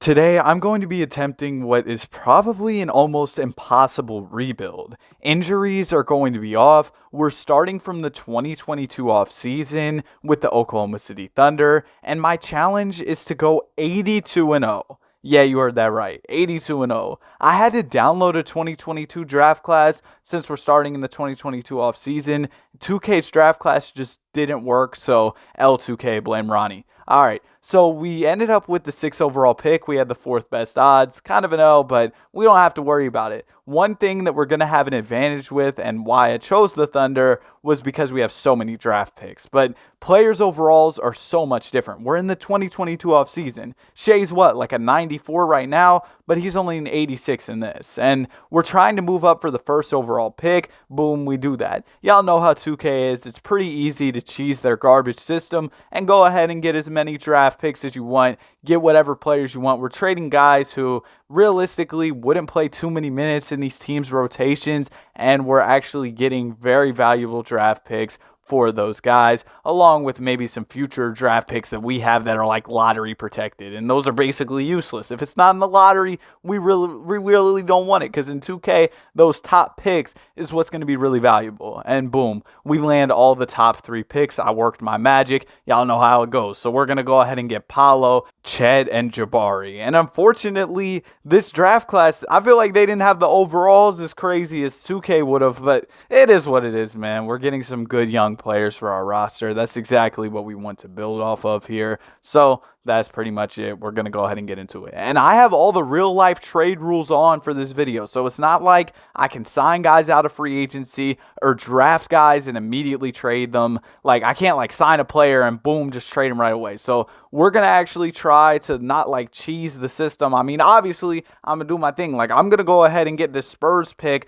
by trading away Kenrich Williams in a future second, because the Spurs, they'll probably be bad. The Magic, they'll probably also be bad. So we'll do y'all a favor. We'll trade Derek Favors to, I'm so sorry, bro, but yeah, we're going to trade Derek Favors to the team, and y'all can take some of our other players. 68 overall Aaron Wiggins. Y'all can hold like a 2nd round pick. Boom. Now we have the Magic's pick. That should really help us. We get 2 picks that could potentially be very valuable, and I got some more strategies up my sleeve heading into free agency. I wanted to try and get a star, not because I really wanted to keep any of these guys. If it was like a 97, 98 overall player, I might have considered keeping one of these guys, but we're going to sign Zach LaVine. But Zach, you might as well have your suitcase still packed, because we will be trading you as soon as possible. Like I said, we're not going to have it where I can cheese and immediately trade them, but you better believe before the trade deadline this year, he's getting packed up. Thomas Bryant's also joining the team. We might look to trade him as well. So our roster, it's not very good, but we've got a lot of young talent, and we're on the come up right now. That's exactly what the goal is. We're 30-19. That's actually pretty good. We're the 6th seed in the Western Conference around halfway through the season. And the Boston Celtics, they're selling. Jason Tatum is available for trade. Remember, in this video, untouchables are on. I had all like the rules actually on, and we're trying to make this move for Jason Tatum. And ultimately, it took a lot to get this trade done, but I was going to do it by any means possible. Jason Tatum, you are an Oklahoma City Thunder. That sounded so much better in my head. You're a Thunder? I don't know. It would have been cooler if it was like, you were a Laker, you're a Raptor, you're a Bull, but I don't know. Thunder just doesn't really have the ring to it. Shout out Chris Paul. He did finally defeat the Scott Foster curse, though. We also go ahead and trade for Scotty Barnes, because why not?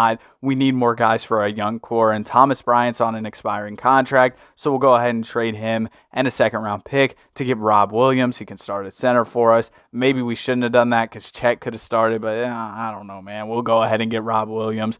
Trae Young is our MVP, and then Cade Cunningham, Andre Drummond, Rudy Gobert is still in Utah, because remember, we did this from the 2022 offseason. So some players are on different teams, like Katie and Kyrie, they're still in Brooklyn. It's crazy to see how much the league has changed in such a short time. We're here in the playoffs. It doesn't really matter that we lost in the 2nd round. Maybe I'm just saying that because I'm mad we lost, but you know what? We're just going to get into the offseason. We need to make some real progress on trying to go 82-0. And I held on to this pick from the Orlando Magic, which ended up landing at 6. We had top 3 best odds, but ended up getting the 6th pick, which kind of sucks. But I'm going to try to trade up to second overall. We just recently traded with the Toronto Raptors to get Scotty Barnes, so hopefully we're good pals and well acquainted so that we can go ahead and make this move. I'm not really too mad about giving up the 6th pick. I want to get up to second, and we do exactly that. But then I was like, who am I really going to take that's going to make a difference with the 2nd pick? So I decided to go ahead and trade that draft pick. And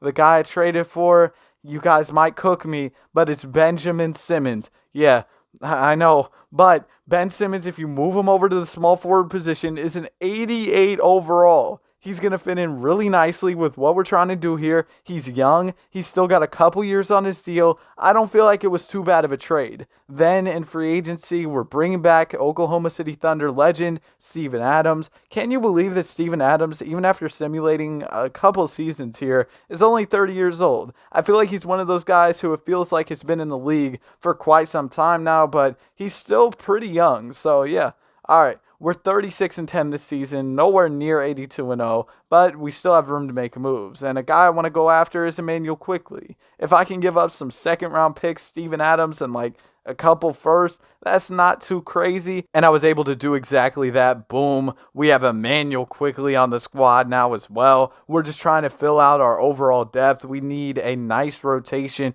preferably like 8, 9, 10-man rotation. Like, we want to have some depth here on this team. It's going to be difficult to do, especially with the salary cap, but that's why I'm trying to get these moves done now. Try to get guys who are on rookie scale deals, and also Victor Wembanyama's having a crazy rookie season. But what did I tell y'all about Ben Simmons? Look at him hooping in just year one with the team. We're the number 1 seed. That's good progress. No other team in the West ends up winning 50 games, and we end up losing in the second round. So we haven't really been able to get over the hump so far. I don't really care about playoffs, though. We're just trying to win regular season games. I mean, the greatest regular season team ever, the 2016 Warriors, blew a 3-1 lead. So what does the regular season even mean anyway? I'm still trying to get this 82-0 done. And why not go ahead and draft Bronny James to our roster? They have him just as LeBron James, but he's LeBron James Jr. I guess whoever made the draft class didn't add the junior to his name, but I don't feel like doing it, so I don't really blame whoever made the draft. We're going to go ahead and bring back Emmanuel Quickly to the roster. A little over $20 million a season for him. Or, well, a little is crazy because he's making like over $1 million more, and that's a whole lot of bread. Shout out Playboy Cardi. If you know, you know. All right, let's go ahead and let's get into it. We've got, what do y'all think? Okay, hold on. Forget all the player progression stuff. What's your opinion on Playboy Cardi's music? Anyway, I'm sidetracked. Let's get back to the virtual basketball rebuild. So we're going to go ahead and get into this season. This is going to be our first like real 82-0 attempt, and it got off to a good start, but 6-0 was as good as we could get, which kind of sucks. And by the trade deadline, we were like 41-8, or around the trade deadline time. But like that's cool. I would like to be better though. We're trying to make it to 82-0, and I feel like we have the personnel to at least be close. But 2K doesn't see it that way. Although Luka Doncic is available to be traded for. So what I want to try to do is get as many future first round picks as possible, and then try to put together a huge trade for Luka Doncic. You don't really see a guy like Luka become available because remember, in this rebuild, untouchables are on. So this is a rare occasion. This is a special occasion, man. And I tried everything I could, but I couldn't get the trade done for Luka. He wasn't untouchable, but the trade just didn't work out. And Ben Simmons was on the last year of his deal, so instead of making the move for Luka Doncic, I went ahead and tried to trade away Ben Simmons. It took 3 future firsts, but we got Anthony Edwards on the roster. Looking back on it, I think that the Ben Simmons move was kind of an L. We're also going to extend Jason Tatum here, give him a new contract with the team, give him more years, you know what I'm saying? But yeah, honestly, I think the Ben Simmons trade was an L because we gave up like the 2nd pick in that year's draft, and we ended up trading away 3 future firsts to add Anthony Edwards. I don't know, man. I think it was kind of an L. Victor Wembanyama's already the MVP in his 2nd season, by the way. This season, we win 70 games, which is really good. Don't get me wrong, but we still got to win more games. And also, we lost in the first round of the 8th seed. That really makes no sense. But 2K, go ahead, do your thing. And the Hawks, of course, are going to win the NBA championship. Now I'm trying to make a move involving Emmanuel Quickly. I can go ahead and get 2 guys on our roster in this move, so why not do that? I feel like we're going to need as much depth as possible, and Wendell Carter Jr. is still going to be a legitimate rotational guy for us. He'll be able to give us a lot, but we also get Pat Connaughton who can help in the rotation as well. Now, the problem is this offseason, we've got a couple guys we got to bring back, and I mean, yeah, they all want contracts, so this is going to be kind of rough. Hopefully, we can get under that hard cap and go ahead and add all our guys, and ultimately, we were able to do exactly that. Plus, we got Derek White and Buddy Hield on the roster, so not bad. I feel like our roster is pretty stacked. I'm not going to lie to you heading into this season. Let's see if we can go 82-0 this year. 3-0, 4-0, and yeah, we can only win 4 games before taking an L to the Miami Heat. Like, bro, I don't understand how we're even a team that's losing over 10 games in a season. It doesn't really make sense to me. Let me know what you think. Do you think this roster is good enough to at least be like a 74-75 win team? But I can go ahead and trade Wendell Carter Jr. for Jaden Ivey. Thought that was pretty much a no-brainer. Really the only move I made throughout the season. Now we're going to go ahead and head into the NBA playoffs. Also, Steve Forbes. Oh my goodness. He was going crazy year one. 84 overall rookie is wild. All right, let's go ahead and let's see if we can win this NBA championship this year. It really doesn't matter that much, but yeah, 67 wins on the season, man. Like, I don't understand how, but here we are, NBA Finals, Tatum versus Giannis. The Hawks got Giannis. Surprised we were able to beat them. I mean, the Hawks with Giannis is wild. We already know how much 2K loves the Hawks, and we're going to go ahead and try and bring back our guys, but I'm pretty worried about this free agency, to be honest. I don't know if we're going to have the money to bring these guys back.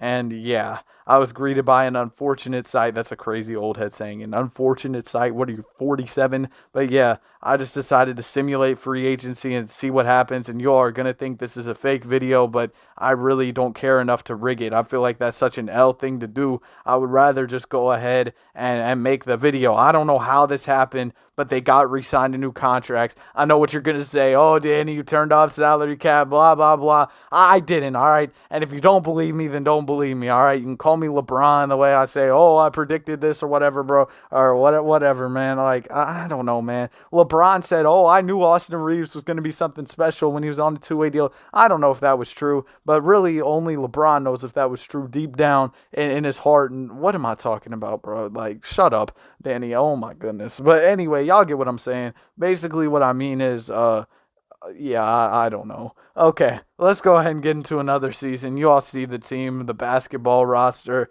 Let's go ahead and see if we can go 82-0. I don't know at this point, man. 2K's logic is kind of, bro, like, there is no way game number 4 of the season we should be losing, but we're going to go ahead and give Shea an extension. I don't know what happened to salary cap, but I didn't change anything, all right? I don't know what happened. You all are probably going to say the video is fake, but it doesn't matter. If I'm faking the video, we're only winning 65 games in an 82-0 challenge. I could at least fake it a little better. Maybe give us a couple like 99 overall players or something. No, we suck, at least in terms of this challenge. We can't even beat the wins record. I'm really an L at this challenge, let's be honest. We've got a lot of 90-plus players, though. We've got like 6 guys if you count the morale boost. And we got like an 88, 89, and we still can't really do anything. First round we win, second round we win. We win the conference finals. We're here in the finals facing the Cleveland Cavaliers. It doesn't really matter. Maybe we can win a championship, though. Yeah, we win in 7. That's cool, I guess.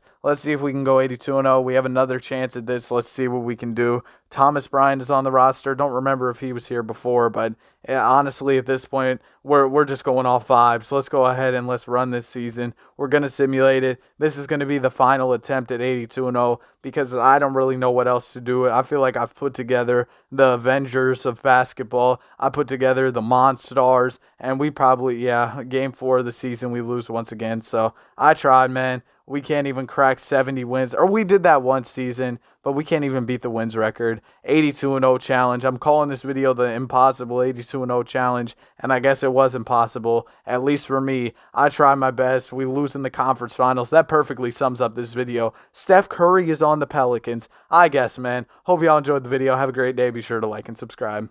I want to start the video off by saying what the Mavericks did last night was so lame. Tanking when you have a chance to get in the play-in is crazy. Like, I know teams rest their guys and stuff, but they had a chance, and the fact that they did that was lame. But anyway, let's go ahead and let's get into this video. Today, we're going to be getting Luka Doncic and Kyrie Irving some help. Essentially, what I'm going to do is I'm going to have all the real-life trade rules on, so I can't just, like, sign a player and immediately trade him or things like that. I'm going to have real-life trade rules on, and we're going to try to make this Mavs team as good as possible. Unfortunately, our pick was top 10 protected. It ended up landing at 11th, so not the best start to the video, and we don't have many picks to work with whatsoever. This isn't going to be easy. Don't even get it twisted, but I have a little bit of a plan. So hopefully this will work out for us, and we can turn this team into championship contenders in just one offseason. That's what I'm going to do because I'm an internet GM. All right, let's go ahead and let's get into it. We're going to trade Davis Bertans for a first-round pick because I'm an internet GM. Like I said, we're going to go ahead and trade Tim Hardaway Jr. Boom, we can get a first-round pick for Tim Hardaway Jr. Don't mind if I do. Then I want to go ahead and try to create as much cap space as possible so that we can trade for a max player and then bring back Kyrie Irving using our bird rights. The bird rights will allow us to go over the salary cap to bring back Kyrie, and then we'll also have that other star player and Kyrie Irving. Y'all see where I'm going here? Yeah, it's about to get crazy. So we're going to get a first round pick for Maxi Kleber. I could see that happening because Maxi Kleber, he is a pretty good player defensively. He can shoot the three, stuff like that. But yeah, this first part of the video is just about stacking up on draft picks so that I can make my next move. And now that I have a plethora, a treasure trove even, of draft picks, we can go ahead and make that move that I was talking about. And the player I have in mind is Darius Garland. He's good enough to where he can make a huge impact for us, but he's also not too good to where he's untouchable. Now, the Cavs do think that they're contenders, and that makes sense. They have Donovan Mitchell, Darius Garland, Evan Mobley, Jarrett Allen. They've got a great basketball team, lots of good basketball players. So we weren't able to get this trade done through filling the entire trade with first-round picks, so I had to go back to the drawing board, get back in the lab, but we're not going to give up on getting Darius Garland because getting him after player progression hits is going to be more difficult because his overall will have gone up. So I want to try to do this before player progression. I guess for now, we'll jump forward to free agency, kind of see what the plan is there, and then try to move forward. Kyrie doesn't even have any max offers from teams, so I feel like we should be good in terms of bringing him back, so that's good to see, but I still want to try to make this move happen so that we can go out there and we can get Darius Garland. And since I picked up the team option on Reggie Bullock and I also picked up the team option on Josh Green, that gives me a little more room to maneuver. I can try to make some other moves. And I saw Alperen Sengun in the trade finder, and man, getting a guy like that who's definitely going to progress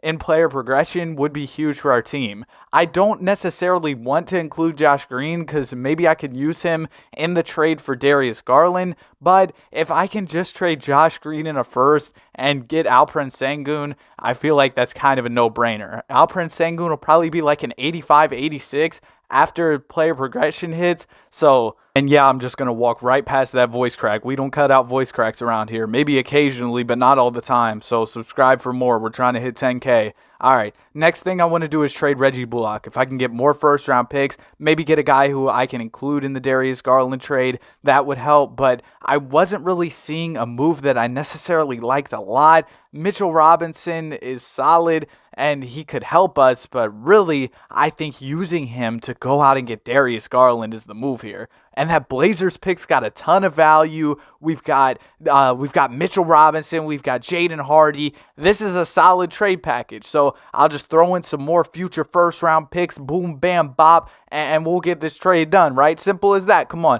Just give me Darius Garland, please. All right, boom. All right, now we got Darius Garland. We got Luka Doncic. We got Alperen Sengun. This team is not guarding anybody, but you don't need to guard anybody if you put more points on the board. All right, speaking of putting more points on the board, we still can bring back Kyrie. So we got Darius Garland, we got Alperen Sengun, we got Luka Doncic. I considered trading Sengun, but I think he's going to be a huge player for this team, and the trade offers weren't that crazy. So Sengun, you're safe. We're going to keep you on the roster. You can be our center. And then we've also got Luka, who's going to run the 3, Kyrie at the 2, Darius Garland at the 1. Do y'all see the vision? Because I see the vision. All right, I wanted to try and get some like role players for a second round pick. I don't really know what I was thinking here. They're really well. Who put him in the kitchen, bro? Because he cannot cook. Yeah, no more trades that can really be done here based on the guys we have, based on the picks that we're left with. We're just gonna go ahead and get back into free agency.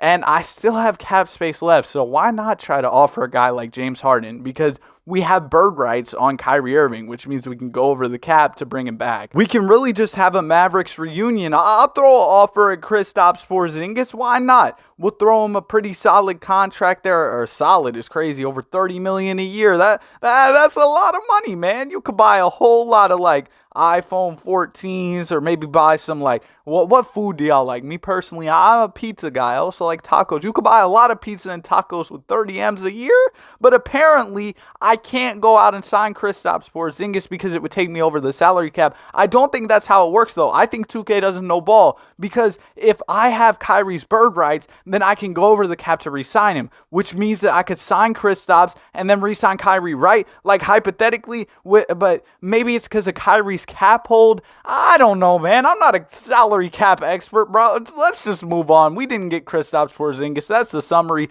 That's the synopsis. That's the plot line. All right, man. So we're going to go ahead and we're going to try to pick up somebody else. Unfortunately, we don't have cap space left. So we kind of got a little problem here, because we have Kyrie, we have Luka, we have Darius Garland, we have Alperen Sengun. And that's cool, but like, is our big offseason addition outside of those guys going to be Mo Wagner? No disrespect, but we need some other players who can really hoop. We need some... Okay, that was crazy. He would definitely drop me off. My bad. But what I meant was we need some guys who can like come off the bench, provide us with some depth, and like we're not going to have that. And Mo Wagner doesn't even want to join our sorry basketball team. My bad, bro. But like, oh my gosh, bro. I kind of sold because we need some depth. But this is really the position the Mavericks are going to be in, if you think about it, because their depth kind of sucks because they traded away some of their better depth guys for Kyrie Irving.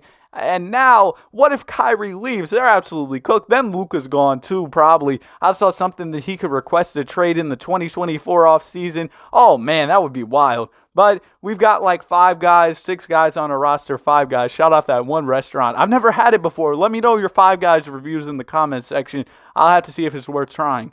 And now what I want to do is get into the season, and then around the trade deadline, that's where I can get some more depth. And we're here at the trade deadline. We're doing well, but the depth is lacking. So what we're going to do is try and upgrade. You know what I mean? And if we can do that, then we'll be in a great position. TJ Warren, don't mind if I do. TJ Warren was great in the bubble. I feel like everybody just associates the bubble with TJ Warren. Maybe we need to stop. TJ Warren is still good at basketball. I saw he had some good games with the Nets, I think. Now he's on the Suns. We'll go get Dante DiVincenzo, Warriors legend. And yeah, just packaging together some of these guys who are in the lower 70s. We're able to get some solid players. We'll take Udoka Azubuike and a first-round pick. We can use that first-round pick to get an upgrade to our roster. Kemba Walker's back. The Kemba Walker Mavs reunion we didn't know we needed, I guess. And we'll go ahead and we'll make another addition to our roster. We'll go get Kenrich Williams and Dwayne Dedmon. Then the final position we really need is a point guard. And we don't necessarily have too many players to trade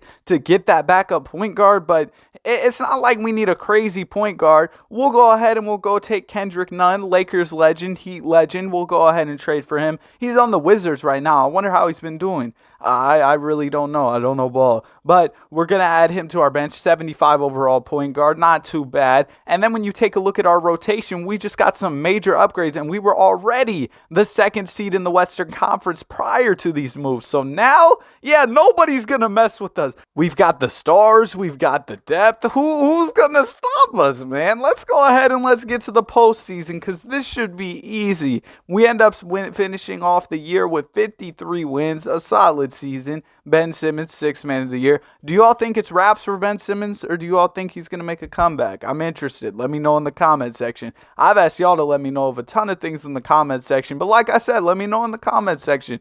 Darius Garland, most improved player. He's good at basketball and stuff. You know, he gets assists, he hits threes, he plays basketball. And yeah, this team's low-key ridiculous. They've got some of the two. Bro, I'm struggling. My bad. Hold on, Danny. Lock in. Take a second. All right. Okay, we're locked back in. But like I was saying, we got some of the best players for the 2K sim, like Darius Garland, Luka Doncic, and like Alperen Sengun, I feel like does solid in these. Kyrie Irving gets his buckets. And now we easily get out of the first round. Sorry, Dame. Please run from the grind. Round 2, we've got the Lakers. And even though they look pretty good with LeBron and AD, they don't look good enough. We're going to go ahead and beat them in a gentleman's sweep. Now we've got the Memphis Grizzlies. This is probably our toughest opponent yet. Well, I mean, most likely they are. You know, they were the number 1 seed. Ja Morant is a 98 overall, but we're still not scared of Ja Morant. We have 99 overall Luka Doncic. Maybe we should be scared, though. We're down 2-0 in the series. We take a game. Okay, we're down 3-1. We definitely should be scared.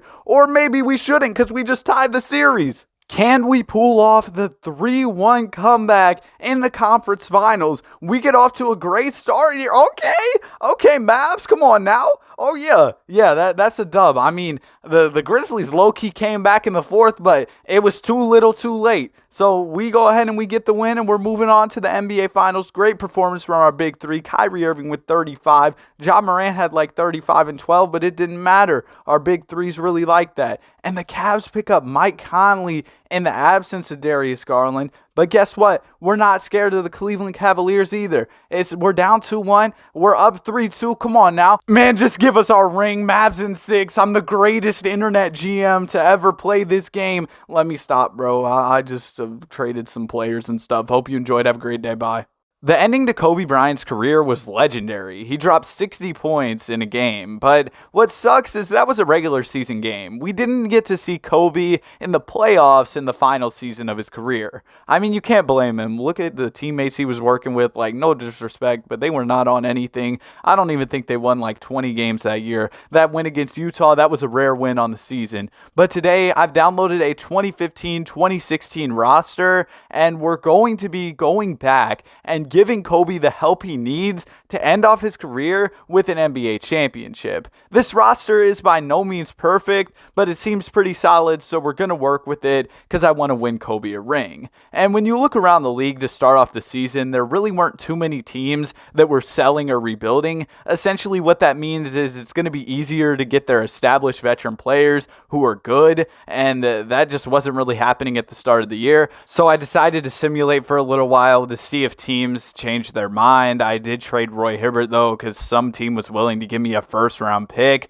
And by 25 games into the season, I realized we might be one of the worst basketball teams ever assembled. So I knew we had to do something if we wanted to turn this season around. And luckily, certain teams were deciding to rebuild. And I was just going to have to work with that because we couldn't afford to waste a year of Kobe Bryant at this point. With him already being 38 years old, we've got to compete. And I saw the Bulls were rebuilding with Jimmy Butler and Pau Gasol. I feel like both of those guys could be really solid additions to our roster. And I was also interested in John Wall and Russell Westbrook. They both weren't untouchable and they were high overall point guards. So keep that in mind. I'll try to make a trade for those guys, although they'll be pretty difficult to get considering they're both on contending teams that will likely be kind of unwilling to go ahead and trade them. But let's see what we can do. We're going to try to make a trade happen for Russell Westbrook. I really wanted Russ on this team because Kobe talked about how he really liked Westbrook's game,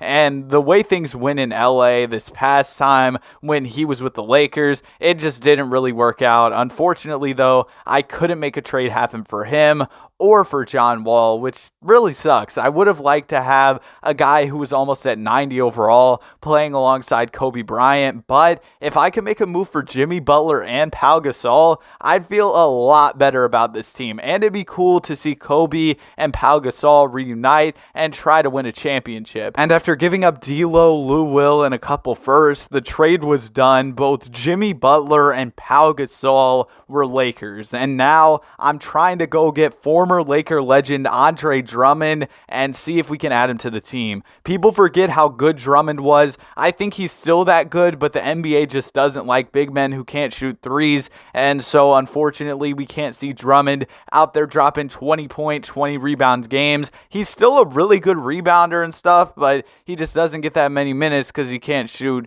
Honestly, it kind of sucks. I mean, I don't think post-ups are that entertaining, but like, he's good at basketball. I mean, he's on our team now, so that's cool. But you get what I'm saying? Like, I don't really want to watch a guy shoot post hooks, but like, he was really good in the post, and the post game is just kind of like gone from the NBA now for the most part, which is, I don't know, the old heads are probably fuming. But we're going to go ahead and trade our 2023 first round draft pick, try and get somebody good, and Isaiah Thomas is available, and look at the numbers he's putting up. We got to go get IT. That'll be a huge addition for us considering how much he was scoring. And then also, I went out and traded for Cam Payne and a first round pick. Cam Payne, he's now on the Phoenix Suns in real life. At this time, he was on the Oklahoma City Thunder. Him and Russell Westbrook were dancing and stuff. That was a cool era of Cameron Payne. I don't like Phoenix Suns Cameron Payne as much as I like dancing with Russell Westbrook Thunder Cameron Payne, but that's just my opinion. Let me know what you think in the comment section. Let me know all your Cameron Payne hot takes. I'm here for them. Tobias Harris and a roster filler player are joining the roster in this trade. And then I also went ahead and traded Robert Sacre. My bad. I don't know. And we went ahead and got Tiago Splitter. Whatever happened to all these guys who were in the league in like 2015, 2016? Like, there were guys who really weren't that old at the time, and now they just kind of disappeared from the league. Yo, I love this era of NBA though. Like, probably from like 2016 to like 2019. Like, I promise you, once Steph Curry retires, and like LeBron and KD, that era of players, I feel like for me personally, the NBA just won't be the same. Like Ja Morant, Shai Gilgeous-Alexander, those guys are cool, but the guys I grew up with, you kids wouldn't know anything about this, but I grew up watching LeBron James, Steph Curry, Kevin Durant. Those were the guys who were around when I was growing up, you know what I mean? So I really like those guys. They hold a special place in my heart. And also, here's the team. You know, I've kind of just been chatting. But yeah, those guys, really like them. Great at basketball. And it's going to kind of suck once they all retire. It's going to be a very sad day. But anyways, we're turning around our season. You can see the wins start to pop up for us. And eventually, the wins just continued to pile up some more. And boom, we were well above 500. I was a little bit concerned because we were like 6-19. We were awful, but we did a complete 180. We turned everything around, man. That was fire. And Russell Westbrook went out and won the MVP for the Oklahoma City Thunder. He wasn't untouchable by the Thunder, by the way, so I really wish I could have made a move for him. That kind of sucks. But Russ is All-NBA first team, Paul George, AD. We got Andre Drummond. Oh, man, that's Andre Drummond, a walking double-double back in the day when he was with the Cavs, when he was with the Pistons. That's an easy double-double if he steps on the court. We're in here as the number 2 seed. After starting off the season 6-19, we finished 57-25. What a turnaround for our season. Andre Drummond leads the team in scoring, closely followed by Isaiah Thomas. Had a ton of bucket getters on this team. Really like this roster. Very proud of the job I did as a GM. Feel like we've got a great squad. But I guess the playoffs will really tell us if we're really like that or if we're frauds. But the Jazz are the number 1 seed. But you know that one graphic where it's like they don't inspire fear in anybody's hearts or something like that? Y'all know that one quote? That's exactly how I feel about that awful Utah Jazz team. They do not scare me at all. We're about to go out there and cook. Well, if we get past the Houston Rockets, because oh my goodness, they have James Harden and Dwight Howard. This is the Dwight Howard revenge tour. He's sick and tired of how things went with the Lakers, and he's trying to get his revenge. And well, now in real life, like, he's cool with the Lakers. You know, he won a championship there, but at this point in the Dwight Howard character arc, you know, things were different. And in the playoffs, nobody scored that much worse, but like, everybody was efficient. I really can't complain too much. I don't really know what went wrong, to be honest. So I guess we'll try again next year, you know. But we're gonna have to override Kobe's retirement, which means this next year is basically all or nothing. We have to win win this season, or else Kobe will likely retire, and then we won't have a chance to go out and get Kobe that 6th ring. Now, there's an issue. We only have 4 players on our roster, and we don't have any salary cap space. So I'm trying to go out and clear some room, which unfortunately means we're going to have to pack up Pau Gasol. I know I was just trash talking that Jazz team, but now we're adding Derek Favors. I traded Jimmy Butler for Devin Booker, which was kind of a questionable decision, but I was just going off vibes, and I thought, why not? Man, this Suns team is, wow. That's a crazy throwback. Like, bro, like this era of the NBA, like I remember I was playing 2K17, talking to somebody on the party chat and stuff, and I got the notification that Booker dropped 70. Like, bro, that voice crack was wild. I didn't even know ball at the time, but I was like, Devin Booker dropped 70? That's wild, you know? Like the era of time where I really didn't know ball, but like follow basketball. Oh my goodness, great time. What a time. All right, I went ahead and signed some players in free agency. I'm going to absolutely cheese the system. I do not care. We are getting this championship. You can't even blame me. The Lakers did not give me any type of roster to work with in the first place, and I turned them around into a second-seeded team. So now, yeah, we're going to go out, sign players in free agency, and immediately turn around and trade them. I don't care. I'm the GM, all right? All right, this is what I'm going to do. We're going to sign players. We're going to trade them. We got Carmelo Anthony. You think he's safe on this team? No, we're packaging him and Devin Booker to go get Russell Westbrook. He just won the MVP award. Let's go get him. And boom, it's done. 2 firsts, and it was Melo, Devin Booker, boom. Russell Westbrook is now a Laker, but this time he's about to go crazy. Trust me, he really wasn't bad in his last tenure in LA. Just wasn't the right fit, because now you can see with the Clippers, he's low-key doing his thing. We do see a lot of regression from our guys, though, which is really unfortunate. Did go ahead and pick up some players in free agency, but didn't want to show everything on the video because, like, I was doing so much stuff, man. I'm not going to lie. I went out and made so many trades. I wanted to make this roster as good as possible. I really wanted to get this right for y'all and try to go out and win this championship. Let's go ahead. Let's get Corey Brewer, first-round pick. Boom, boom, boom. Kind of just filling out the depth on the roster, you know what I mean? Just trying to make as many moves as possible, fill out this team, make us a good team 1 through 10. We've got the depth, because depth is an important aspect of basketball. You know, I feel like come playoff time, you need 7, 8 players who you can rely on. But in 2K, you really need like 10, because guys get tired and stuff in 2K more so than they do in real life, I feel like. But man, I'm pretty proud of this roster that I assembled. But by the trade deadline, I realized Andre Drummond might have to go, because we got to get this team a little bit better.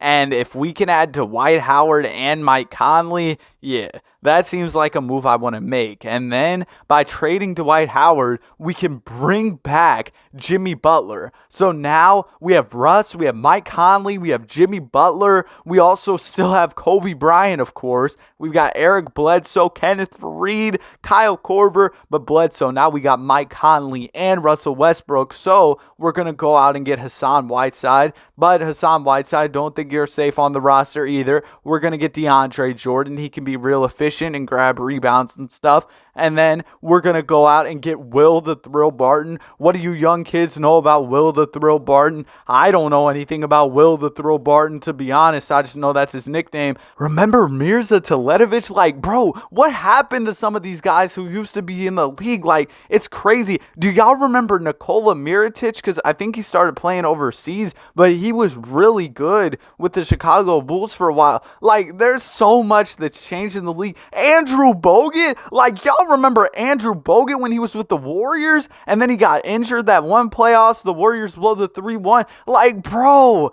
there was so much stuff that was going on at this time in the NBA specifically, like the storylines and stuff. And right now the storylines are fire too, but I'm just saying, I'm just trying to put y'all on if you don't know about it. Maybe y'all should go watch the 3-1 comeback highlights. Go watch some YouTube videos about the 2016 season or something, because it was a really interesting season. Maybe go watch some MVP Russell Westbrook highlights after KD left the Thunder, and then Russ went on a whole revenge tour on the entirety of the league, hit that 1-game winner against the Nuggets. If you know, you know. Like, that was legendary. And the Portland Trailblazers are the number 1 seed this season. Damian Lillard is a 90 overall, but again, I don't feel like that team inspires fear in anybody's heart, so I'm not scared. If you know the meme, you know, all right? So we're going to go ahead and get into this playoff run. I feel like we've got an absolute squad. I'm not worried about anybody going into these playoffs. And in round number 1, we've got the Sacramento Kings. The Sacramento Kings at this point probably hadn't been in the playoffs in at least a decade and a half, something like that.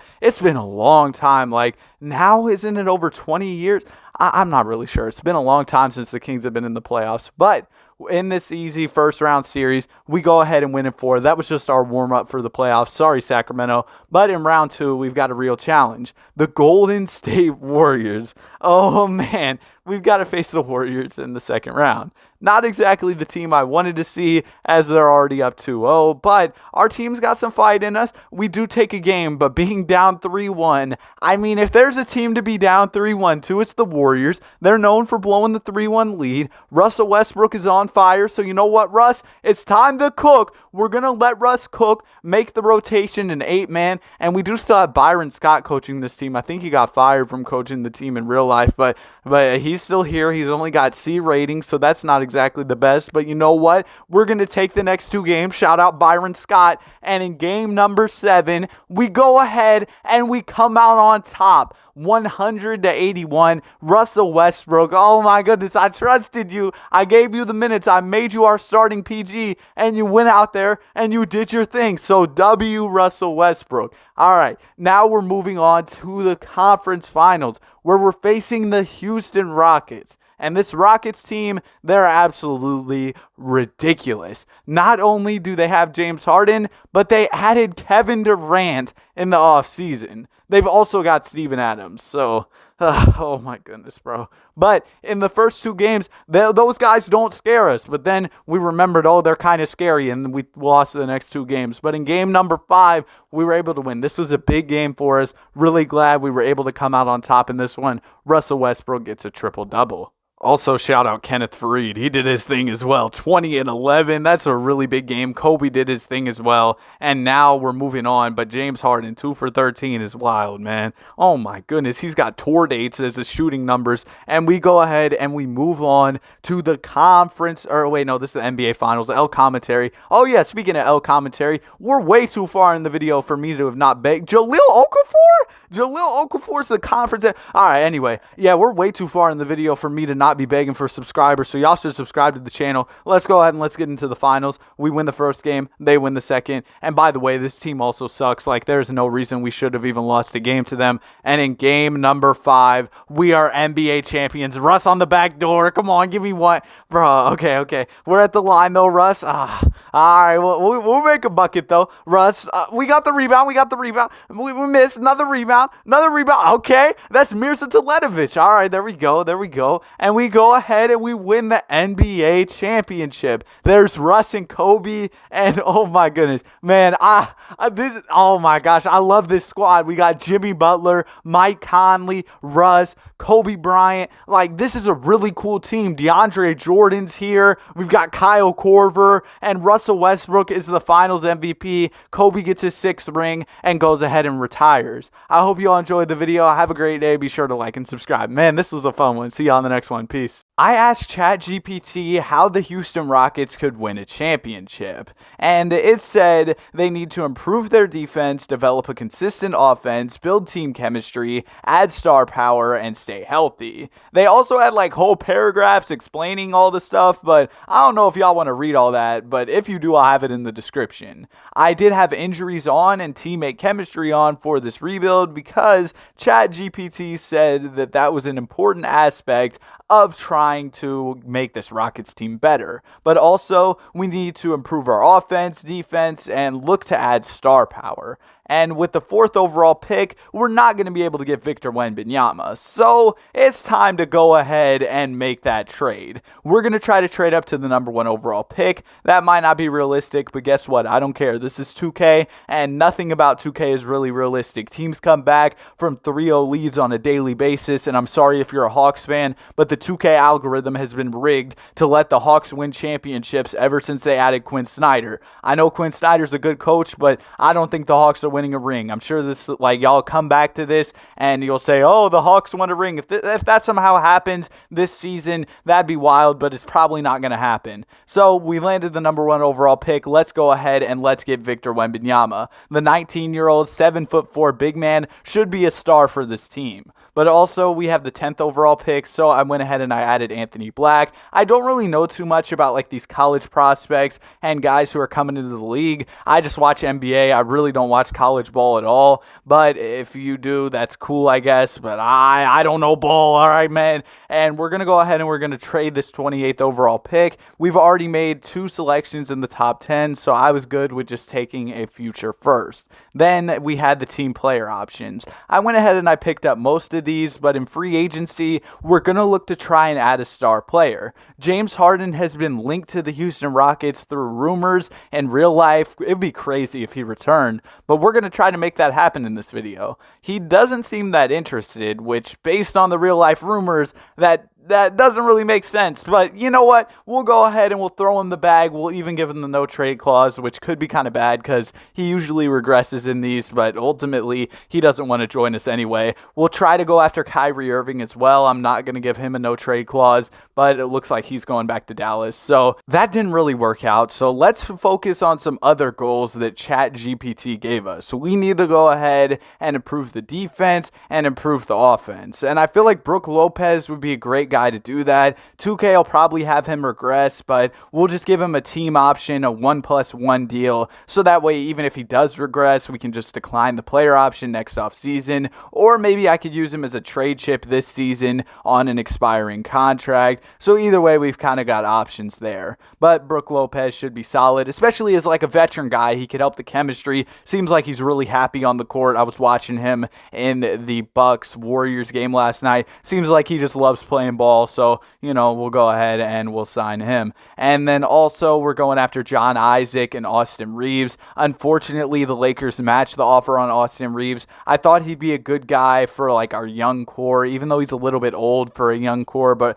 regardless, thought he could be a solid addition. Ultimately, that didn't happen though. So I went after some wing defenders in Josh Hart and Cam Johnson. They can be like 3-and-D wing players for us, and ultimately I was able to land both of them, which kind of made me realize I probably signed too many wings, but this roster is really like built for a trade. We've got a lot of young talent. We've got future draft capital. We've got guys on deals that are movable. So don't think this is our final roster. We will definitely get aggressive around the trade deadline because one of our goals from ChatGPT was to go ahead and add a star. And while Jalen Green and Victor Wembanyama can develop into stars for us, I feel like that might be too much waiting. We need to go ahead and try to get a star right now. So I'm going to simulate to around the trade deadline. Hopefully we can stay afloat around a 500 record until then, and then we'll try to see what teams are selling and rebuilding and make a move from there. And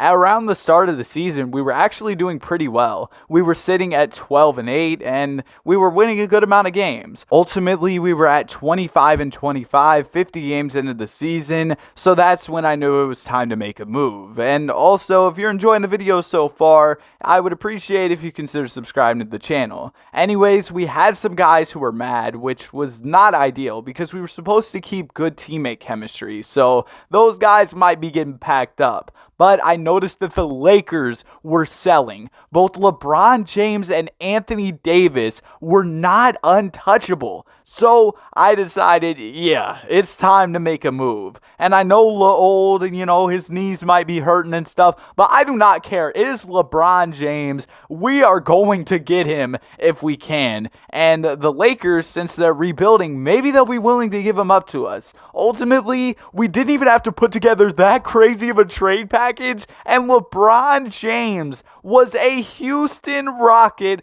Are you serious? And then I was like, okay, let's go ahead and let's improve the defense. That was one of our goals, and I went out and I added Nick Claxton. I then realized we have way too many big men. So, yeah, even though I just added Nick Claxton, yeah, you're going to have to pack your bags again. Welcome to Houston, but also bye. So, we're going to go ahead and we're going to make a move for Lonzo Ball. I really hope he can get healthy in real life, but in 2K, 2K. He is healthy, so we'll be able to see him hoop here, which will be exciting. We got the LeBron James and Lonzo Ball reunion. He'll help out our defense. We've got Jalen Green coming back for the offense. We traded away the guys who were hurting our teammate chemistry, and then I traded away Usman Garuba and Anthony Black to go out and add Jalen Duren and Gary Trent Jr. just because they were guys who could help us immediately. Even though our rotation when it comes to like the minutes being evened out wasn't, oh my goodness, bro, come on, Danny, wasn't exactly right. Yeah, ultimately, once guys got healthy, I thought it'd work out. So went ahead and simulated the rest of the season. We finished out very strong, and we're headed into the playoffs with a lot of momentum.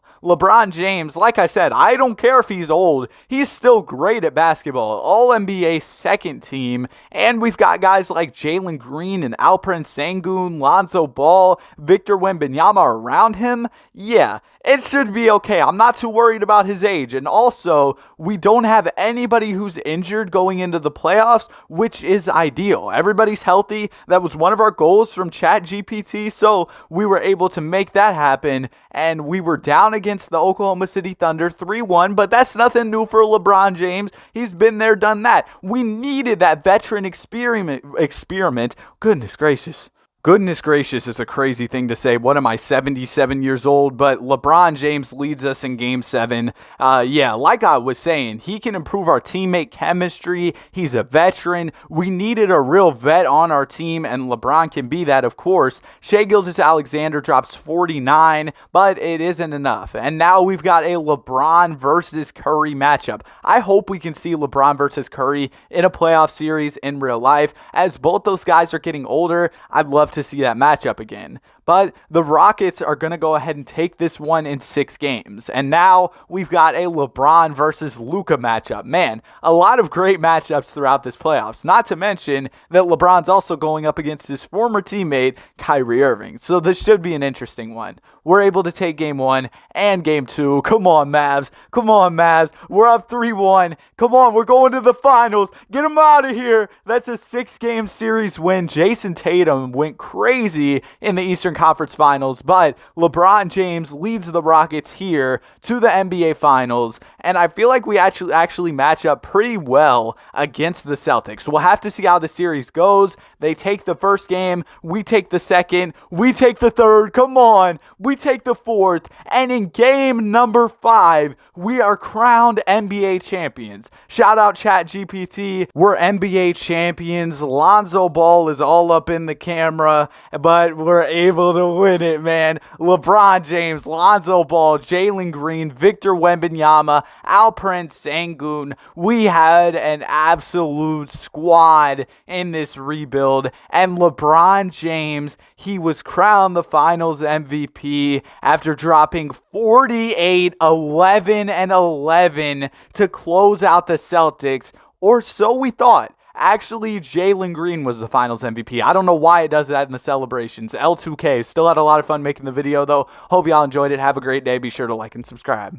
I can guarantee you that in this video, LeBron James will be lifting up the NBA championship trophy in the final game of his NBA career. We're starting it off by turning the clock back to the 2022 offseason. The Lakers should have been more aggressive this past offseason, in my opinion. They should have been more willing to trade picks, and that's exactly what I'm going to do. I'm going to make sure that this Lakers team has the right players around LeBron James so that they can compete. That means trading Russell Westbrook for De'Aaron Fox, which is pretty unrealistic, but it's 2K. I don't really care. We're giving LeBron a good roster. I don't care how it happens. It's happening. We're going to go out and we're going to get Clint Capella for Brook Lopez and Austin Reeves. They only had Austin at a 70. He's made a huge improvement in real life. Now we've got Clint Capella, who we're going to trade for Josh Giddey. I want to make sure that LeBron can compete for a couple years, so if we can get some young guys to build with, that would be ideal. And Shai Gilgeous-Alexander is another one of those guys. He progresses well in 2K. He's an 86 overall, so even though we just got De'Aaron, he's on his way out of here. So essentially, we become the Los Angeles Thunder as we've added Shai Gilgeous-Alexander and Josh Giddey, and also Derek Favors, who we're going to trade for some future first-round picks. 2 firsts for Derek Favors is crazy. 2K, please fix your trades. Like, I would enjoy it more if the trades were more realistic in this game. But hey, it is what it is. I'm going to put y'all on. Go to the final day of free agency. Usually guys will be willing to take less money, and we were able to use our mid-level exception to add Tyus Jones here in free agency. And usually in the last day, you can kind of get some steal signings. Now we're going to trade Tyus. Sorry, bro. Welcome to the team, but you're on your way out of here. We're going to get Jordan Poole and Draymond Green. Draymond's got to be ecstatic to be in LA alongside his buddy LeBron, but unfortunately, you're out of here, bro. We can go get Rashawn Holmes and Harrison Barnes. I mean, you're still going to be in California. It's just going to be with the Kings. You'll be all right. And then Harrison Barnes, welcome to the team as well. But yeah, don't get too used to it. We're going to go get John Isaac. He's a defensive player who should be really good for us. Now we've got a pretty solid rotation, a good 7-man rotation. So, if we get deep into the playoffs, guys might have to play a few extra minutes. It's okay. It's just some good cardio. Y'all will be all right. But we get off to a good start to the season. LeBron and AD are all-stars. I wanted SGA to be an all-star for us. I'm surprised he didn't make it, but we're still performing really well. 43 wins on the season so far. So I'm not too worried about that, as LeBron is All-NBA, but Anthony Davis actually not selected for any All-NBA or All-Defensive teams. Kind of surprising, but John Isaac did make All-Defensive second team. We had 3 guys averaging 22 a game or more. LeBron was the leading scorer by just a little bit, and we are the first seed in the playoffs, going up against Ja Morant and the Grizzlies, and they're up 3-0. They sweep us, the 8 seed. I don't understand 2K. Like, when does this happen in real life? How? With our roster against theirs? How? But we're going to go pick up Dennis Schroeder. Welcome back to LA. Did y'all see the steal and then the and one? Oh my goodness, that was so tough. Y'all see the game against Memphis. Schroeder was clutch in that one. But we're also going to make a huge move before the season. We're adding Cat and Jared Vanderbilt in exchange for Anthony Davis. AD can become a free agent. I mean, so can Cat, but AD, I was looking at the contract extension thing, and it didn't seem like he was for sure going to come back, and we were able to make our rotation deeper by adding Jared Vanderbilt, so I thought it was a worthwhile trade, although maybe I made a mistake because LeBron was our only All-Star this year, while AD was also an All-Star. Unfortunately, we did trade him, though, so I thought we might need some more firepower, and I'm going after Anthony Edwards here, and I was actually able to get him for Josh Giddey, Jared Vanderbilt, and a first-round pick. So now we're the Los Angeles Timberwolves, as we have Karl Anthony Towns and Anthony Edwards on the roster. LeBron, even though he's old, he's still getting buckets, 39, still averaging over 20 points per game. Looking at the season stats, we had a lot of guys scoring for us. It was more of a balanced scoring attack. And also, before we get into these playoffs, if you enjoy the videos, subscribe. Anyways, let's check out the first round. We got Sacramento. They're the 7th seed. That's light work. We get out of there in 5. Round 2, we've got the Pelicans. I feel like we match up well against them. We should really be able to get this dub. They take game 1, we take game 2, and game 3, and game 4. They do take game 5, but in game 6, we're out of there. We're headed to the conference finals against the 1-seeded Denver Nuggets. But again, I feel like we match up well against them, so I think we should be able to win this one. We end up taking game 2, they take game 3, and 4, and 5. Like, how? I don't understand with the rosters we put together how this happened, but LeBron wants to retire. You got one more season in you, I promise, Ron. You were averaging over 20. You'll be okay. Run it back one more time. I know those knees are crying for help, but just come back one more season. You'll be okay. LeBron is a 91 overall, still the best on the team, even though he's so old. And now we're looking at trades. JP doesn't really progress in 2K when you come from the 2022 offseason like he does in some of the other simulations. So I went ahead and got Alperen Sengun. Also, as y'all saw, we did end up picking up Obi Toppin as well. So I feel like we're well positioned to make another run, and we're starting off the season really well. Although mid-season, it seems like we hit a little bit of a speed bump. I really said a speed bump? I sound like an old head, but yeah, we hit a little speed bump. A 5-game losing streak is crazy from this squad. So we're going to go get Tyrese Maxey and Ivica Zubac for John Isaac, Rashawn Holmes, and a first. Although John Isaac is good defensively, he's not bringing too much to the team offensively. So I thought this could be a solid move for our team.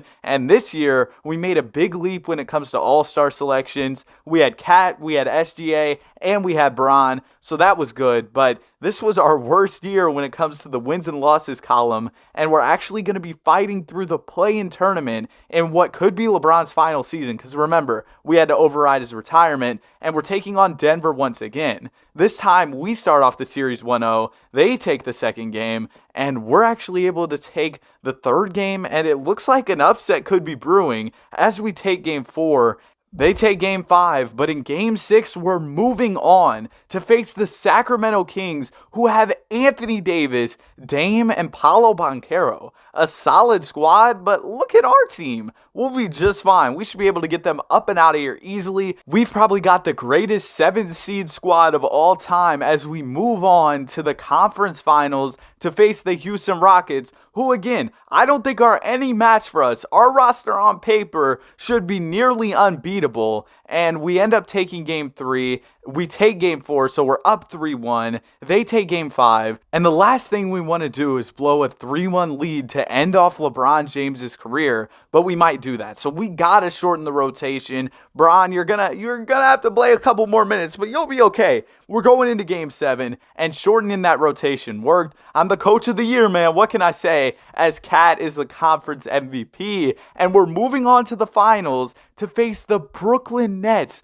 who have Kevin Durant, a Bron versus KD finals. If we can win this, this will literally be a storybook ending to LeBron James's career. As you can see on paper, again, nobody's better than us on paper. On paper, we're winning everything, but what matters is when it comes down to the matchup and who goes out there and wins and loses. I guess that's how basketball works. We get down 3-0. We take the next 2, though, and now we have a chance to get the 3-0 comeback. And in game 6, we end up winning again. 3 straight wins. Can we somehow force the 3-0 comeback? We're moving on to a 7th and final game in this series where we could upset Kevin Durant and the Brooklyn Nets after being down 3-0. Is it really an upset considering the roster we have? I don't know, but we're shortening the rotation. We can't afford for this comeback to fall short. And in a storybook ending, we've got a 1-point game with 45 seconds left in a game 7 to pull off the 3-0 comeback.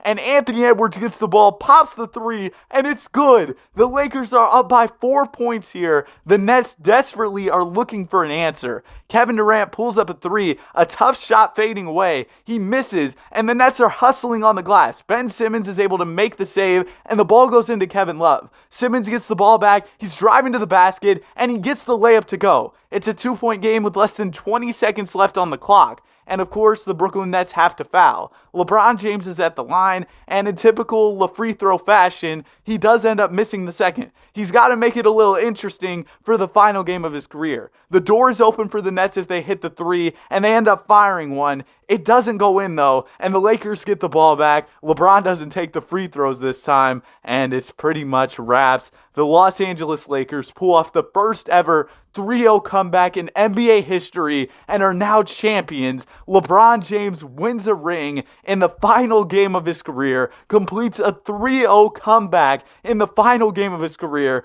This could really be a fake video the way this played out. This is crazy. It's not fake though, I promise y'all. LeBron lifts up the Finals MVP trophy as he has a near triple-double in the final game of his NBA career, and throughout the playoffs, he averaged a little under 20 points per game. Oddly enough, though, Cat was the Finals MVP, even though LeBron lifted up the trophy, but we don't really care, and when I have him lifting up that trophy in the thumbnail, Bron lifting up the trophy, it's not clickbait. I mean, it happened in the video. LeBron gets his 5th ring. Hope y'all enjoyed the video. Have a great day. Be sure to like and subscribe.